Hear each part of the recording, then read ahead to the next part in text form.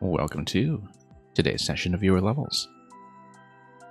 As we await the first selections that will come in and populate the queue, we're going to do a quick warm-up with a level by Got That Money, who is a mainly traditional maker that I've been playing pretty much since the earliest days of Mario Maker 1. And this is a new release that he's been trying to reach me with for some time, except, of course, we run at an absolutely absurd stream time and haven't been able to fit it in, so it's about time we got to this. This is 7-4, in a world that has not been constructed in a linear order, but will eventually come together into something spectacular, I'm sure. 7-4, Chain Chomp's Ice Haven. The Chain Chomp's new home is this icy cavern. They don't like visitors. 1.5% should be fairly manageable in a hopefully brief period of time as we see what the rest of the session has in store. Okay. Let's not get chopped. Let's not get bounced either, but I'm looking at that and thinking, okay, how do we get above into the 30 coin up there? I guess a bit of a running start would do it if we wanted to risk it. I don't know if I do want to risk it at the moment. Need to compensate for ice, and that's what a warm-up is for. We just need to get our knowledge of the ice physics back in order before we embarrass ourselves too profusely. Yeah, looking at that, I wonder if that just is an alternate path, given that I wouldn't imagine would be locked up there. There is, of course, a controlled alternating pattern on the Chomp using the spring. And we're going to miss the coin entirely, but we're going to drop in and see that it is just sort of a looping secret. And hey Mang, and hey Tall Deer, welcome and thank you for the first submission. We'll get to you as soon as the warm-up level is finished.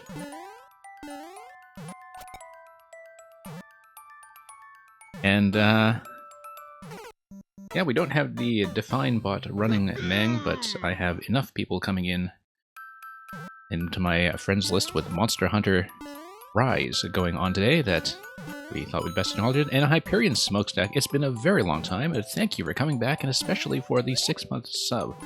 We'll be sure not to squander several months of that with a hiatus this time around. I don't know if your last sub had bled over into that, but we did have to take a fairly extensive break. But now we are back in action, and it is very good to see you here once again. So Mang, thank you for the second submission of your maker code. And yeah, so Hyperion Smokestack, hope you've been doing well. I'm glad you could finally catch one of these, given that I do knowingly run at a very off-peak time for everybody. It is, I think, overall the most off-peak time I could have selected on Twitch across all regions. Yeah, I guess you do have to go up here. I did want to scout ahead. It wasn't entirely clear to me that up is the only way. That's okay. Now we know. And you also had to take a fairly long break? Well, yeah, we definitely know how that goes by now. Oops. Just have to readjust to some of the ice physics here.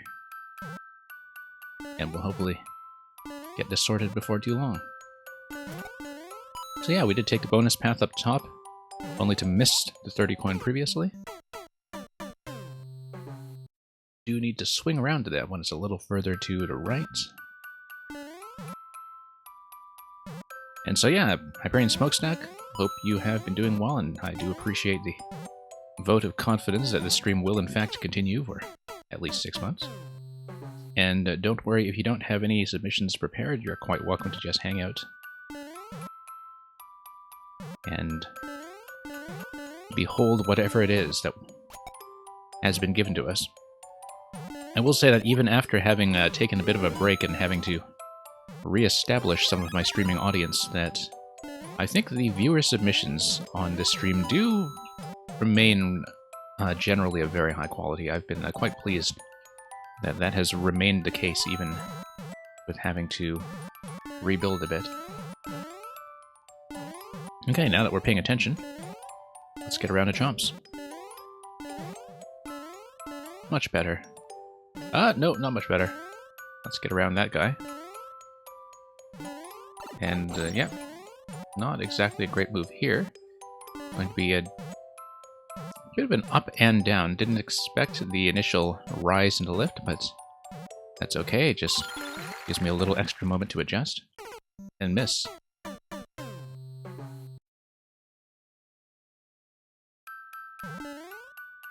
Okay. We could be doing better, but that's okay. Just need to get our skates warmed up again. Get our skates sharpened for winter. Because, of course, this is just a very seasonally appropriate level at this point. Whoops. There we go. Let him lunge. And Mail, welcome. Yeah, Mail, good to see you here. And the queue is open if you're able to stay long enough to get played later on. We do tend to run rather long per level, so it can be a patient wait, but would be happy to see more of your work after showing off one of your levels last week.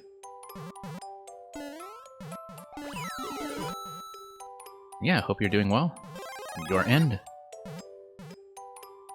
Okay. Wondering about those coins up there. It looks like that's more of an exit point. Unless we have to loop around and drop to the left from up top. Okay. Nope. Wanted to jump around and just didn't really compensate for the ice once again. And Valpin Voff, thank you for the submission. Okay. Let's move on up. And lose to the elevator boss, apparently. Valpin Voff, thank you for Koopa Clouds. We'll hopefully see that soon enough.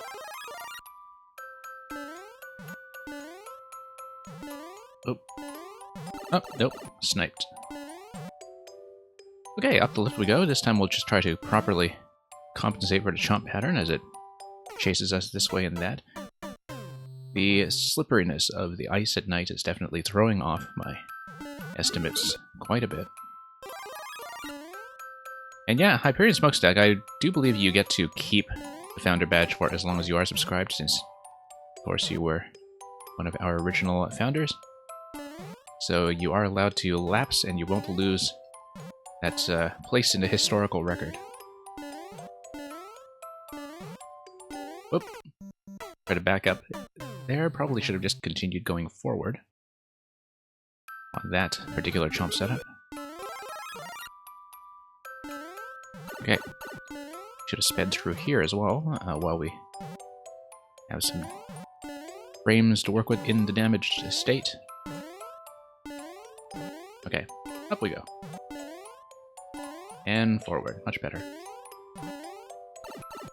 That makes me wonder now about the lower location with the pipe that's located above the coins. I wonder if there eventually is going to be some kind of loop where we have to go back down with some kind of new item available to us. This spot here, I wonder if we eventually do have to come back down somehow and encounter some kind of stage transformation, because currently I certainly don't see a way to get up there. Wow. Not doing great here. Right, that's okay. And here we know that playing a bit risky is fine up to a point. Okay, just going to tap that once more. Yeah, the timings generally are okay for going fast. I don't know if that Chomp's initial position is really going to be predictable. I mean, while the spring does allow you to control the Chomp pattern as it goes back and forth, I think the initial lunge direction still has a bit of randomness attached to it, as far as I know. And of course, yeah, we'll have to maybe not make that mistake again. Yeah, Chomp control, very difficult skill to learn as a Mario Maker. Tall Deer, this is a level by Got That Money. who is somebody who does show up here from time to time, but who hasn't been able to make it recently, so I can give you the level code at the very end. I don't have the code written down right at this moment, but I can show it to you at the end. Yeah, this is a maker that I've been kind of acquainted with since the very beginning of Maker 1, and is mostly a traditional designer. But a traditional designer who has like a very keen sense of decoration, so, you know, very often I'll catch up on some of his levels just as a bit of a comparatively gentle warm-up before we get into the more technical stuff. Okay, let's watch out for the Muncher. And the Icicle. And Bird Dog 6, welcome.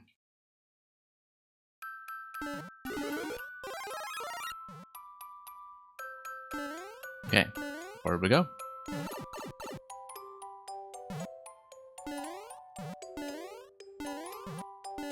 And Bird Dog 6, you are quite welcome to join the queue, although I will admit I have made no headway on whatever was sticking me in the Flying Pow puzzle.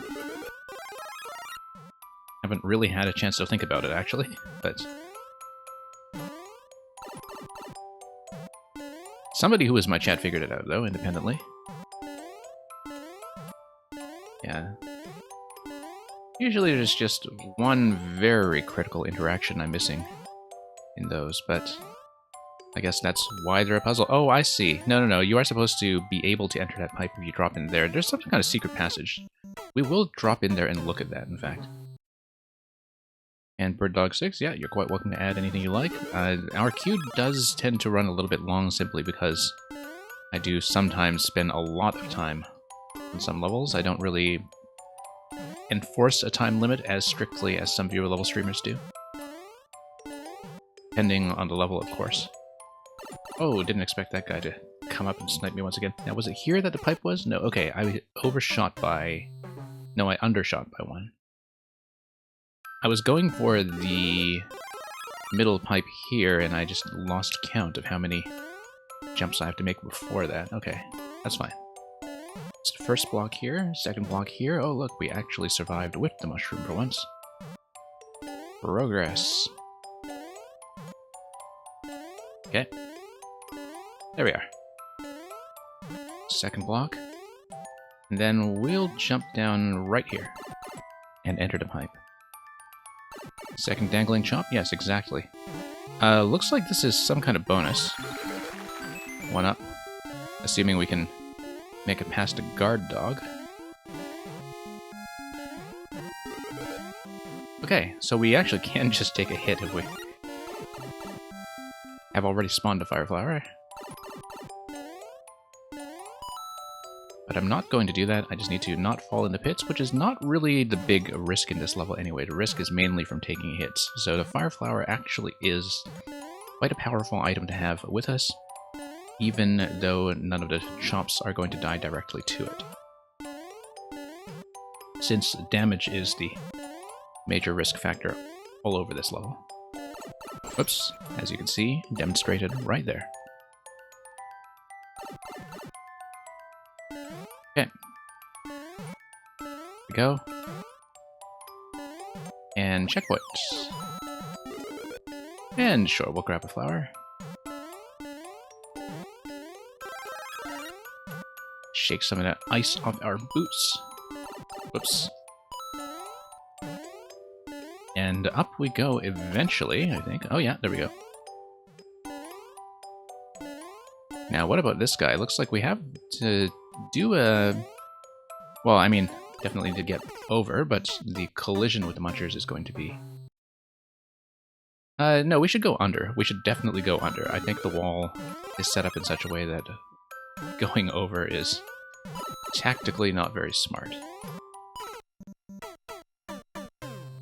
So we'll just go back and redo that. That was also not exactly the brightest move.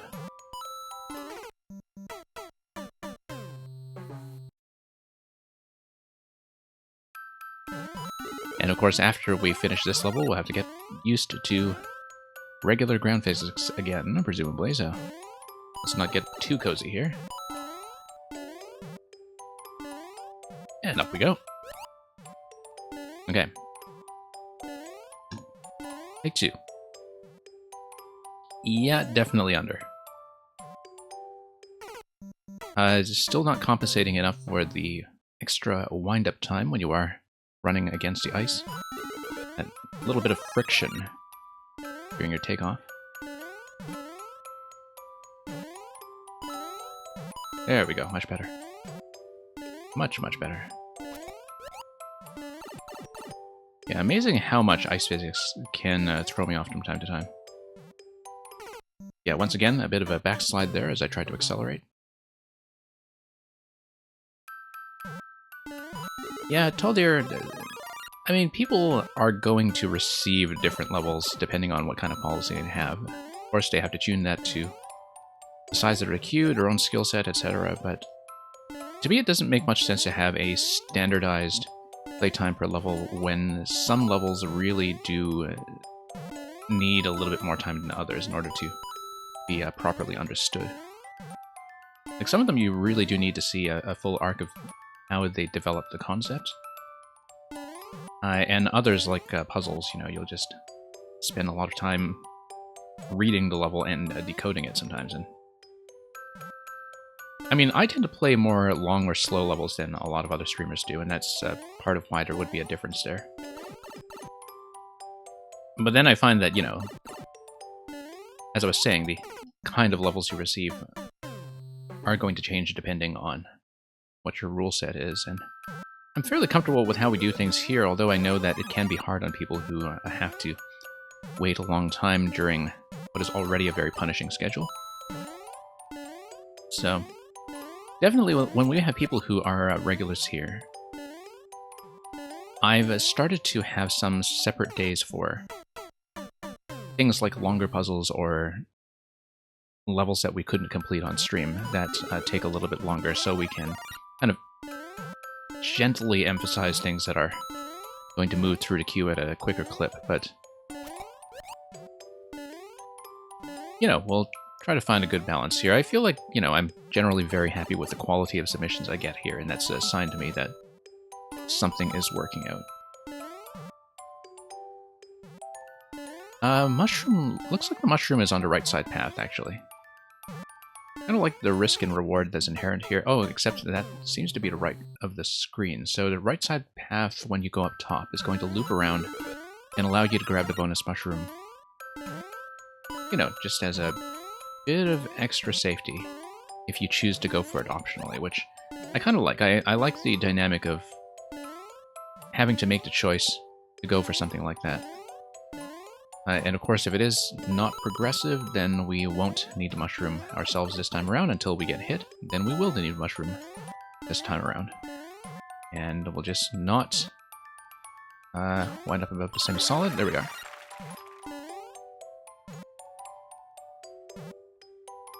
And yeah, Bird Dog, I mean, you know that we do make time for some of the longer ones separately anyway, and so it kind of makes sense that we would have something a bit more controlled. This is a very tricky spot here in terms of having to gauge both the height as well as that backswing of the snowball. And Taldir, yeah, I'll keep that in mind when I pull you up in the queue. You are in first position after all, and so we'll see that very soon.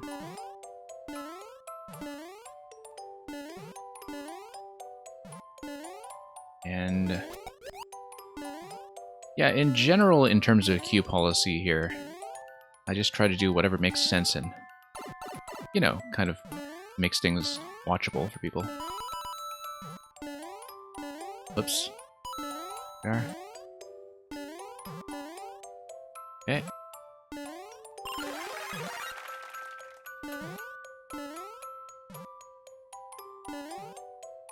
Nope, bad idea. Shouldn't count on being able to duck under that. Oddly enough, being one tile high might actually be slightly better in terms of not bumping into the corner. It's slightly worse in terms of not being able to take a hit from the spike. And yeah, Bird Dog, and I've always been pretty happy with this maker. I got that money. I can send you the level code at the very end. I'll just punch that into chat. Yeah, very experienced traditional maker who really puts a lot of thought into aesthetics and theming and, you know, having very clear visual signaling of things.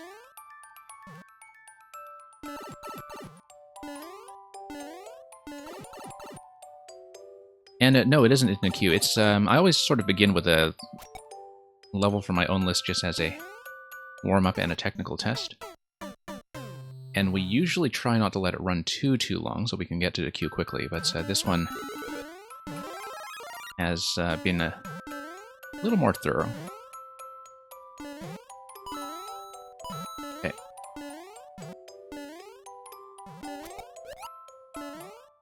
Now let's see here. There we go.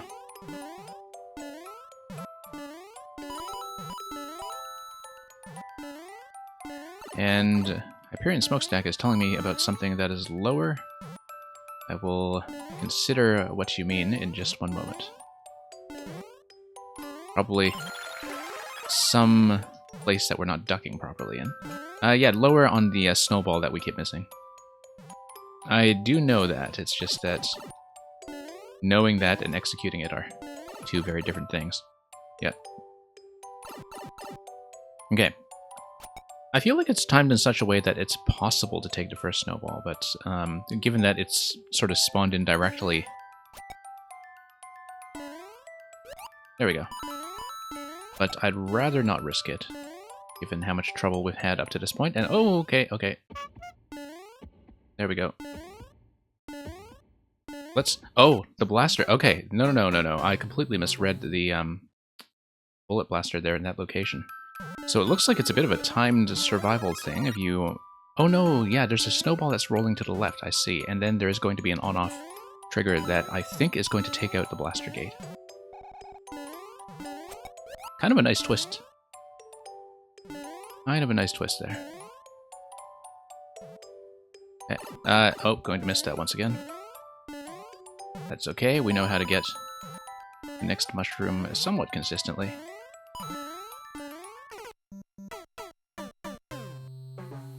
There's a reason I said somewhat consistently.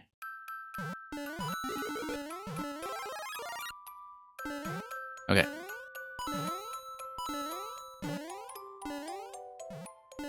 So yeah, this is running a little bit longer than usual for the starter level, but that's okay. We'll be out of here soon, I think, as long as we don't mess up in quite the same spectacular fashion at the very end, which of course is meant to psychologically trick you into doing. Nice to have the 30 coin there and the mushroom. But an extra ring of the bell. Okay, now we have the mushroom, which is a blessing and a curse. Yeah, let's wait for the next cycle. Maybe you should have duck jumped into that thing. Because that actually was precisely the risk of the mushroom that I had described earlier. And we did not, apparently, adequately compensate for it. So here we are again. And yeah, Taldir, I'm glad you are enjoying this level. I am getting quite a lot out of it as well, so...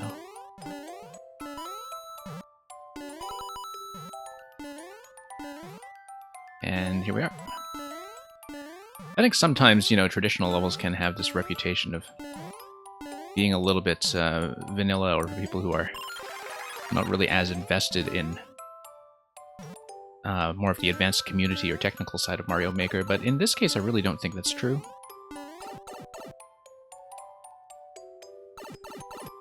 I think there are certain things that the traditional format can really excel in, which has a lot more room for variety than is commonly supposed. Yeah, so this is definitely a survival challenge. The snowball is going to go to the left and is going to roll down to slope.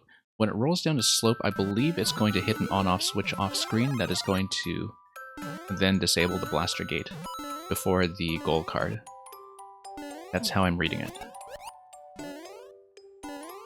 Fairly certain that there is going to be on-off under the blaster that's getting you off there, and my clue for that is that there are on-off state blocks that are in front of the pipe that spawn the big snowball in that location. And hey, Bogu, welcome. Thank you for Destination Moon.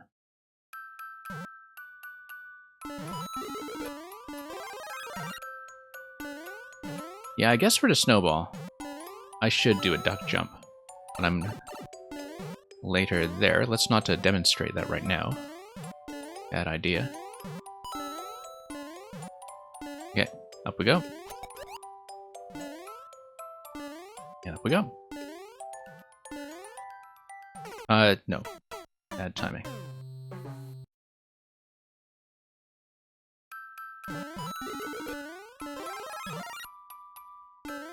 And let's see.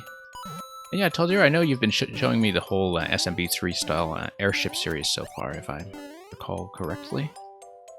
And those have been fun to play through as well, so, you know, I wouldn't be too concerned about trying to second guess what I'm going to say in advance.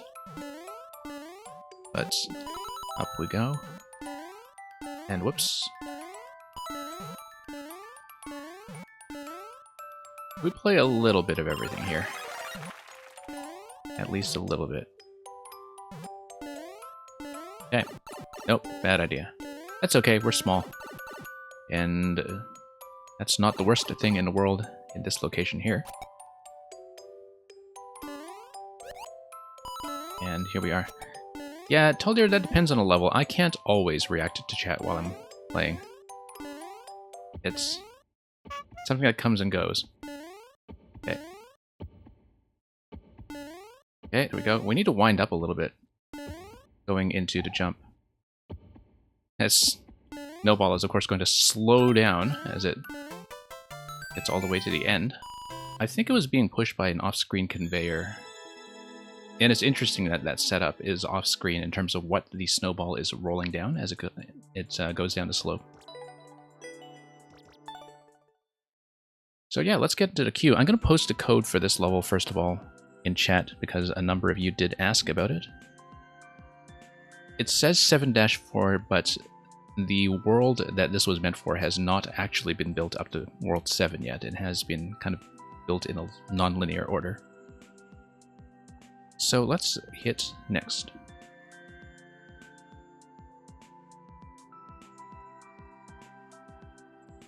And Volpenvoff, if you want to see the current state of the queue, the command is list. I know that everybody is sort of running their own bots, like some of them using viewerlevels.com and some of them using Warp World, and that the commands are sometimes inconsistent, but here we have list.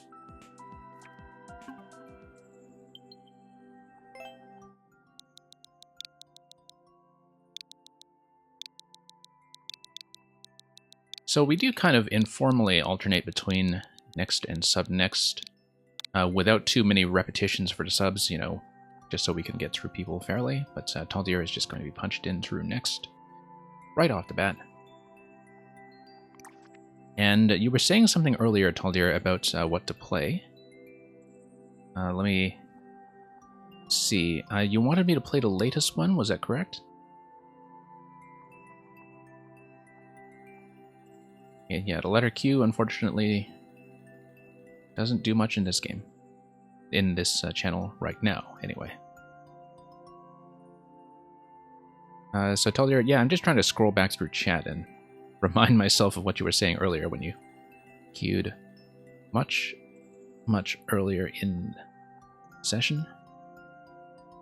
When you play your level, I could choose which, but don't play your first and second. Okay, yeah. Let's choose the latest one then. Airship Infiltration Part 4. Happy time all the time. Hello, I hope you too are having a happy time today. Bowser is now sending Ludwig to take care of Mario. Please help Mario.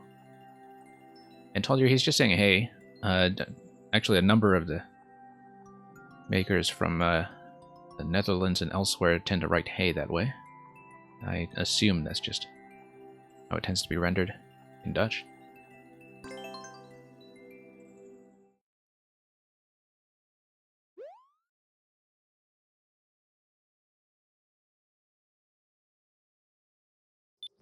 And unfortunately, Volpenwolf, I'm not that multilingual. I would have guessed that to be Swedish, actually, at a glance, but I'm sometimes wrong about this kind of thing. Okay, reasonably controlled so far in terms of dealing with mechas as well as moles under a pall of silence. And the silence breaks as we get into the boss room and face Ludwig, who's going to fire in either direction. And it's just a survival timer, but as you can see, there is a slight issue with the survival timer because there is a dead zone directly under Ludwig where I can just stand indefinitely. I don't think he's ever actually going to zap me here in this spot. So that's just one unfortunate drawback. And I know that you're trying to keep him in a bit of a controlled position, but usually what happens in fights like this is that you would have a zone that has some kind of risk in the dead zone that kind of forces the player to have a little bit of movement to keep things dynamic. So even if you wanted to keep the boss in a controlled location like that, you know, you would want some kind of pressure that complicates things. So that's the only thing. Hey, Dexterity, welcome. And there is going to be a true ending door over the flag, and I'm going to fail to twirl. But no, I'm just going to grab the flag and go to the door, so never mind. I was hoping NSMB twirl would get me over, so... Yeah, Taldir, yeah, the only thing there is that I think, even though you wanted to maintain the integrity of the, you know, room with Ludwig in it looking like a ship, looking like the prow of a ship, the dead zone is something that kind of overly simplifies the fight, I think. But if you do a revision of this at some point, I would definitely look at that part in particular. I think the kind of overall decoration is great. I think the sort of initial entry point with the moles and the mechas and so on, that's fine. And I know this is sort of meant to be played as a series with the other levels as well, so thank you for that, Taldir. And yeah, I'm always happy to play multiple versions of things. We have lots of people do playtesting here, precisely so I can expose that kind of thing. So let's mark that as a win and move on.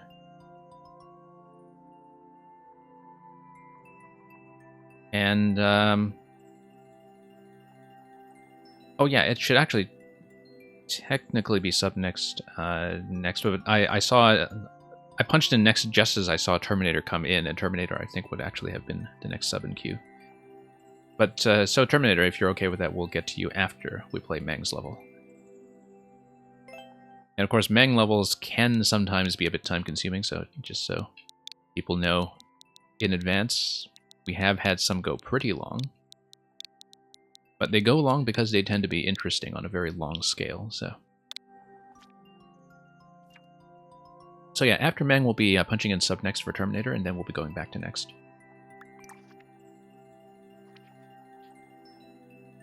Okay, so Meng. Falling down the mountain alt. That's new. And this seems to be really quite explosively popular already. Would you like us to look at that one, since it's kind of new and available? Or do you have a preference? Yeah. So, just so you know, I have not played Death Stranding, but I do know that a number of your other levels up to this point were Kojima approved. And Kojima tends to share your sense of humor, I think. And come to think of it, I've never seen you and Hideo Kojima together in the same room at the same time. But we won't think too hard about that as we get into Failing Down to Mountain Alt, which is a Strand type level. And you forgot to delete the alt. Okay. That's okay. Too many plays on this at this point to take that back. Failing down the mountain alt. Okay, I've read that as falling, but you know, sometimes they can be the same thing. We'll just take this as a signal of what the safe zone is going to be. The tracks are going to tell us where we're allowed to go, and Mail, thank you for the submission of the lake's hidden treasure. Guess we'll have to wrap around here and fall into this location. Great. Thwomp is going to kind of chase us down. Oh, I see. I see. Okay, so that's teaching us that a thwomp at the top of one of those connective points is going to be matched to another thwomp.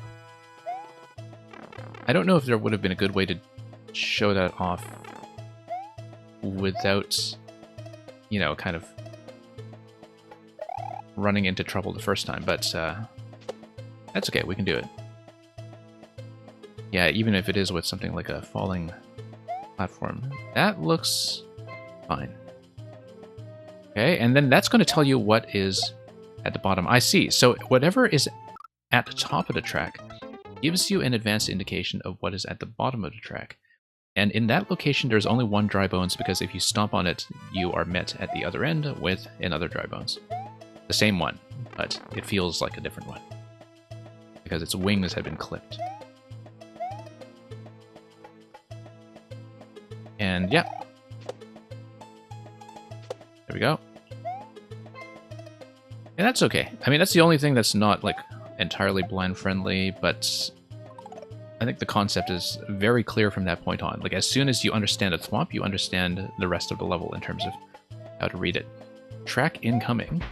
Okay. No, I was trying to initially put up some resistance because I was thinking, okay, conveyor going to the right.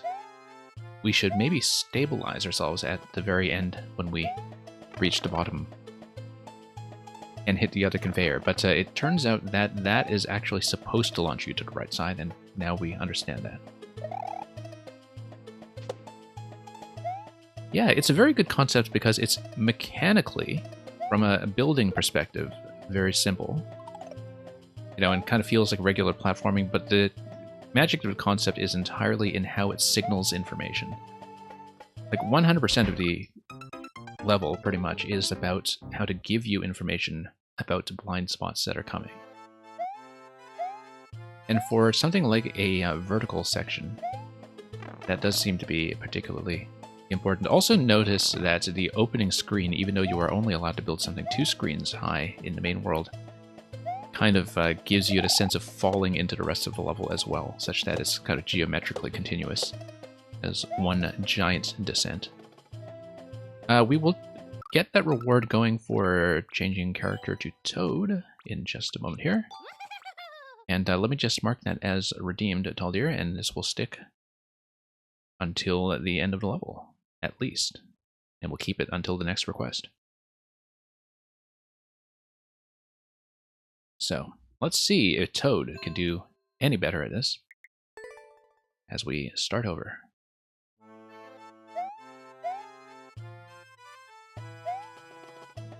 And yeah, very neat idea so far. Okay, down we go. And once again.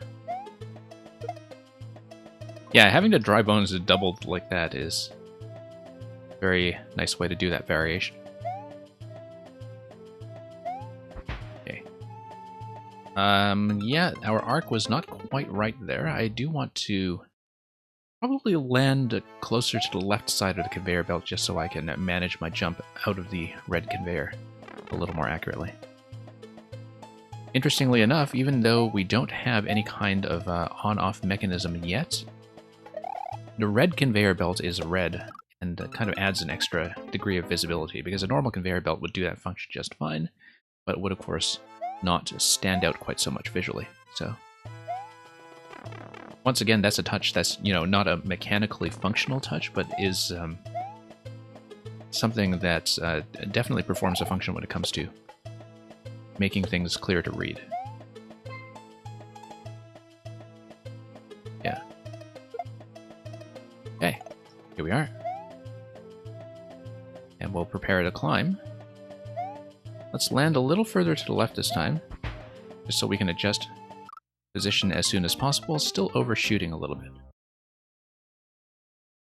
Yeah, Bird Dog, I tend to default to Mario most of the time as well, except of course for the reward redemptions on stream. And that might just be a habit carrying over from Mario Maker 1, where, you know, back then every time I saw something that was, whoops, wrong. Yeah, I could have wrapped around to the right side, but every time I saw something that was not Mario, you know, that would just kind of strike me as an amiibo costume. Speaking of which, only a few remaining days left to get your uploads in for Mario Maker 1.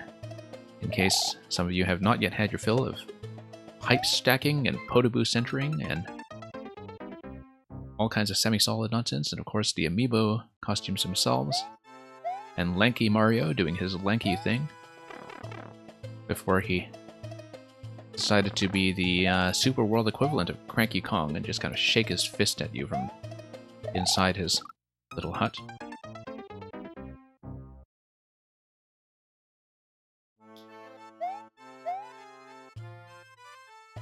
And yeah, I think it's going to be quite jarring, especially after having seen it done on stream.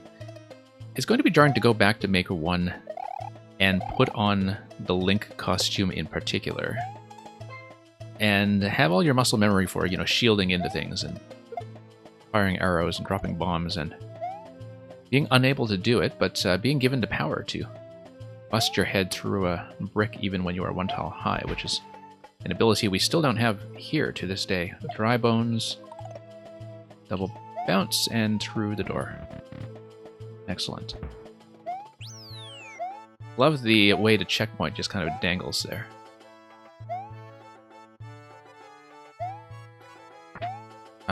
Claw down here, okay. More claws up there, if I remember this visually. Yeah, we needed to do a straight drop. I should not have jumped out of the claw, given that timing. And Mail64, the bookmark site, I thought is still alive until the end of the month, because the official offline date was supposed to be the 31st. I don't know if that's still true. And it could be that they have taken it down already, so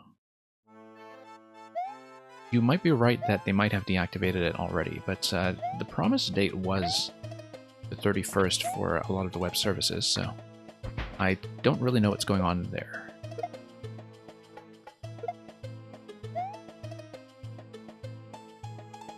But yeah, hopefully things like clears are still tracked. I know that in Maker 1, originally, that looks like it's not supposed to be a precision drop. I am supposed to go right. Somebody who actually is an expert precision player probably could follow that down a 1 tile gap, but I am not going to do it. Okay. Yeah, I know that with the Maker 1, actually, a lot of the additional data, like the metadata about world records in particular, clear times, etc., like a lot of that wasn't patched in until the website was patched in, so I wonder how much of that will be preservable as well. Building Worlds, thank you for the submission. Of Super Mario Pain Composer. Okay. Sounds like a very joyful experience.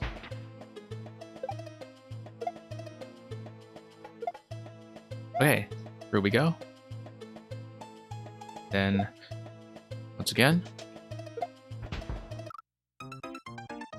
it looks like I am supposed to go right and land on top of the cannonballs if I go over to Munchers. I think the timing actually is fine for that. It looked like the cannonballs were going to come in late, but they are fast, and so I should trust them. Whoops. But it's kind of interesting that there is the possibility of this advanced precision skip if you are somebody who actually knows how to drop between spikes, which I am definitely not, so anybody going for the world record, that's going to be a necessary part of the skill set, perhaps. There's a place where I can stand. Yeah, I don't think I read that accurately then, Hyperion, because obviously, you know, from a viewer experience, your eye line is going to be a little bit different than mine in terms of what information you're processing. But I was kind of scanning around for that as well in terms of finding a safe landing location that would then allow me to proceed. And maybe there was something like a one-way panel that I was not reading accurately. Okay. Full jumps everywhere are fine, I think. Wrap around. Ah, one-way panel. Muncher's on top of the one-way panel, though. So, oh, no, no, no. It's the hard blocks to the right. Yeah, I see that now. Yeah, I completely misread that because I wasn't even looking at the hard blocks there. Okay, well observed. I am just slightly blind sometimes. No. Yeah, right, and then we get on top of the red cannonballs, drop down to the black cannonball, and then we'll eventually, I think, loop back down to the bone shell. To the dry bones, rather.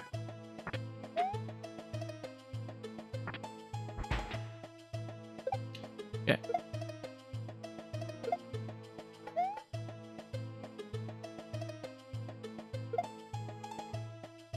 Down we go. Here we are. Next cycle. Okay, maybe not. I kind of hesitated there and thought, okay, this round is not going to go well, but that was in fact correct, it's just that I hesitated a bit on my timing. Okay. And here we are.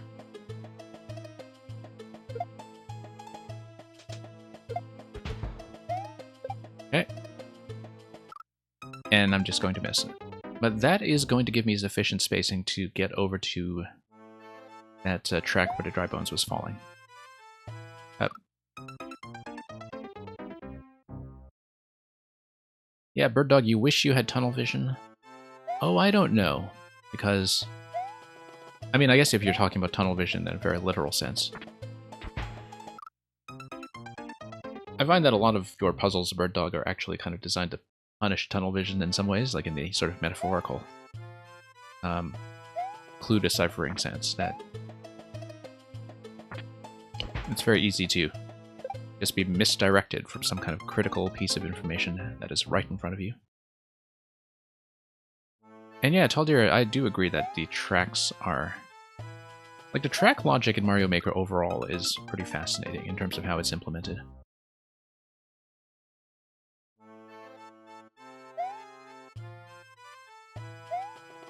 Especially with, you know, just a lot of layering tricks that you can do with objects loaded onto tracks. And of course, just loading rules in general in terms of how track objects and objects on track objects are retained in memory.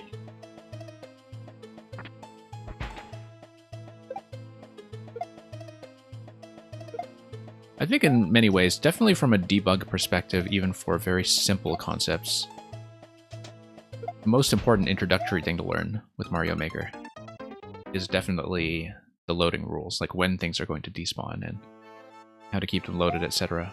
And it was very eye-opening when I finally caught up on some of those resources back in Maker 1, although by the time I found those, by the time I paid attention, it was very late in the life of the game already. But it's kind of nice that people came in to Maker 2 with a good idea of what to look for in terms of that knowledge base and a lot of the terminology already set in place. Okay, so that's just going to be the last jump there. It's going to be on top of the bones, on top of the flimsy lift, and then to the right. So, yeah, it's going to be pretty quick then. Oh, interesting. Yeah, okay, no, I see the trick here.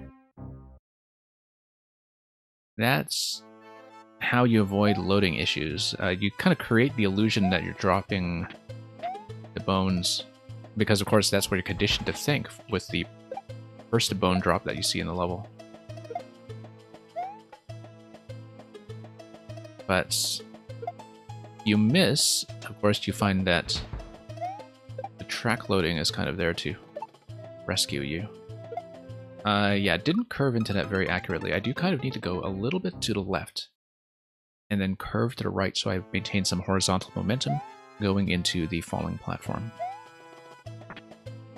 And Taldir, can I make a black hole, like as in the black hole glitch? I believe you can, but that your course will be auto-deleted. Fun fact, you can beat this entire section without ever landing on a single dry bones. Yeah, I believe you. If you kind of know where you're going. I don't know if I want to try that right now, but... yeah, because the dry bones are just kind of a bit of an illusion to allow you to reorient yourself in each section. So I absolutely see that being the case.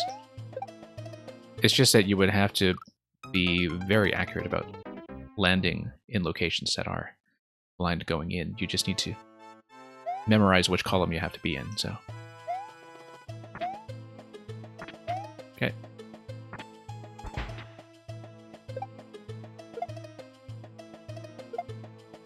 go.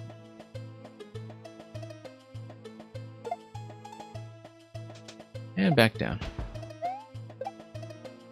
It has also not escaped my notice that this is a Mang level that does not appear to have a sideways spring or bumper. But, yeah, a lot of things unorthodox about this, though. And just a really elegant concept in that, you know, it kind of shows how you can have a platforming concept that is really just about how you present information. That isn't, you know, a gimmick in a mechanical sense in terms of having to build a contraption or something. It's just all about building signals. And then we need to fall onto the matching platform, yeah. There we go. Because that is sort of a mock gold tape. So you have a fake gold tape that's constructed out of ice, and it matches the real thing. So, excellent level, Mang, as we failed our way down to Mountain Alt.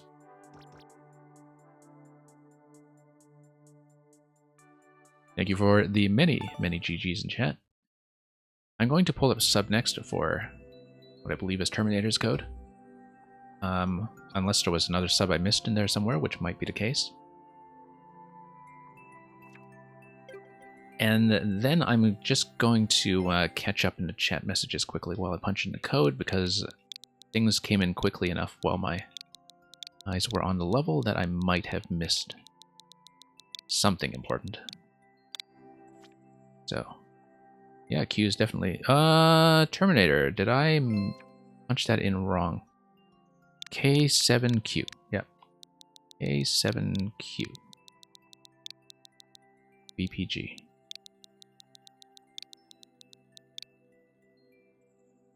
And yeah, Terminator also, and Taldir as well. Hope you're enjoying the new subscriber badges. I finally replaced the default art of that star. Okay, let's punch this in. Let me make sure I didn't miss something really important as I scroll back up. No, I think things looked pretty much okay from the start of that level, so okay. Terminator, so this is going to be shell surfing number 7. I think we might have skipped like 6 or something. I know I was stuck on 3 and possibly 5. But I trust your judgment when it comes to which one you're going to send me. And it's also very auspicious that Tanuki Dan has already claimed a world record on this. Tanuki Dan, a very good streamer in his own right that I'm sure most of you know. But my dude Life Potion asked for more shells. Let's ride them all, bro.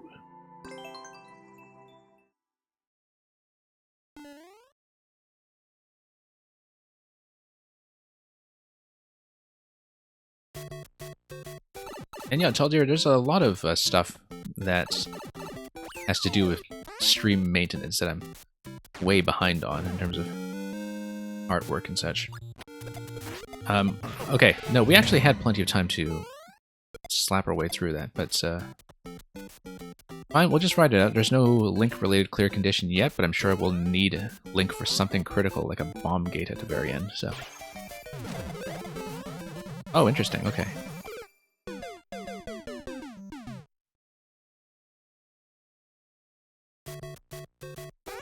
A lot of information here to take in at once, so let's grab the Master Sword. Grab this thing. Fire accurately for once. Not get stomped. Okay, we're supposed to just shoot these guys out of the sky, and we did it a little bit late, but that's okay. That prevents us from getting punched by munchers all over the place. And... yeah, no, we were supposed to rescue as many of those shells as possible, and the way we have to do it is to stomp on the boom by using the markers that say jump. The reason we have to jump is because that's how you get the booms out of the way, such that they are in that unhittable state while the shells collide, so the shells don't get destroyed along the way. I see. Very interesting way to gate the boom booms in a way that enforces a particular kind of attack, actually. I don't think I had seen very many usages of boom boom quite like that, where you do have to do a very specific thing. Oh, whoops. Okay. The only thing about the key block and line signals is that location-wise, I'm not exactly sure what they're telling me at first. I know that in some of the previous levels you had signaled jumps using the P-blocks. Some of the previous levels in this series, I mean. But sometimes that isn't going to be obvious to me on the fly. Anyway, this guy's going to dump munchers all over the place, and the munchers block everything, which is why it is very important that we snipe all of them. And Hyperion, you smell cheese. Yeah, like I was saying, you have a bit of a better line of sight as the viewer than I do when I'm focused on my own position. So, it'll be very interesting to see if your theory bears out, but you can tell me that as we progress a little bit later. Interesting that the Muncher's throw doesn't happen until a certain location here.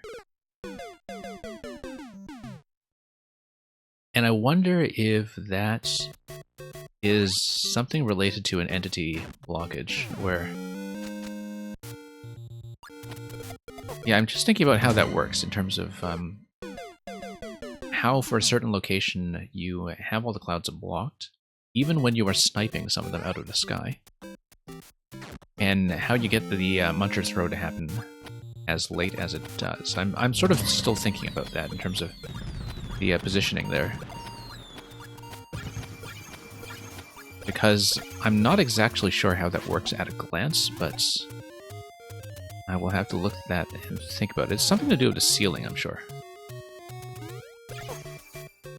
Okay, so because the booms are getting hit by the shell, I am actually clipping through, and that's a bad idea.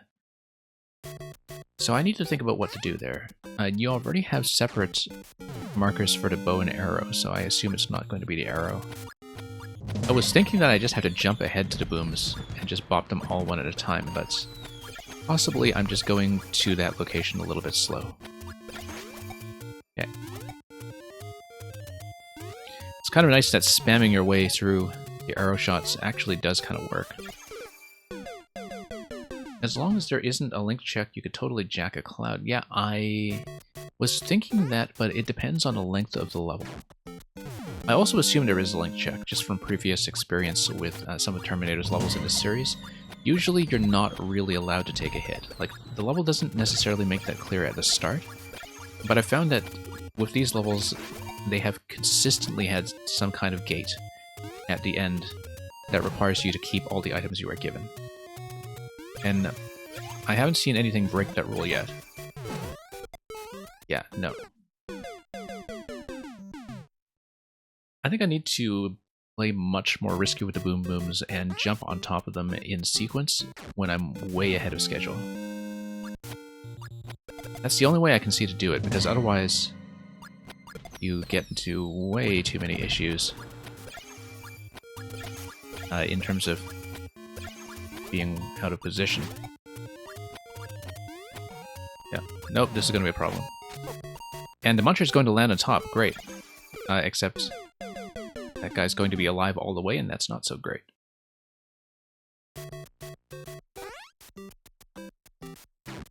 Still thinking about how the clouds are controlled there, and the only thing I can think of is that maybe it has something to do with the fact that you're consistently just over spikes, that there is absolutely no ground tile or something to land on. And it's not until they see ground with this cloud over here that... No, we do have to jump on those. That they start throwing. But I don't know, there's some kind of edge case here with when they're allowed to throw that seems to be a rule that's unknown to me, and it feels like something that we should learn in case it comes up in a puzzle someday. Anyway, I really do like the segment though, the fact that you can spam attack there and still kind of have everything work fairly reliably as long as the inputs are timed. Whoops. Being in front of the train and knifing them wouldn't work. I think you actually are correct. looking at the way it's set up, I feel like you actually are right about that male 64. We missed. Hang on.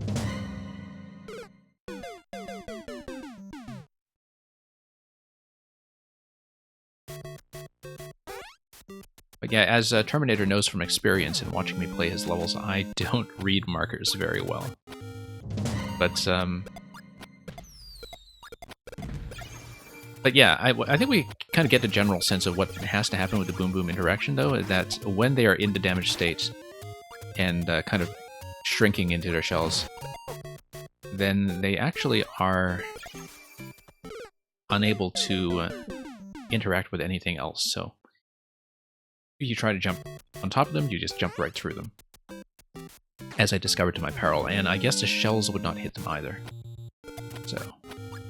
So again, the objective is to just prevent the shells from ever hitting the Boom Booms at all, and the only way to do that is by disabling them in advance, and I think the sword actually probably is the best way to do it, now that you mention it. Okay. Whoa. There we go. Yeah, great solution. Great suggestion there as well. And yeah, so the shells are going to peel off one at a time. We need to pop this guy. We need to... Do I want the star? No, that's okay. No, because we need to preserve everything. And we need the shells to hit the on-off switch. Yeah. So that's going to be the cheese check here, is that you do need a bomb in this location, and you also need the shell to follow you all the way through. So when you get the star, though, it's very important that I don't destroy the shell using the star. That's the thing that concerns me at the moment.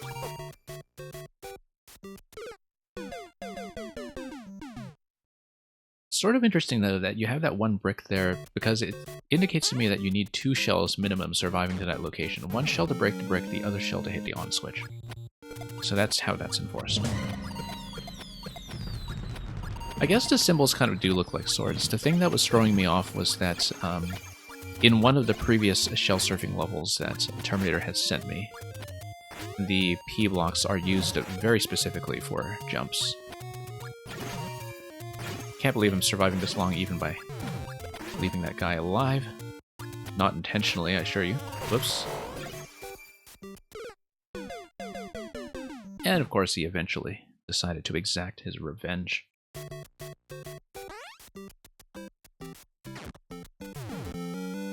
Okay.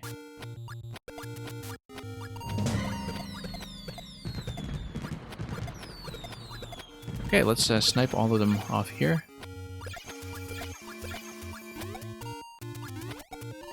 And there we go.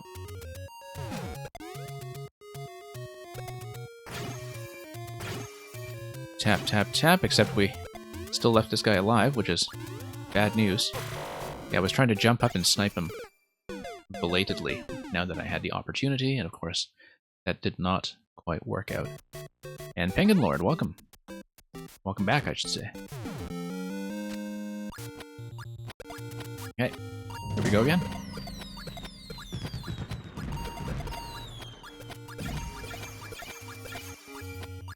Yeah, I will say once again, that is a very cool segment.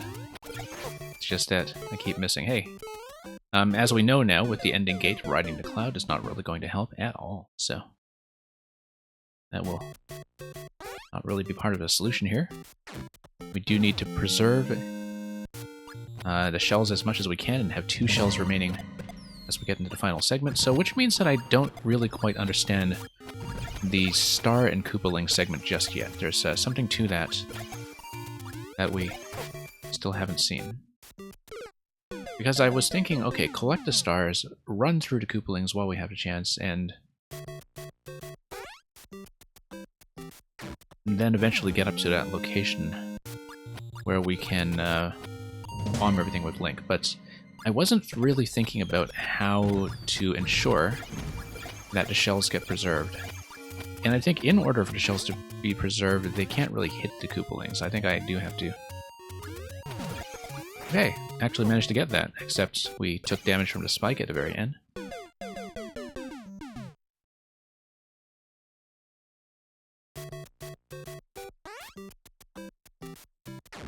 Yeah, I know the hammers aren't really a threat.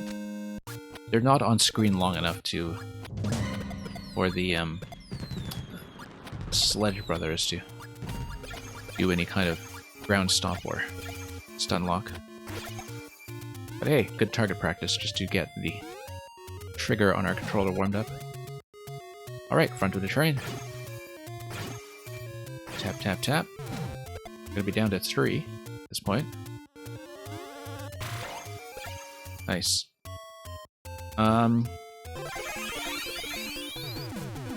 Okay.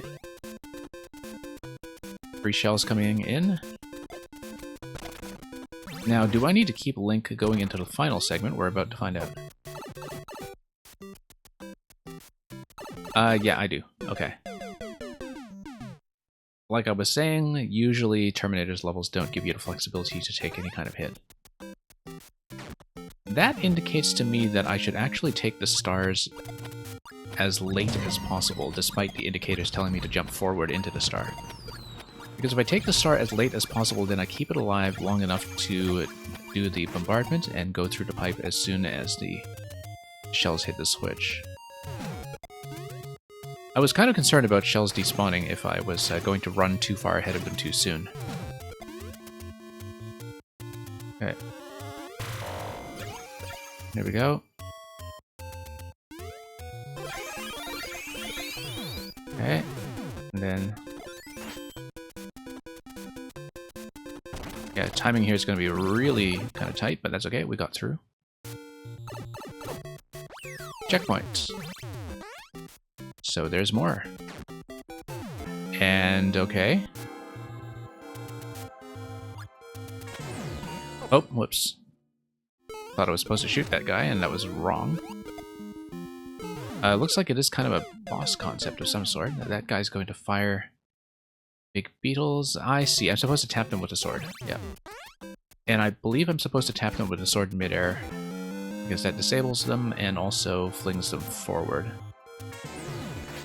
I missed. Well, so much for that.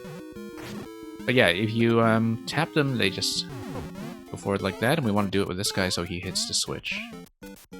And so, yeah. It is another segment where we do kind of need to trust the markers to give us everything reliably. Now, given that my camera scroll here... oh, yeah, there we go. Oh, it looks like I'm just supposed to take that guy in the face, then. If it's just, going to be at 1 shell. I mean, I should be preserving my shell ride for as long as I can, though, so... just wondering what to do with that second guy. Nope, wrong way.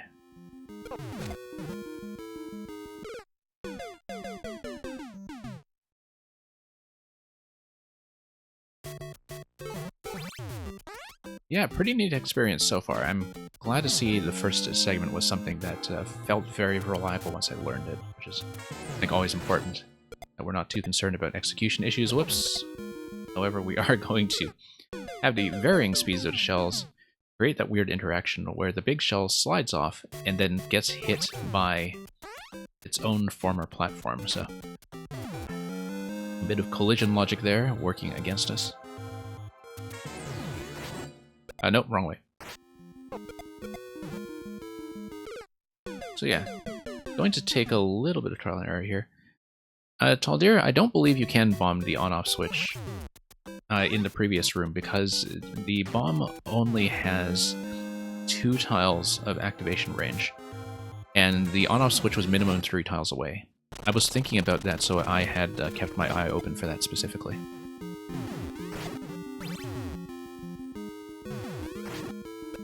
Okay, very good idea to get rid of that bomb, and then now you're going to go a little easier on the markers. Angry Sun, however, is going to come in and do something important. Angry Sun does ignite bombs. And hey, Zaner, welcome.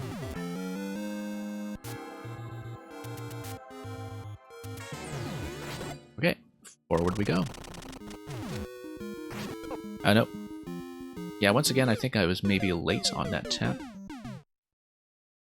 Tricky part that requires specific timing. Yeah, and I know that you're trying to go as accurate as possible with the markers. One thing that I was thinking about in that segment, before I proceed through it, is that here, because it's the shell surfboard that's kind of controlling the pace of the level, the camera is within the player's control. And so I'm thinking about synchronization mostly, where I guess the fact that the boss blaster, as it were, is on the track does mean that you control the pace of the level as soon as you spawn in, because you can see that the track is just loaded right in the first screen. But I'm definitely thinking about how camera positioning might potentially affect anything here, since it is at the mercy of the player. I don't think it should affect anything, because I'm looking at this carefully and thinking, okay, is there any room for inconsistency when it comes to timing? But the fact that the shell timing and the blaster timing are both controlled from the spawn point should make most of those things a non-issue. But I'm not entirely sure. Like, I'm thinking about how the camera might break stuff. And Hyperion, yeah, I'd love to see another Link dungeon at some point. It's been a while since I've seen like a straight-up Link puzzle dungeon, actually. Because I've seen more and more levels using Link for very specific puzzle concepts that use its moveset, but aren't so much committed to the Zelda dungeon flavor or overall logic. Even though that was, of course, just this incredibly popular way to use Link when he first came out, for all of the obvious reasons. I don't have to hit the shell on the ground. It does seem to blow up part of my own shell track, though. Or doesn't it? Oh, right, no, because my own shells should just clip through it when the Buzzy is in the standing position. That's true. Alright, let's just walk this. Yeah, that's correct. Okay, nope. Accidentally disabled that. Bad idea. Let's just scout ahead, see what's lying ahead. I think I'd seen all that stuff already. Okay. Also looking for a bit of shell riding cheese there, but I don't think that's going to happen, given that landing there would stop the shell. Yeah, once again, I do have to hit that very squarely, because you do need to hit the shell dead center in such a way that you're still in the sword state when it is kind of falling out of the sword deflection, because then it counts as a double hit. Like, it needs to count as a double hit in order to be deflected properly like that. So you kind of need to lean into the shot. Lean into the sword swipe, rather. And kind of hold forward going into it. If you don't hold forward, which I think the arrows are actually kind of encouraging, then you run into a bunch of issues. We lost one shell, which concerns me, because usually, well, we lost Link as well, but I always get the sense that everything is going to be very strictly gated at the end. And hey, Bogu, yeah, would love to see it when you are done with that Zelda dungeon. I quite like the format. So yeah, these double arrows here are telling me something I had not been paying attention to previously, which is that we really need to lean into the swipe and continue to hold forward into it in order to get the double tap that launches the shell forwards accurately. Okay. Nope. Too far forward. It's okay for me to stand in the middle of my set of 5 shells, such that if I kind of lean forward into the swipe, I still have a safe place to land. That's how I should be thinking about that kind of obstacle. So let's stand in the middle this time. And miss. Well, that didn't work out.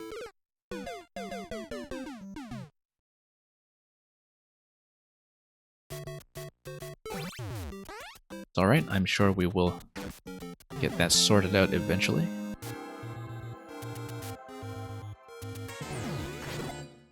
Okay, tap through it. Whoops. Yeah, no, that... Once again, we should have just let the shells do their work by themselves.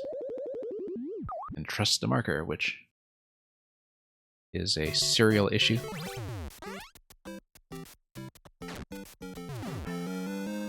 And yeah, Hyperion, I understand what you're talking about in terms of, you know, having a bit of backtracking plus state change.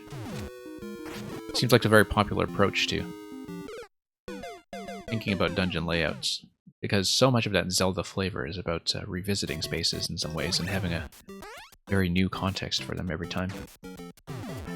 Certainly as you get into the more developed games in the series. But even so, even in the original Legend of Zelda, you know, part of what made it stand out in its own time, I think, was the sense that you would be revisiting rooms with new keys and new items as you worked your way through mazes, even in their simplest form.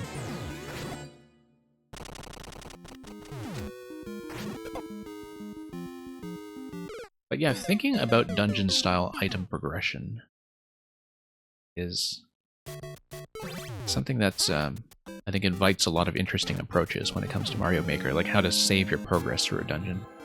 And I've seen a number of different solutions to that, but that was, of course, something that I think people were very interested in. Oh, I should not tap that. Something that people were very interested in even in the earliest days of Maker 1, when there was a great interest in making Metroid-style levels even before we ever had checkpoint flags in this game. There we go. Whoops. Okay, yeah, we need to tap that a bit more accurately. And yeah, Volpenvov, I am pretty confident I can do it. I'm not worried about being able to do it. It's just a matter of whether we can get some of the consistency issues sorted out in a reasonable amount of time. There we go. When you do manage to land that interaction, it is very satisfying to pull off. Like, just getting that double tap in. When you execute it accurately, it feels absolutely great. It's just that when you miss, it really feels like a miss.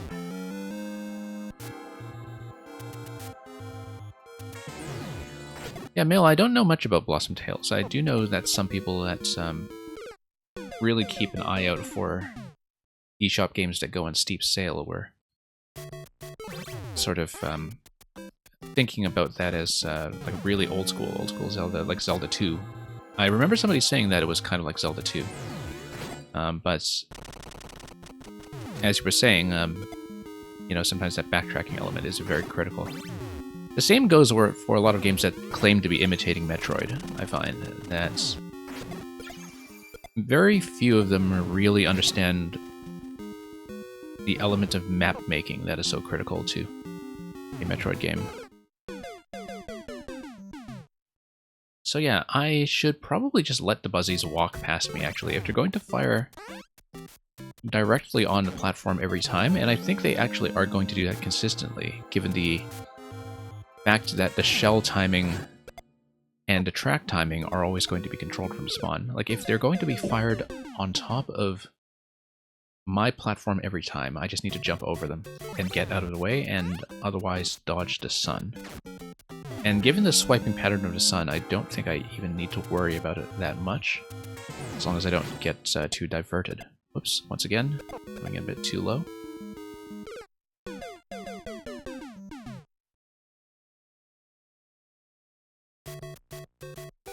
And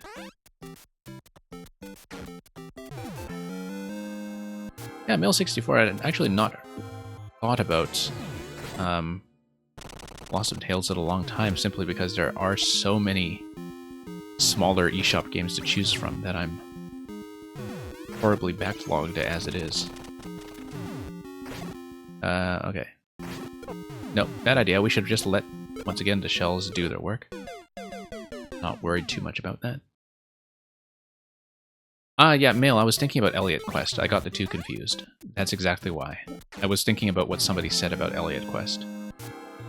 For some reason, I just sort of filed them in the same category in my head as smaller independent games that people had compared to older Zelda. I did that again. That's okay. We will have to redo this attempt anyhow. And Hyperion, you were saying a board game that looks like an old-school Metroidvania. Now, that's a very interesting concept to translate into a board game.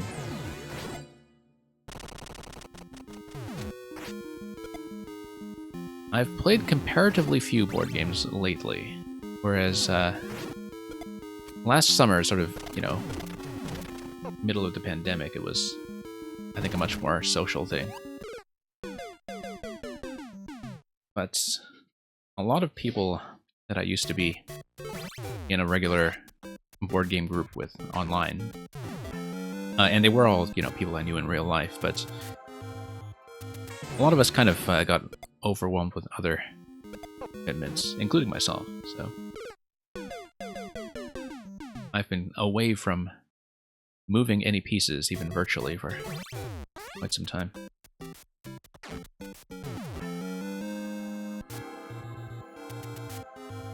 In terms of, you know, board games like the ones that Hyperion you're usually talking about anyway, as opposed to the really big traditional commercial standbys. Because I actually have started streaming Scrabble on this stream on some off days. Because I do play club matches against competitive level opponents online anyway, and so I thought, okay, let's actually broadcast that, since we have a much better user interface for that than we used to, and a couple of the championship players have taken to streaming themselves. A lot of championship players that are much, much better than I am. And so we'd actually been displaying that recently on the Wednesday stream. But in terms of the really sort of complex systems management board games, no, I haven't played those in quite some time now. We had a regular group going for Yokohama a couple months ago, and that I thought was really interesting because the map generation is very unorthodox. For this section, I have to keep clearing the path with shells. And yeah, Terminator, you usually indicate enough stuff that when there's no indicator, I start to think, huh, maybe I'm not supposed to do much actively, and I'm just supposed to dodge. Like with this shell over here. Because usually, like, you indicate enough stuff that no indication very often means no action, right? Unless it's something that should very self-evidently be done. But you do say I'm on my own midway. Yeah.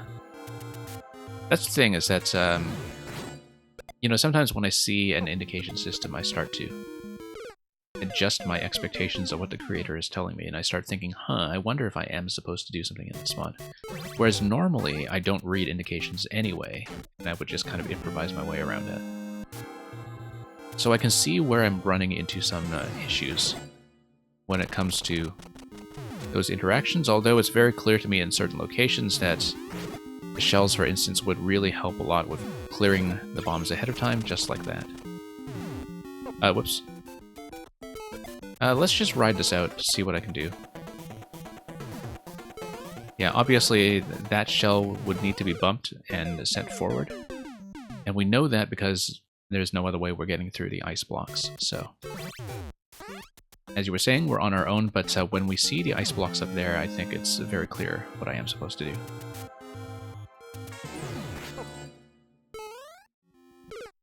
And these indicators for the mid-air swipes are pretty necessary.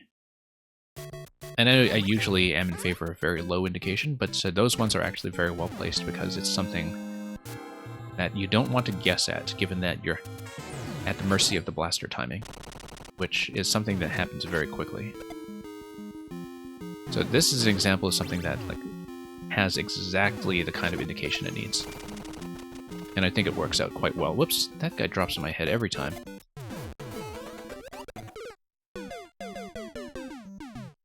And yeah, I know from the boss music and from the setup in general that it is meant to be a boss fight. I think it blends fairly well with the concept at the start of the level, since it is fundamentally still about doing a combination of shell riding plus Link. We're down by one shell, and that will probably kill us, but let's just read as much of the level as I can. Whoops, no. And it's not going to go for that long, but let's just move forward anyway, just to see what's going on. And okay, so that's going to be the end segment. 3 1-ups there. We do need a small shells to get through there and hit the on-off switch. And probably there's going to be another Link bomb gate at the end, but I haven't quite seen what that's going to be just yet. I also don't know what the Angry Sun is going to activate. But now we know how long the segment is and how close we were. And that's going to be important information going forward. So, let's get back on the train. Or the surfboard, I guess. And we have a raid from Zero Planes with a party of 19 Zero Planes. Let me give you a shout out. Very glad to see you and your crew here, as always. And you beat a puzzle. Congratulations. And so, what was the order of business tonight? Was it viewer levels, or was it uncleared, or a mix of everything?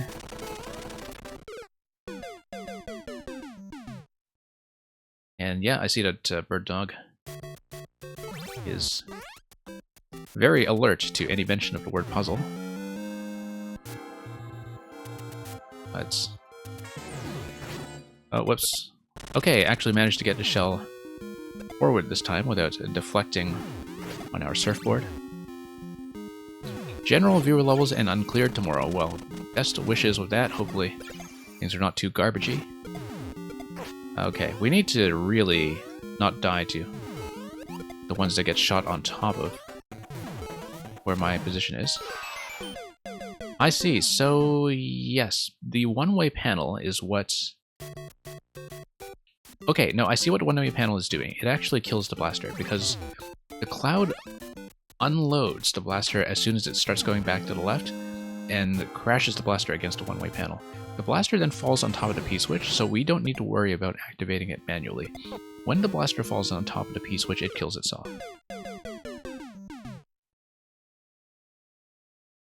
And... yeah, Bird Dog. So yeah, Mamuga has been fairly active in our puzzle streams when we have been running their previous puzzles, and is in fact ahead of me in some of the clears, so congratulations to Mamuga for that. Okay. Okay, bad idea. Bad idea. Bad news all over, in fact. And yeah, we do need that shell to be fired fairly early, or tapped fairly early, in order to get on the ground ahead of us.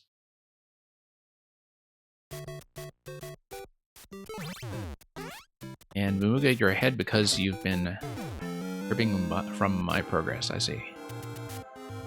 That's okay. I'm glad we have that kind of collaborative atmosphere where now I can figure out what it was you figured out, and see what it was you saw.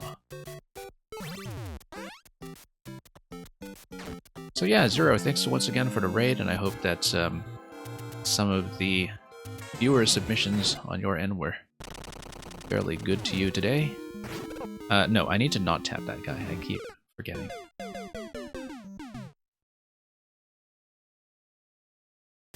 And yeah, for those coming in, the queue is still open. It is fairly short in terms of number, but I do tend to spend some time with levels that have very fully developed concepts sometimes, so it's probably a longer queue than it looks, but we do try to clear everything on a very consistent basis. So, Zero Planes, I don't give a definitive answer to that question, but I do find that I'm perfectly fine with people who say both Quixotic and Quixotic, and that they can argue amongst themselves as to which sounds better, because both of them are heard often enough in English. So, I've never had any issues with the way you say it. I think you are part of the set that says Quixotic, but there are definitely a few specific streamers who say Quixotic, and I have no problem with that. And Bird Dog, yeah, you're absolutely correct. That's accurate. People, learn from Bird Dog. Setting a very fine example for the rest of you. Whoops. It's funny because at Hyperion, I saw the words "fight me" in chat, and I instinctively swiped my sword. And that's what hit the beetle that it was not supposed to hit, once again. I don't know why I have a Pavlovian reaction to that. Fight me, and then I decide, okay, well, I'll use the only weapon at my disposal, which is currently the Master Sword, in digital form.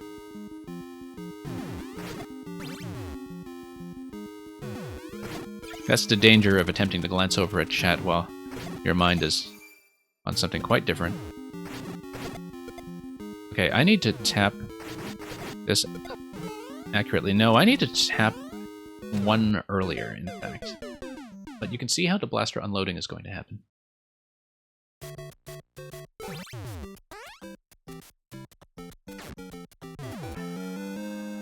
Yeah.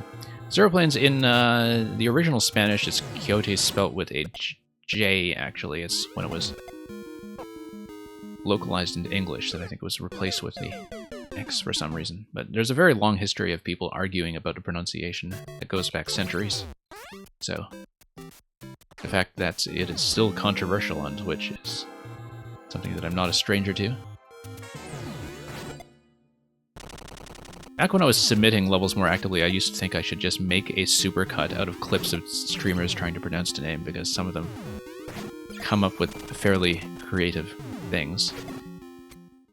If anyone here knows Reebox64, for instance, who is an Australian streamer who likes to do a lot of 3D Mario speedrunning, I think he says toxic with a Q. And so I think from now on, I'll just refer to him as Ebox with an R next time I see him come in here.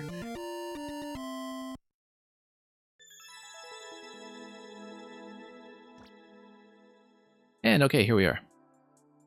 Well, Terminator, that was one of the really interesting ones in the series so far. I really liked the cloud sniping in the first section, and we eventually got the shell tapping down into second section, so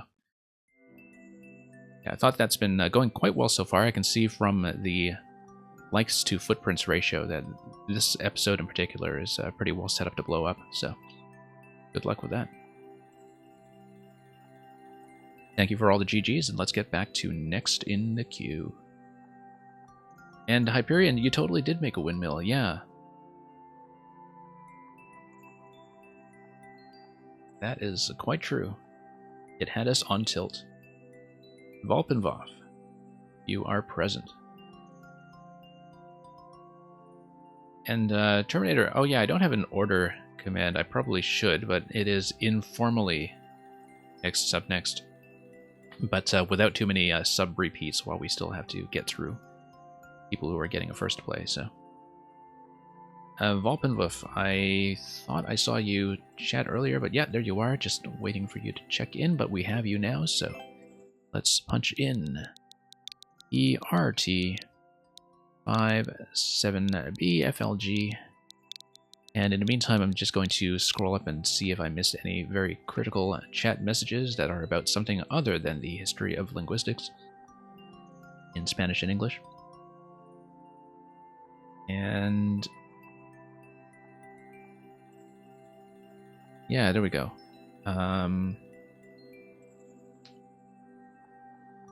Yeah, I don't think I missed anything really critical, so let's go on. SDGML, welcome back. And let's take a look at Koopa Clouds. Given the current state of the queue, we'll probably try to... Oh, thank you for the bits very much for that round of cheering from Hyperion Smokestack. I will not be closing the queue yet. I do always try to clear as much of the queue as I can. And given the size of the queue, it means I may be closing sort of on the hour, so in about 20 to 25 minutes. But everybody who is already in, if you stay, you will very likely get played unless I have to be called away in an emergency, which can happen, but which hasn't happened obstructively just yet. So in the meantime, we are going to look at Volpenvov's Koopa Clouds, where Mario has gone up a rainbow and into clouds. Watch out for falling down. And you are, in fact, from Sweden. I thought we had discussed that earlier when you were saying hey to us in Swedish. So, let's go up to Rainbow and taste it. Luigi, yes, Mamuga, we will get that Luigi switch in for the second attempt. Let me just punch that in quickly so we can see Luigi take over as soon as Toad meets his untimely end. And I will just make sure I mark that right now as redeemed, even though it has some ways to go yet, we hope, before it is activated.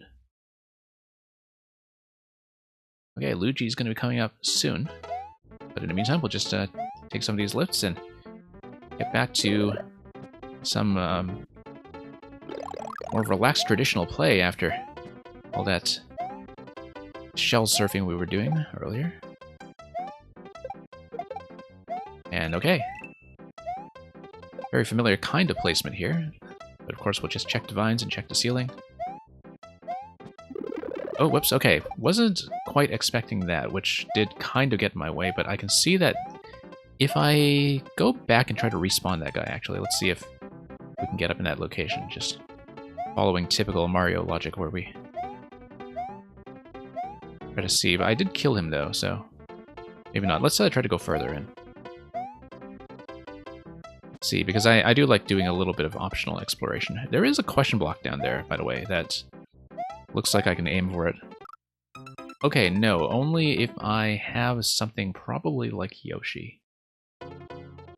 That's the only thing so far, is that because you can't quite see the ground level here. Oh, you can if you go down, I guess.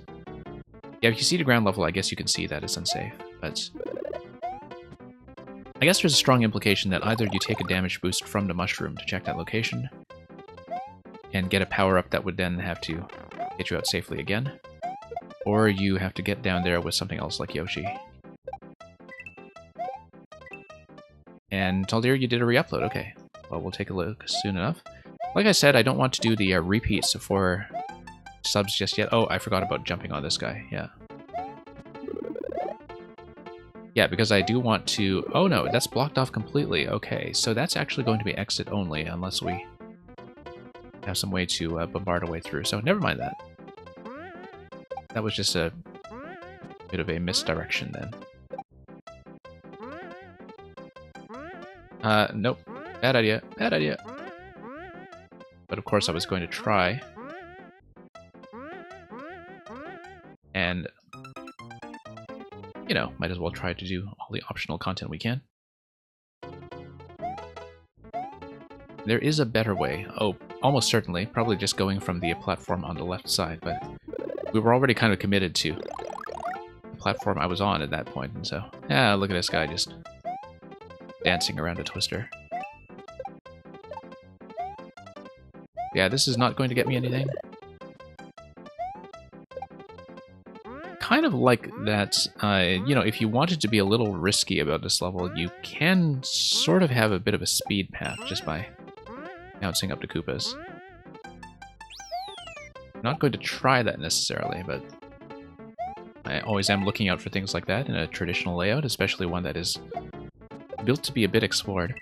I guess, looking at this now, the question block early on was something that was supposed to be reached by taking damage with the mushroom. This over here, yeah, I guess that is supposed to be done with a shell, but I don't know if I can tap it safely at this point. We'll just drop in like that, great. And release over here. There we go. Very satisfying. And, oh. Yeah, sure, let's run over to the other side, assuming we don't drop off completely. And then get back out safely. Whoops. Yeah, still thinking about that bonus spot at the beginning of the level, because it does seem strange to me that taking damage might be required. Looks like this is exit only for some kind of secret, so we should look around for some kind of secret entrance. Yeah, there's this segment down here, below. But I can't quite see on camera if that's something that we can enter, so I don't want to try it yet. But we should keep our eye out for some kind of secret that is linked to that door. Whoops. Missed that bounce completely. Okay, so grab another 1-up for endless mode. And let's go down and grab a mushroom. And another mushroom. Okay, up we go.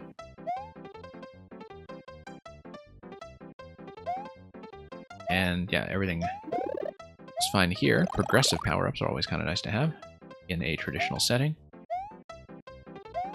It's one of those hidden rules of the original Super Mario Bros. That is not much observed anymore, which is that in the original game, every power-up is a progressive power-up.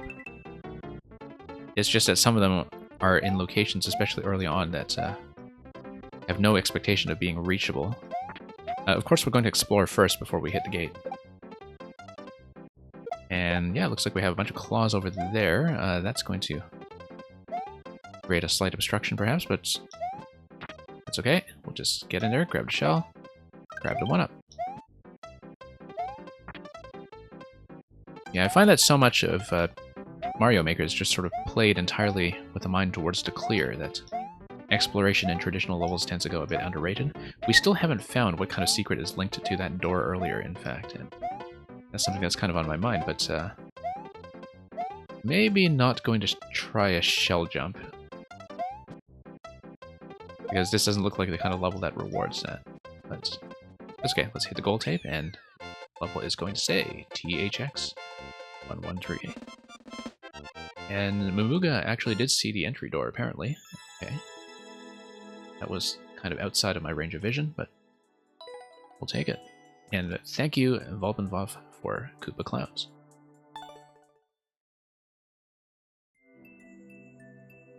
So, you were saying 3 big coins, 2 1-ups, and 4 coin rooms in this level. Yeah, I wasn't really counting as I was going along, but I can see that I didn't really do the coin rooms, and so we kind of missed out on that, but let's see. Yeah, I'm just kind of scanning this quickly to see. We definitely missed a lot of secrets in there. I see that there was that pipe. Oh, at the bottom at the end of the first segment. So I'm assuming that actually, if you go to the first block in the level that's in that lower location, and which, you know, requires a bit of risk to get around the spikes, that would actually get you a star. The star would allow you to run across the spikes and then get into the green pipe and see the bonus room. I know I'm kind of cheating a bit by looking this up. And I told you, like a kitten, but for dogs. Oh, I see, like a puppy. A puppy, yes. And Male 64, that's why it feels so unnatural to use anything but progressive power-ups. Yeah, in a traditional setting, yeah, because that's very much sort of a principle from SMB1. I kind of want to dive back into here since we had a very quick clear on this level. I'll dive back into here just to check to see if my guess early on is correct. And I'm also going to check to see if we can do it without taking damage, because that's one of the other sort of unsaid principles of traditional style Mario Maker, that you should never be required to take damage. Oh, it is Yoshi, okay. Yeah, it was either going to be Yoshi or Star, so we understood that. And of course, having Yoshi is going to unlock quite a bit. And yeah, you're going to have that one way that's connected to the yellow pipe. I did notice that you were attentive to the pipe corners, and that I'm just going to show something off very briefly. That you actually did do the corners on a pipe, and I guess the way that this must be built at the very top of the layout, and I know that because of the way that the right side pipe is sticking up into the ceiling tile, because of the way that you can't actually extend it to the topmost tile. So, some fine attention to the artwork there. We're going to lose Yoshi right away, and therefore lose the ability to get any secrets with him. But I just wanted to check that location. And Terminator mode is going to redeem skip the queue right away. Terminator, okay, sure, we'll take that. I may not spend as much time on it, Terminator, simply because we did just show off one of yours and we're doing yours consecutively. But we will redeem that because, you know, fair is fair when it comes to points. And Theorymon, welcome. And thank you for Bowser's Jump Switch Fleet. So Terminator is going to skip the queue with his 10,000 points. And we're going to get into the bot and just manage that. And like I was saying, probably not going to spend as much time on this attempt as I did with the previous level, just because this is the second level of the night. But so we'll put in a fair amount of time. Sorry, I just need to take a moment to manage my Warp World list on my end here. And bring Terminator to the top. Did I already mark the current level as a win? I don't think I actually did. Yeah, let's mark that as a win, first of all. And then I'm going to escalate Terminator's code to next.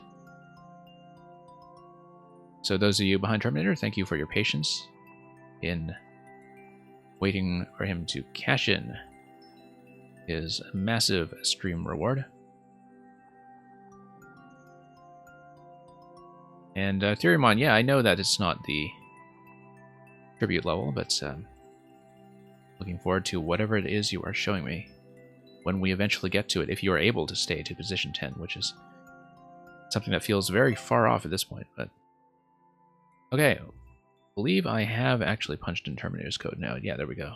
So let's take a look at 57HB74YSG.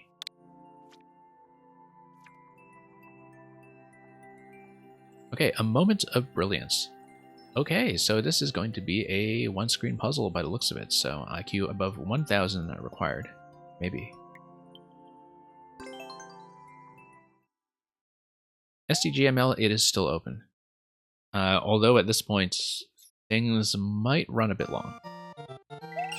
And so I hope I can get to everyone. But past a certain point, it becomes difficult to make that guarantee. So we're going to grab a bunch of coins off the start and we're going to see a puzzle. The key door is going to be the exit, so our objective is to get the key and then jump out through the donut blocks up top. It looks like I will not myself be able to come through here, and so I will have to send something over. And think about the conveyor belts. We have 2 separate P-switches that are available. And they're going to do a whole bunch of things for us. P-switch is eventually going to open up the right side that allows us to drop down to the key door and also block the blaster from shooting anything into my face when I get to the key door. So the blaster is going to shoot something that is potentially going to hit me. And in order to do that, we need to activate the on-off switch, probably using the dry bone shell, but I don't want to expend the dry bone shell just yet until we're clear that we don't have an additional use for it. Because it seems that one way we can get through here is by using the invincibility state of the dry bone shell, assuming that I have some way to get on top of the conveyor belt through some kind of push interaction. That gets us there. Until we see that, though, I think I will in fact just fire this, and then if I need to grab it again, we will just check the doors. This door was the entry door. This door is probably just paired with this door, which would then allow us to spawn into this room using the off state. So yeah, you can see there is going to be this shell here. Oh, whoops. Just trying to get on top of that. Taldir, I think maybe this is just one screen, but I'm not entirely sure. You can see from the scroll stopping, by the way, how it's built. Just a little off to the side of where we are currently. And... yeah, okay, here we go. SDGML, did you just supply us with Supernova's level of underground hogs? That's okay. Might just come to Supernova as a bit of a surprise when we have him come over here. But that's okay. Yeah, I know that Supernova is probably running his own stream a little bit late today, so... looks like if we come up here... There we go. And then we can go through like this, except I would need the bone shell in this location in order to stomp on top of the question block. And if I stomp on top of the question block, something drops on top of the P. When something drops on top of the P, then it gives me access to the other P, but more importantly, it also gives me access to do something with this guy here. So for example, if I come over here with the bone shell intact, I can come through here and I can fire the bone shell towards the piranha. That still doesn't solve the problem of this guy here. It doesn't solve the problem of how to actually obtain the key. But if the P switch is activated, I'm just thinking about like what could possibly push me over. Because I wouldn't want to be hit with the shell. But yeah, I'm just wondering if there's some kind of interaction that's going to allow me to get pushed. Because the key location is the one thing I don't understand just yet until we find out some kind of way to, for example, do a shell deflection up to it. So I'll have to go back and think about that. I feel like I've flowed through a lot of other stuff in this level so far. We need to respawn in this location with the off state, though. So here's what's going to happen. Tap off, come back. Now we have the bone shell. And now I'm going to go up here. Stomp. No, that's not going to be a stomp, actually. Yes, it is. Yes, it is. Never mind. And maybe kill the piranha, actually. Oh, whoops, missed. Except why would we want to kill the piranha except when we are doing the final interaction of getting through the right side? So I'm missing something here. I am able to constrain the positioning of the shell using the P-switch. That's kind of important because it means that I can, you know, permanently create the on-off state that I want. But so far, I don't actually understand what's going on with this guy here, this key. I feel like I need to get on top of the shell, and when I get on top of the shell, then I can do this, but only with the P-switch active. And the on-off state doesn't actually matter for that, so we'll get through here. Mr. Electrodude, you seemed like you jinxed yesterday when you mentioned no activity in the server. Yeah, we have since been exposed, I'm afraid. And, okay. So we had basically flowed through this. We need this in the off state. We respawn with the bone shell. And then I want to ride the bone shell over once the P-switch has been activated, except we need to reset at this point because our only way to activate this P-switch has already been expended. I think the way to get around that is to use a jump block here rather than a question block. No, except you needed to enforce this to be something that you can only break with the bone shell, so I can see why you didn't do that. I'm just sort of thinking about this because this is sort of a single-use thing that does require you to restart the whole puzzle if you do fail it, and it's only that location. Like the rest of the thing, the rest of the layout is vulnerable to a soft reset. But yeah, if we come around through here, hit this, reset, come back, bounce up, then hit the P-switch. We can always reload P-switches, I think. Because we do need a P-switch to be active in order to sail through. I just did that too slowly. If I do it quickly, then I can keep this P-switch. I do need to keep this P-switch, because after the next reset, all the P-switches will be trapped again, and I won't have access.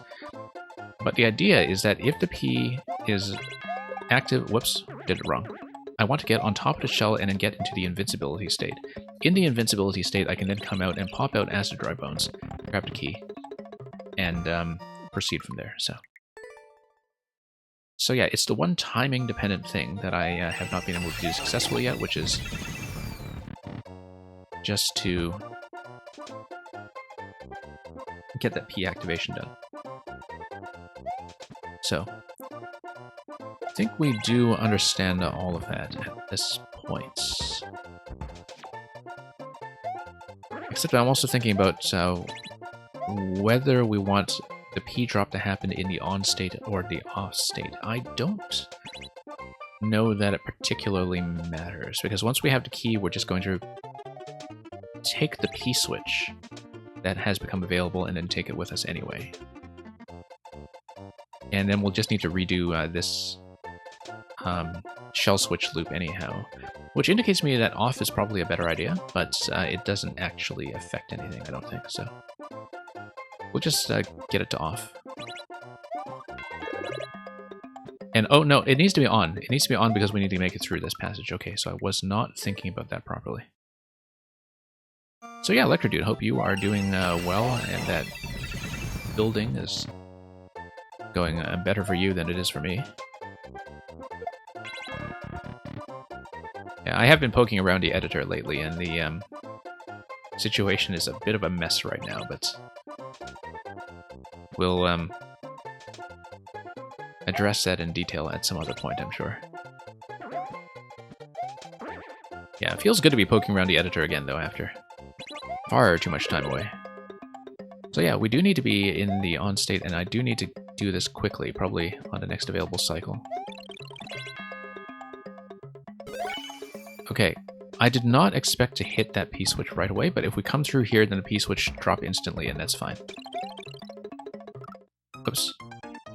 Yeah, if the P-switches are still active, that's not a bad thing if we're able to get through the reset door, because then we can drop that middle P-switch one more time as a way to save ourselves from an accidental press.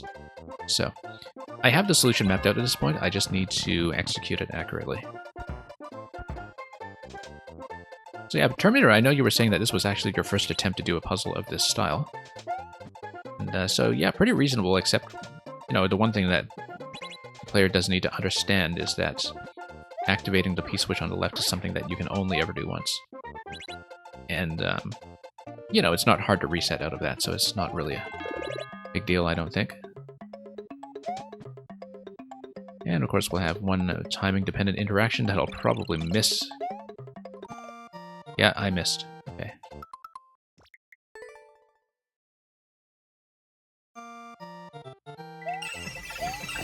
Okay, let's grab this and go.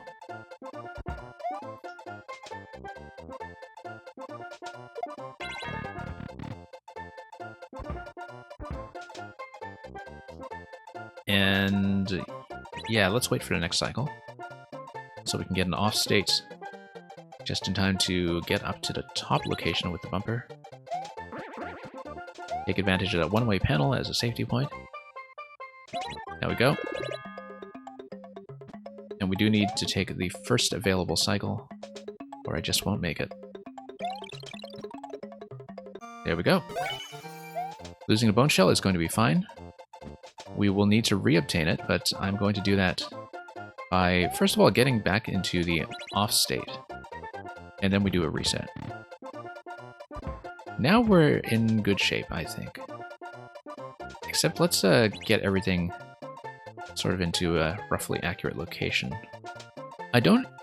Yeah, I need the bone shell up top because that's what allows me to get through the piranha. So I should activate the P-switch as late as possible, I think.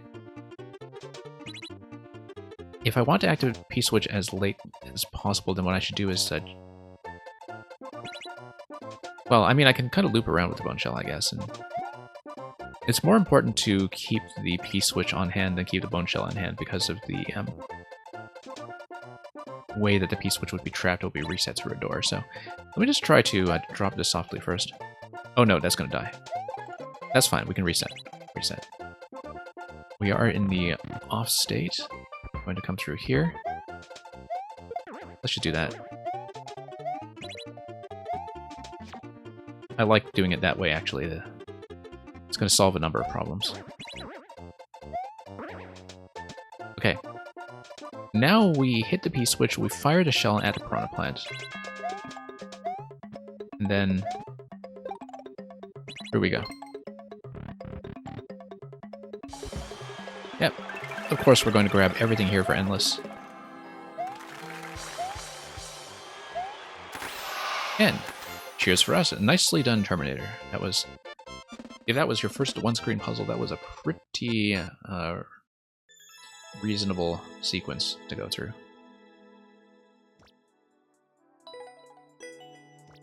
So thank you for that. And let's get back into the regular queue. And thank you once again for redeeming a skip the queue, especially with something that did not take us as long to grind through as the shell surfing earlier, but glad to have some variety in the pace of this stream from time to time. So looks like it's going to be a bit of a puzzle fest if I'm correct, because if we... Oh, I forgot to punch in win on that one. That's okay, we'll do that manually in the bot. 1 second while I make sure the level is properly cleared. I need to do that on the back end here, I think. And yeah. Let me just make sure everything is correct. Sorry, Terminator, I just needed to make sure I cleared the level properly because I forgot to mark it as a win. Okay, time for Bird Dog, another puzzle specialist maker, who's going to give us 4WNRNK VFF. Now, looking at the current state of the queue, I am going to close. And because I think currently the only subs are people who have been played already, I am going to go through next for the rest of the session. So hopefully we will get through all of you. Can't make too many guarantees right now, but we'll try to give everything a reasonable amount of playtime. So give me 1 moment while I mark the stream itself and the Warp World bot as closed up to avoid any unnecessary confusion. And then we will watch as our viewer numbers plummet from people who are turned away disappointed at the gates. Unless, of course, they want to join us for some vicarious puzzle solving. Okay, just going to reset the warp bar quickly so it properly displays as closed. And we will look at Keep Safe Puzzle, which is going to tell us something that I'm likely to forget right away, which is that the question mark has a aggressive power up, the question block rather. So it becomes a fire flower when you're big. Good to have that fairly on the table, given that that's the kind of thing that you wouldn't necessarily be signaling visually. And Bird Dog puzzles tend to be very fair about the level of information to give you, so. We are going to reach the goal after defeating all one Muncher. Which is not going to happen with a fire flower, I can tell you that. But reaching the goal does require us to punch out the coin block down there with a fire flower eventually. And that requires me to sort of think about this guy here, especially because there's no reset point. So, the idea here is that I need to manipulate the items in such a way that I'm able to get over to the mushroom, but climb all the way back. And using the POW activation accordingly, because I need to get all the way back here past the donut block that drops into this location and grab a fire flower and yet have an item available to make it back out, which is going to require some thinking because I don't think I want to use this platform yet then. I'm going to leave it alive. Whoops. I said I wanted to leave it alive, but that didn't quite work out. That's okay, let's just walk through this just to see what's going to happen. Eventually I need to come back through here to grab the flower, but I need a way to get back up, which will require either the spring to be on the left side or the platform to still be alive. I was hoping to keep the platform alive. POW will eventually be necessary to kill the Muncher, but we need to do so in such a way that I'm still able to get through here. So you see where the puzzle is coming from. That if I am to get back over to this side, I would probably need the spring to be with me. And if I have the spring with me, that means that, well, yeah, the idea is to have the spring in this location, but to have the platform on the left side still alive.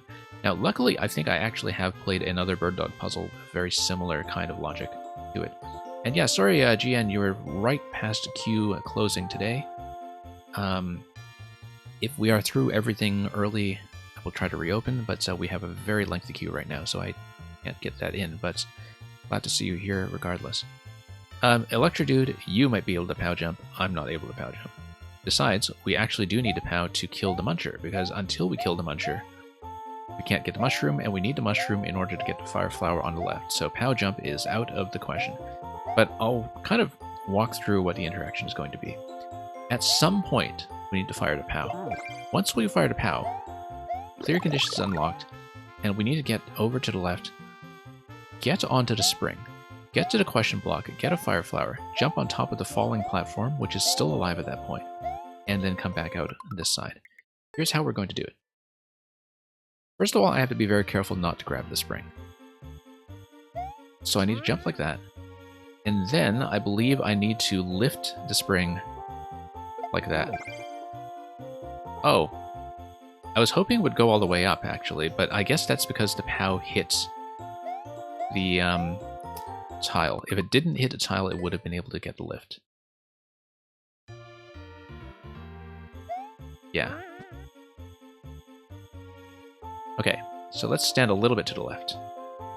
Lift this up. Clear condition is done.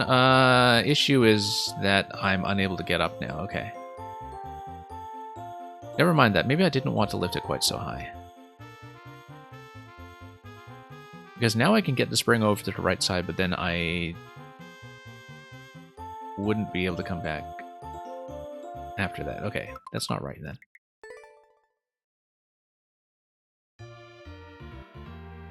Because ideally... Yeah, I don't know that I wanted to expend the POW like that yet, but... Whoops. Hang on. But I'm working on the assumption that I need this alive. Because if it's not alive as the platform, the spring is going to be necessary to get us right to left, so... We'll see. I really feel like this is the correct step 1.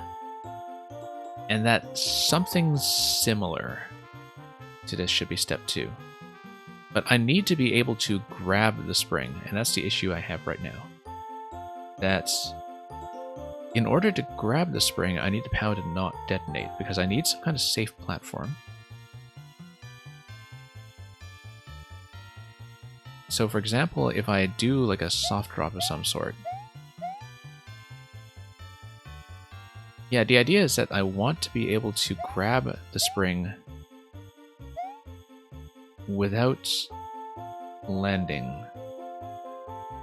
So let's say I grab it like this. And then let's say I do some kind of soft drop onto POW. Maybe just a straight up throw, actually. No, because that will die. Okay. But if I do some kind of drop onto POW that allows me to use the POW as a stepping stone, that still won't be right because I need to activate the POW to get through to Muncher. But if I have to spring in this location, I can always perhaps come back down and then... Yeah, because I was hoping that, you know, I would be able to get the spring over onto the right side and then do something with the POW.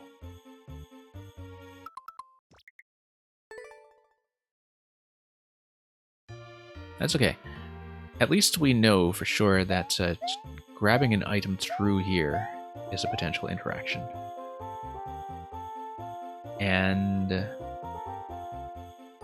that, in fact, if I soft drop the POW on top of a spring, that gives me what I want, because then the POW lands softly on top of the platform. So, here's what we're going to do. Grab this carefully. Drop the POW on top of it. The issue is that I still need to destroy the Muncher at some point, and I don't know how that's going to be done yet if I step on top of the POW. Well, let me think about that. Because let's say I drop the POW, like, whoops, like this. Nope, not like that. And then I land on top of the POW as I go up. Yeah, this will not be the final solution, but let's see what we can do with it. Okay, here we are. So now I jump on top of the POW and jump like this. Here's the issue. I still need to... No, I don't. We don't need to kill the Muncher just yet because we can do this. Bump this guy up. And probably bump him up once again. Great. Now we need to not bump our head on top. And that should actually do it. Because now I come down here. Now I have access to the Fire Flower and the POW. And so the idea is that I get on top of the platform, I get on top of the top side, and I carry the POW with me. You know what? Let's just do it this way.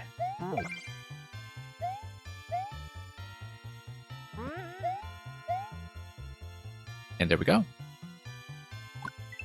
Except I'm tall. And I need to take damage before I do that. I need to come over here, I need to zap the ice, and then I need to touch the Muncher before I deal with the POW. Okay, I just forgot about the interaction with the one tile gap. So, nice little ending twist, in fact. Don't say GG just yet. But nice little... I don't want to say fake out. It's definitely not a fake out or a troll, but it's the kind of thing where a piece of information right at the goal is very easy to neglect until you hit it. We had something similar come up with one of the Naboo's puzzles that we were doing yesterday, in fact. Where, you know, there's just one step that's a very obvious step that you just forget about because it's just a trivial thing you don't hit until the very end of the level. But we have the general concept at this point, which is grab the POW, come down here, grab the spring, drop the POW on the spring. Not like that.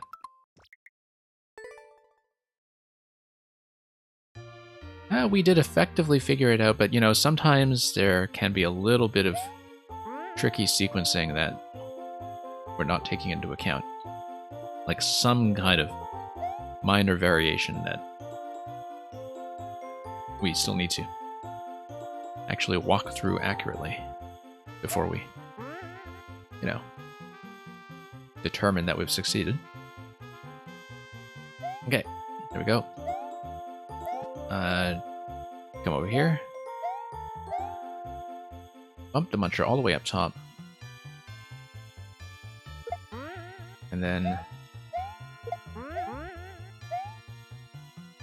over here, all the way down, grab the Fire Flower, and then we'll jump on top of the POW instead of activating it. So we can activate Fire, zap that block, and then take damage from the Muncher before anything else happens. Whoops, no. You see, I'm letting go of the jump button there because I don't want to land on top of the POW. But if you let go of the jump button, sometimes I can miss. Here I'm not missing because I'm jumping directly under the spring. Or, yes, I am missing. Never mind. Let's not... But I'm trying not to pick it up, right? And I do have to release the dash button to avoid the pickup. So, do need to be very careful about stuff like that sometimes. But the overall flow of the solution is correct. It's just the execution now. Trying to reduce the number of resets in your puzzles recently. Yeah, reset doors can do wonders with that, as long as they don't break anything with the respawns and the possibility of carrying items through the door, of course. But then sometimes, you know, something like Vine up to reset door can prevent item smuggling from being an issue. But, you know, these are fairly compactly designed, so it's not like you necessarily have room for that sometimes. But yeah, I could kind of tell coming in, you know, with something like a 2% clear rate that resets were likely. And that's okay. I mean, it's a one-screen thing. you don't really lose progress from resetting so much. It's the equivalent of having a reset door. It's just one that happens to tank the clear rate while you're at it. Okay, up we go. But yeah, generally I quite like how this is structured, where you have a very small number of elements to work with, which is kind of a characteristic of a lot of Bird Dog puzzles, if any of you are new to them. But at the same time, with a small number of elements, there are some potential traps and red herrings, like trying to activate the POW on the muncher too early, for instance. And so just a lot of things that you have to be attentive for when you're trying to do things in sequence. There we go. Let go of the dash button. And this should do it at this point. So yeah, we're going to do this. Grab the coin for no reason. Tap the muncher twice, and then go back around to do the whole POW interaction on the other side. And yeah, thank you once again, Meng, for that excellent Mountain Alt level earlier. And you have a good night. Okay, bump that guy, and we are through. So yeah, much gentler than the one we were stuck on the other day, but so we'll just wait on the gold tape, grab that for 5 points towards our bonus room total. And Toadette will be next, yes, Taldir, once I have a chance to toggle that, so. Keep safe puzzle. I guess we did keep something safe, I don't know. I guess we kept the platform safe. But that's open to interpretation, so thank you once again, Bird Dog 6. We'll mark that as a win and move on to next, and I will remember to punch in Toadette when we do so. We'll do that now, in fact. So I can mark that as redeemed as we get into the next level, which is going to be from Happy Time All the Time, assuming you're still here. Hey, E-Box with an R, welcome. We were actually just saying earlier, E-Box with an R, that you're the one streamer who refers to me as Toxic with a Q. So that seems to be a proportionate response, but I hope that everything has been fine on your end. And it gets worse the further you go back. Oh, in terms of the naming. Okay, I thought you were talking about the resets for a moment. Every time, all the time, thank you so much for checking in at the happiest of times, the best of times, the worst of times.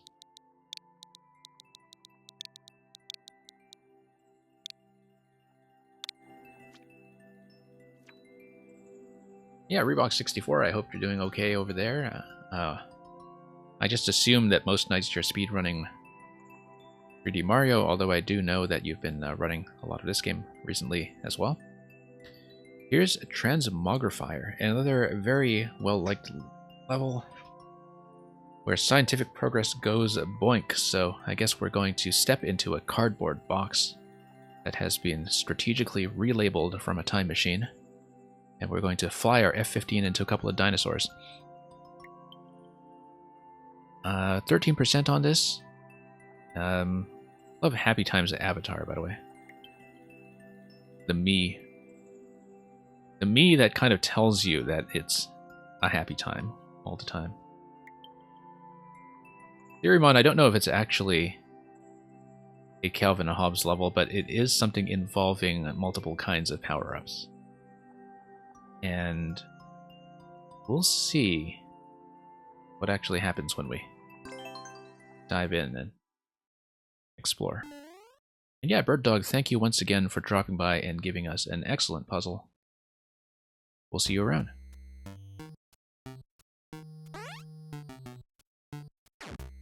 Okay. So, multi-checkpoint setup. Key door. That's kind of interesting. Oh, I guess that is going to be exit only as well, but we'll see a couple of different levels here. So here's the Transmogrifier box. And oh, I see. So the ice blocks on the right side are set up on the tracks in such a way that they rotate between the different blasters. When it rotates between the different blasters, it fires the power-ups in sequence. depending on the order. So there's going to be a certain order, and when you go through this door, you're going to land in that location and, you know, basically get to have a choice of power-ups before you go into the blue pipe. So let's get in there, and let's see how things go when you reset. So yeah, let's grab Master Sword first. I think the idea is that you have 4 different rooms, and you have to sort of use the appropriate power-up for each room. So for example, you can't even get to the gate on the left side unless you have SMB2, so you would have to cycle through the Transmogrifier in the first room to get SMB2 Mushroom in order to go left. Instead, we're going to bust our way through somewhere with Link. Looks like Link is probably supposed to just bomb this location. One thing that I can see here, though, is that if Link bombs this location, unless these respawn as question blocks that are holding vines, Link would actually be able to swap out for somebody else. I assume that as a point of quality control, that those are actually controlled with vines into question blocks, but I want to check just in case. And yeah, Theorymon, I've been seeing a couple of different levels lately that use track cycling to do a number of things, and yes, of course, you had thought that through. Link Gate is in fact going to work as a Link Gate. So, good attention to detail so far when it comes to making sure we don't break too much stuff at once. And so here's Link's room. In Link's room, what are you going to do? Hitting the on-off switch is going to allow me to tap the question block. Tapping the question block allows the spring to bump this spring upwards. Bumping this spring upwards bumps this spring forward. This spring goes down here, lands in this location, and allows me to jump up. Maybe. Maybe not. What is definitely going to happen, though, is that tapping the on-off switch is going to drop those 2 on the right side. Yeah, I may be completely wrong about that, but it's going to drop those 2 on the right side, and a stump is going to block the pipe until I get over there and do a ground stomp, or a downward thrust, rather, on the pipe, on the stump, which then allows me to go through the pipe. So let's tap this. Let's tap this. Triple tap. And then we need to tap the on-off switch, but then set a bomb there so we are able to go through the second gate. So here is how we'll do it. Stomp on this, and we are through Link's room. So yeah, short and sweet concept. It's nice because this is a multi-checkpoint room where, given the size of that puzzle, it is actually realistic for somebody to play through this blind and still clear everything from start.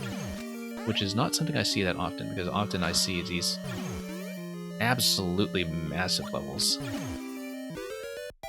when it comes to using the multi-checkpoint concept.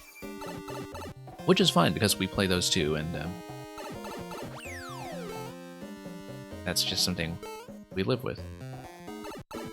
But so far, kind of nice when you are switching between power-ups to have fairly short and sweet puzzles so far. So, ultimately here we want the big shell to slide down to the left side. When it slides down to the left side, it's going to kill the question blocks, hit the POW and destroy itself, but then cut our way over to the door. So that's going to require me to do some kind of object manipulation using the stump. I can't quite see what just yet.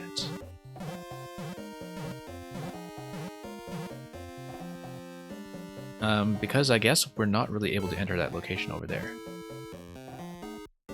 And I don't see a throwing slot here just yet, but I guess that's what coming back here is for. What does this do? Nothing, okay. But it looks like if I throw the stump here, then it slides out like that. I didn't know if that was exactly what was going to happen, but I thought that was likely to be the one thing I could actually interact with. We are going to take the big shell and we're going to throw it.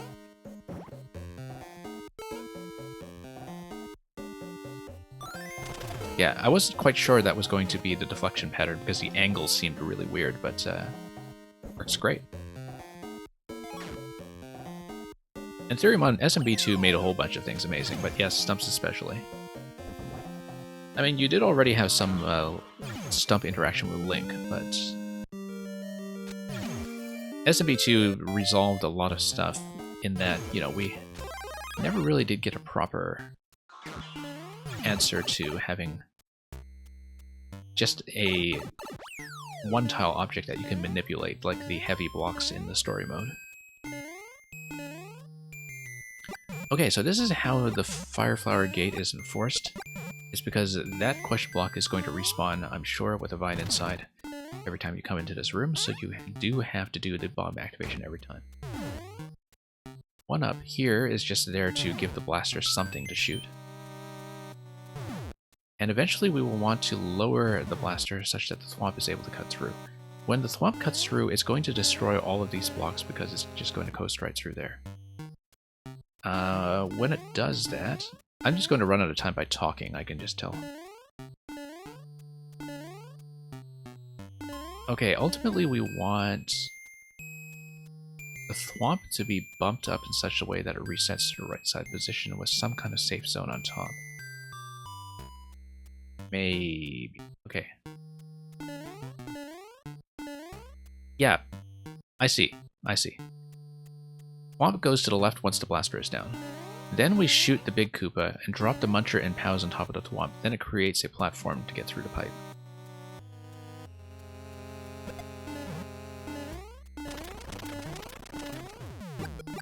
Okay, there we go. A little bit out of position, but you do have a bit of quality control for that just with the thwomp positioning, so...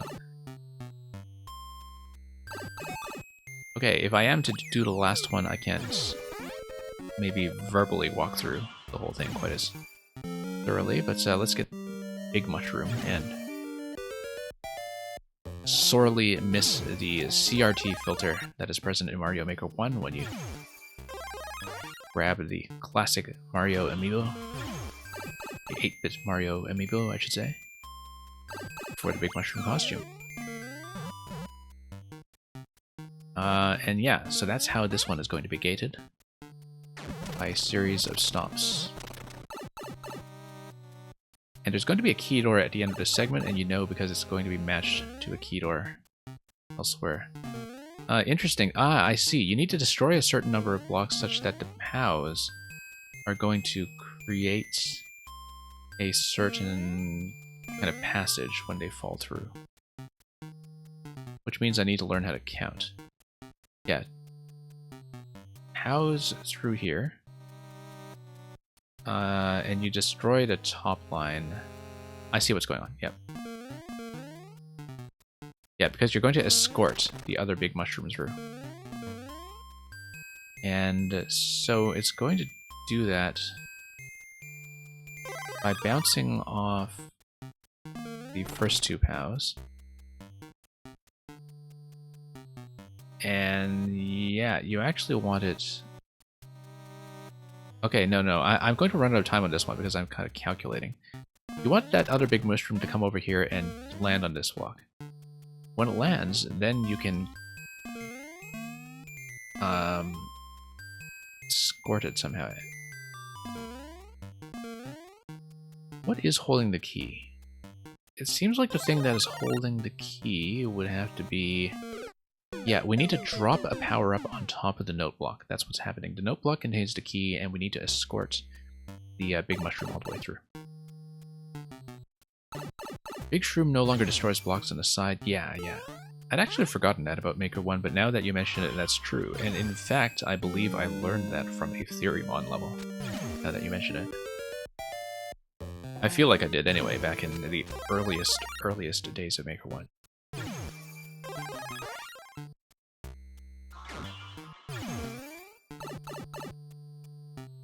Yeah, Theorymon, working with tracks is something that can very easily get out of control, as I discovered when I built the thing that I did for 4YM, which was my first, like, really track-dependent level. And... so yeah, so escort the mushroom. Escort the mushroom by creating a clear passage that is 4 tiles high after we drop the POWs up top.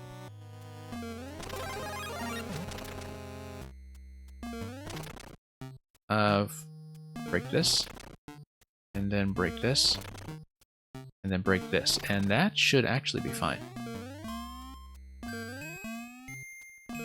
Now we fall in here, drop this guy, and then walk this all the way to the right. And there we go. There's the key. And we are through.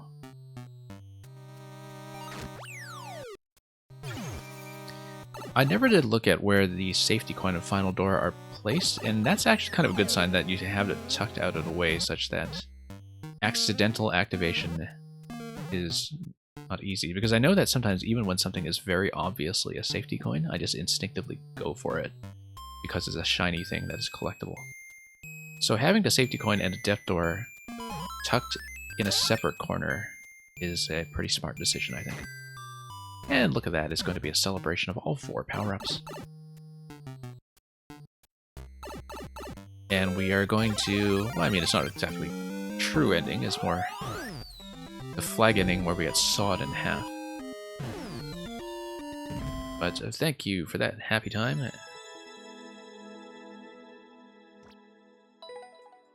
Yeah, lots of fun as a short and sweet multi-part level. Almost 10 minutes on the dot, but we were slightly over the mark. A very violent ending, yes. I wasn't quite prepared for that kind of thing, but at the same time, I guess it's how you enforce that the player is going to get through there with a power-up in hand. So, let's mark that as a win. Theorymon, you were saying something about the restructuring of your level.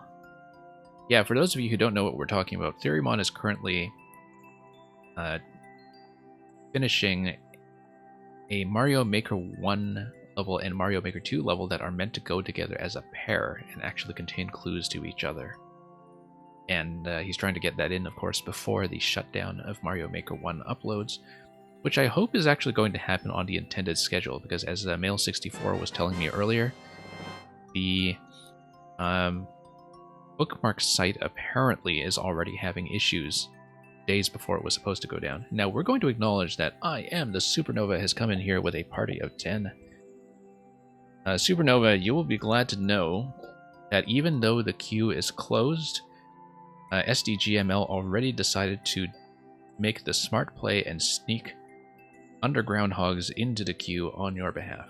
So if you do stick around, underground hogs is in there despite the fact that the queue is closed, and we will take a proper look at it later on. So thank you once again for that courtesy, SDGML. Especially when you astutely noticed that Supernova would be running past my closing time today. Did I already queue up the next thing? I don't think I did. Yeah.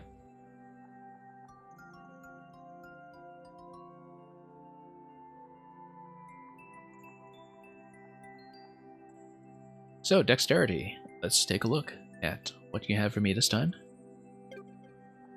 I believe you just said hello to me. Again, raid hype. Yeah, that's right. So let's... once again, thank Supernova for bringing in a party of 10. Those of you who are not already sending your levels over to Supernova, I do recommend that you do so, because you will get very thorough playtesting feedback that is occasionally accompanied by some poking around in the editor to demonstrate the kind of concepts that are being talked about. Hot Paradise 2. Many dangers await in the Hottest Paradise. It is 0.05%. There is almost no chance that I'm going to finish it in this session, but the likes to clears ratio is extremely promising. When I see a likes to clears ratio like that, that tells me that a lot of people who could not beat this got some kind of entertainment out of it. And that is sometimes a very, very good sign. So let's take a look at what Dexterity has to show us today. Also, I don't think I actually marked the Toadette redemption and the redemption earlier, so let me just get back into my queue and do that. Yeah, I did complete that, so there we go. Reach the goal without leaving the ground. I see. World's fussiest clear condition. Okay. Reach the goal. Yeah, we just need to not land, though. And the way we would avoid not landing is by doing one of two things. We can get up on the vine, or we can get up onto bombs. The bombs would activate the on-off switches on our way up, especially if we bounce through these springs. The vine would take us to some kind of preview. Okay, it would just show us a lot of on-off switches. At this point, we will fail the condition, but it looks like it's just going to show us what happens when we spawn in the on state. Maybe give us a bit of practice or something. I see. It is a practice gate, in fact. It is a practice gate, because then you can come through here and see what happens when you do fall through this segment and have to bump the bomb over and over and over until it reaches this location, it detonates and releases a switch that will get you through this on-off switch.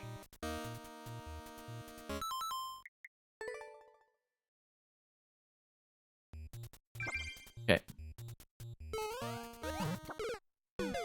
Oh, I was hoping to get a bounce off that into the next bomb. I don't know why I wasn't quite able to do it. There we go. I've played enough Meng levels that I should know how that works. And Supernova, it's been going well. We've had a pretty good mix of platforms and puzzles today. A lot of variety. And not everything has been taking me forever today. We've had some levels go by faster than others. And, you know, as I always say, I'm generally very satisfied with the quality on this stream.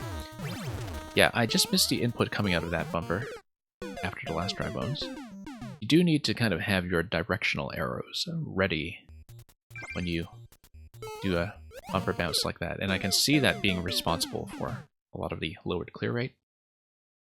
Because even as somebody who's played a lot of Meng levels that use the same kind of setup, I am missing, so we'll have to fix that as we go. So yeah, Supernova, hope you were doing well. I don't know if you were playtesting today or doing anything else. I do know that you were doing the Maker 1 retro stream yesterday, because I was lurking in there for a bit of that. And that was quite a treat to see going again, especially with Maker 1 in its final days before its ultimate departure. Okay, so I'm trying to hold the arrow, holding left, I think, coming out of that to get the bounce go up properly. There we go. Yeah, the bomb is going to detonate in time for you to drop through accurately. Once you drop through accurately, then I need to catch the shells in midair where the coins are, I think, before they come down and land on the ground. So this is going to be challenging. Especially because even if you do practice it, you don't necessarily know if you failed the condition sometimes. But it does give you a chance to practice. And that is going to show you that an on-off activation will eventually get you up through here. And we'll think about that. Yeah, because it's the thwomp that's going to hit that switch.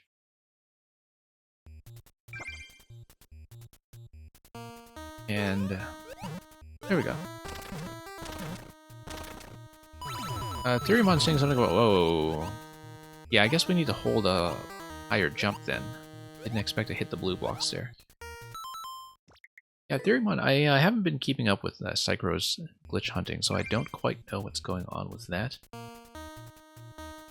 I know which Discord you're talking about, I just haven't checked in there for quite a long time. It seemed to be much more active with the... Like, that particular group seemed to be much more active in Mario Maker 1, even though they did switch servers, I think. But I haven't been keeping up with them, that side of things, recently. So I would have to check what it is you're talking about. There we go, that was accurate that time. I just needed to hold jump all the way, despite having to reposition myself into the center column. Now I'm too late to do the shells, because I do need to land, exit, land, exit, land, exit. And I don't know what this guy's about, this block here, but I guess that's the point at which wearing a shell is going to land on top of a spike ball. Okay.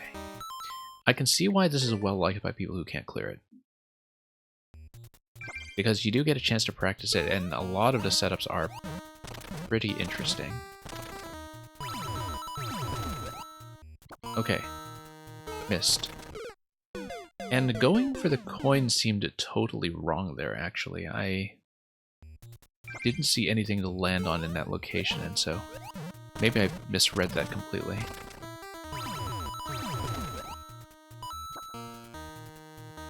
Yeah, the shell kind of lands closer to this location, so maybe the coin is a bit of a diversion. I don't quite understand yet. So I should think about that.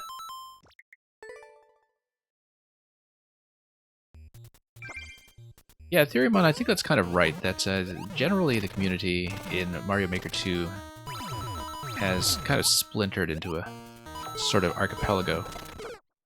That was correct mostly. The positioning was not. Double bounce from the big dry bones. Okay, let's see. I can see that now because you do need to let the scroll break have some time to do its work so you can see where you're going. And I can also see that the signal for that is these two P blocks over here.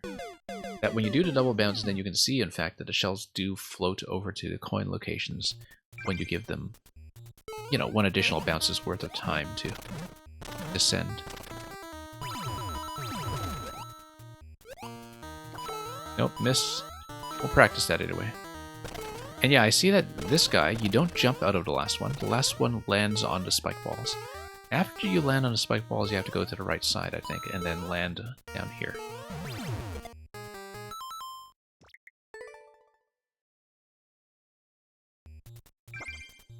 We might eventually have to find an opportunity to grind through this and join the very few clears have been registered on it. It's going to be a much longer adventure, of course, a very sustained effort. But it's nice to have a bit of a preview of this, and I will have to jot down a code for this and keep it in mind for long, long grinds if we do them eventually. Whoops, missed the timing window there.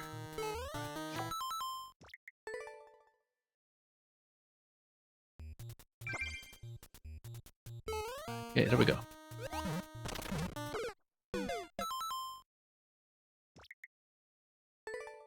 And yeah, I missed a couple messages up above about Mario Maker 1, but I'll get back to that after this attempt, perhaps.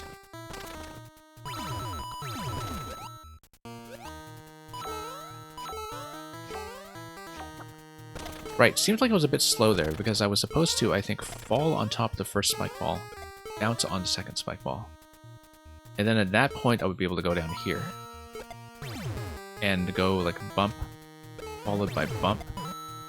And then after that, with the off state, that's when I would be able to bump on top of both dry bones. Yeah, because then you would just kind of stick around on the left side dry bones. Maybe I'm supposed to exit the shell at some point, but I don't see that yet.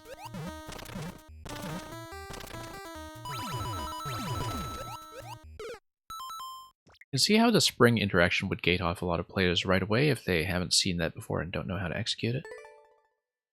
But it's nice to just kind of have the level be honest about its technical requirement just from the start. And also give you a couple of practice stores to work with for multiple segments that we haven't even seen yet.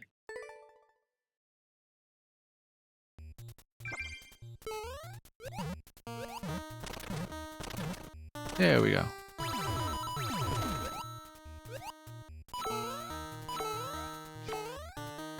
Yeah, it feels like I'm doing that whole sequence too slowly, in terms of having far too much airtime, I think. Because I'm way, way behind by the time it gets to the spike ball.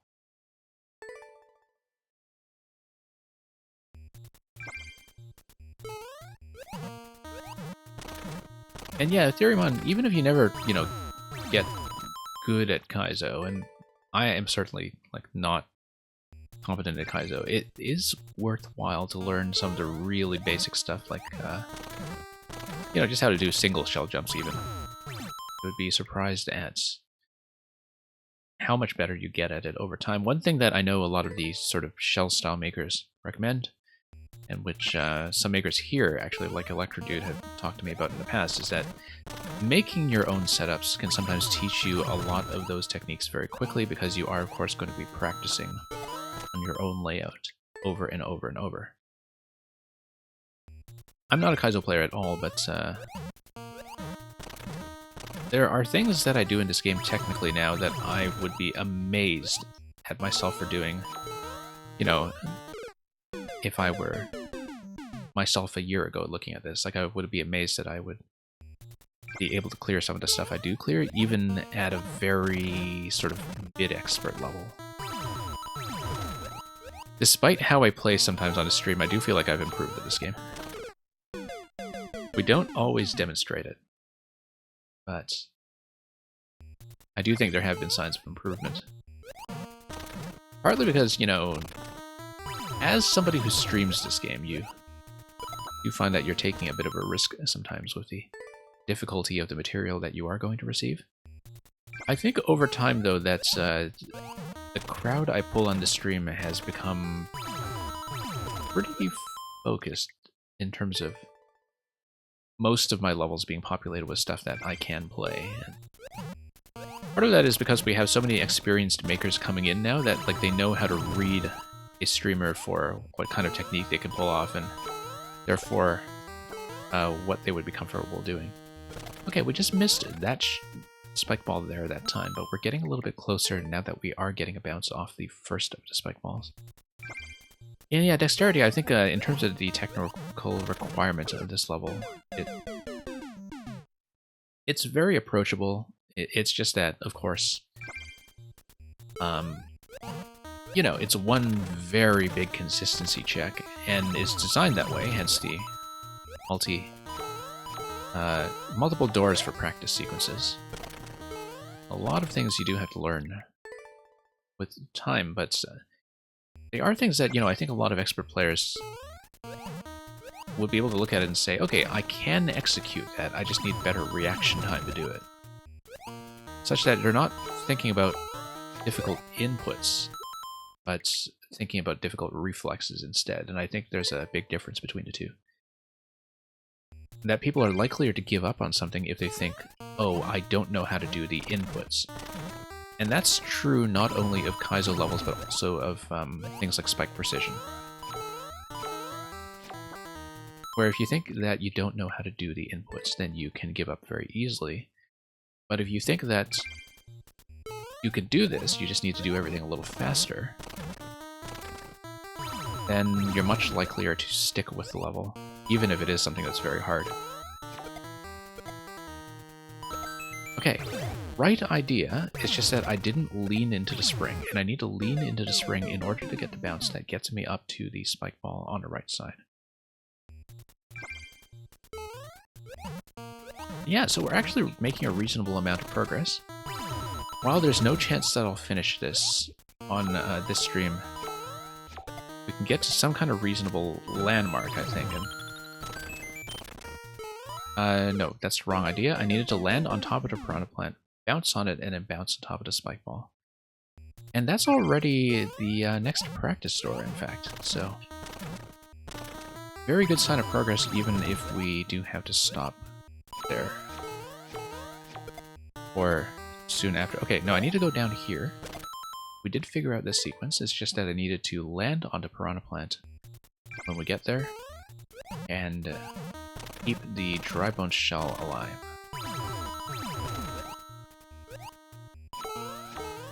That would missed.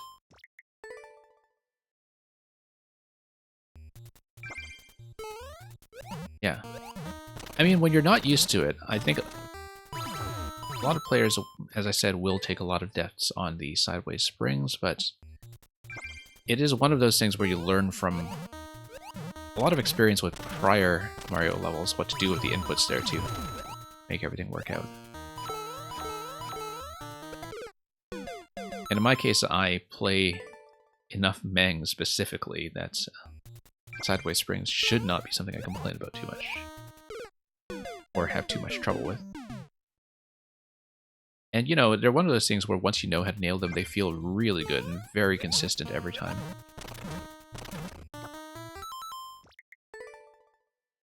As long as you're paying attention, of course. Here we go.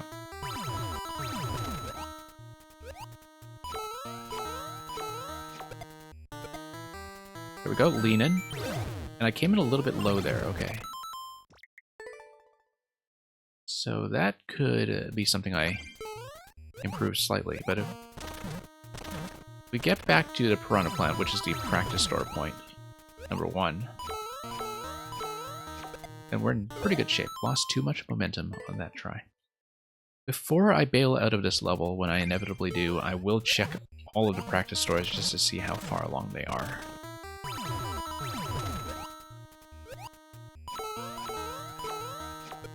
Okay. Yeah, I'm not doing enough of a full jump going down to that location. That's the issue. I'm losing height a little bit too early when making the descent down to the low spike ball, and so I'm not getting a good bounce off of it in terms of being launched into the sideways springs and getting enough height.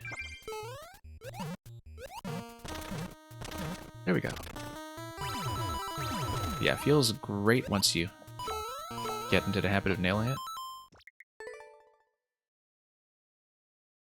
And I like that analogy Seema has.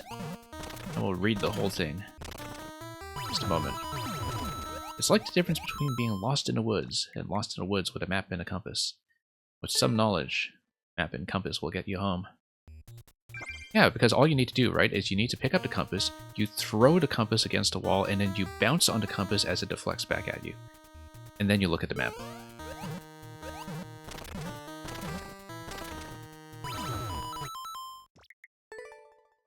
And Supernova, you were saying you cheesed the Mang level by doing that precision next to a spring. Yeah, I can see why you might be able to do that.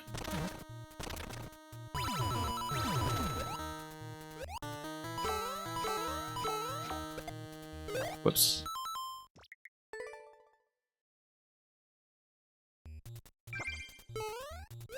Yeah.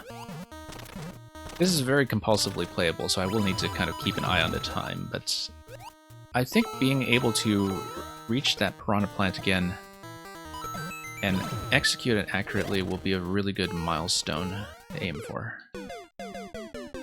Because yeah, the Piranha Plant is there as a bit of a bone shell check. It's how you guarantee that you got into that point without losing the bone shell, because of course you can get past the walking dry bones without the bone shell if you wanted. So that needed to be there as an item check. Nope, just missed.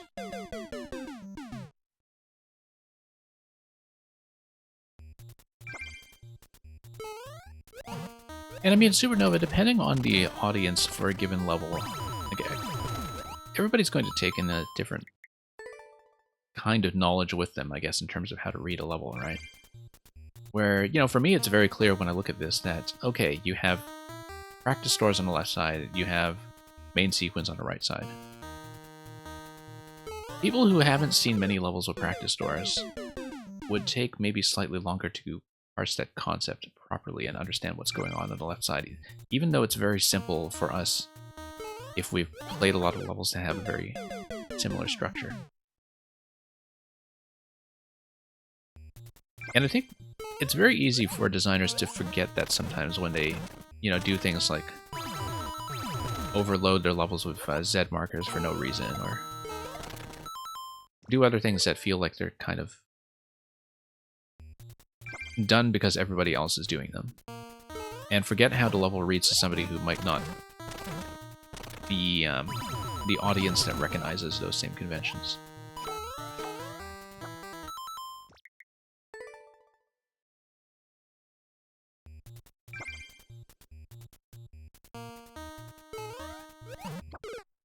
And yeah, Seema's knowing what you need to do but being unable to do it is kind of interesting, because I think that is perspective that a lot of players who really don't like puzzles will take. Like, if they really don't have the patience to figure things out,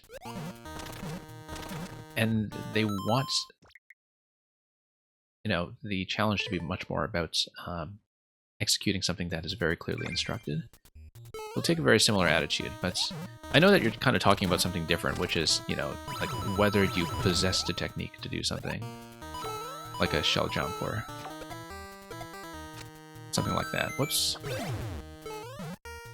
I don't know if going up to the one-way panel and trying to hug that was the right idea. I know the one-way panel is supposed to gate you off from trying to go for the right side spike ball right away before it has had a chance to spawn. But I don't know if going that far before we drop onto the left side spike ball is a good idea.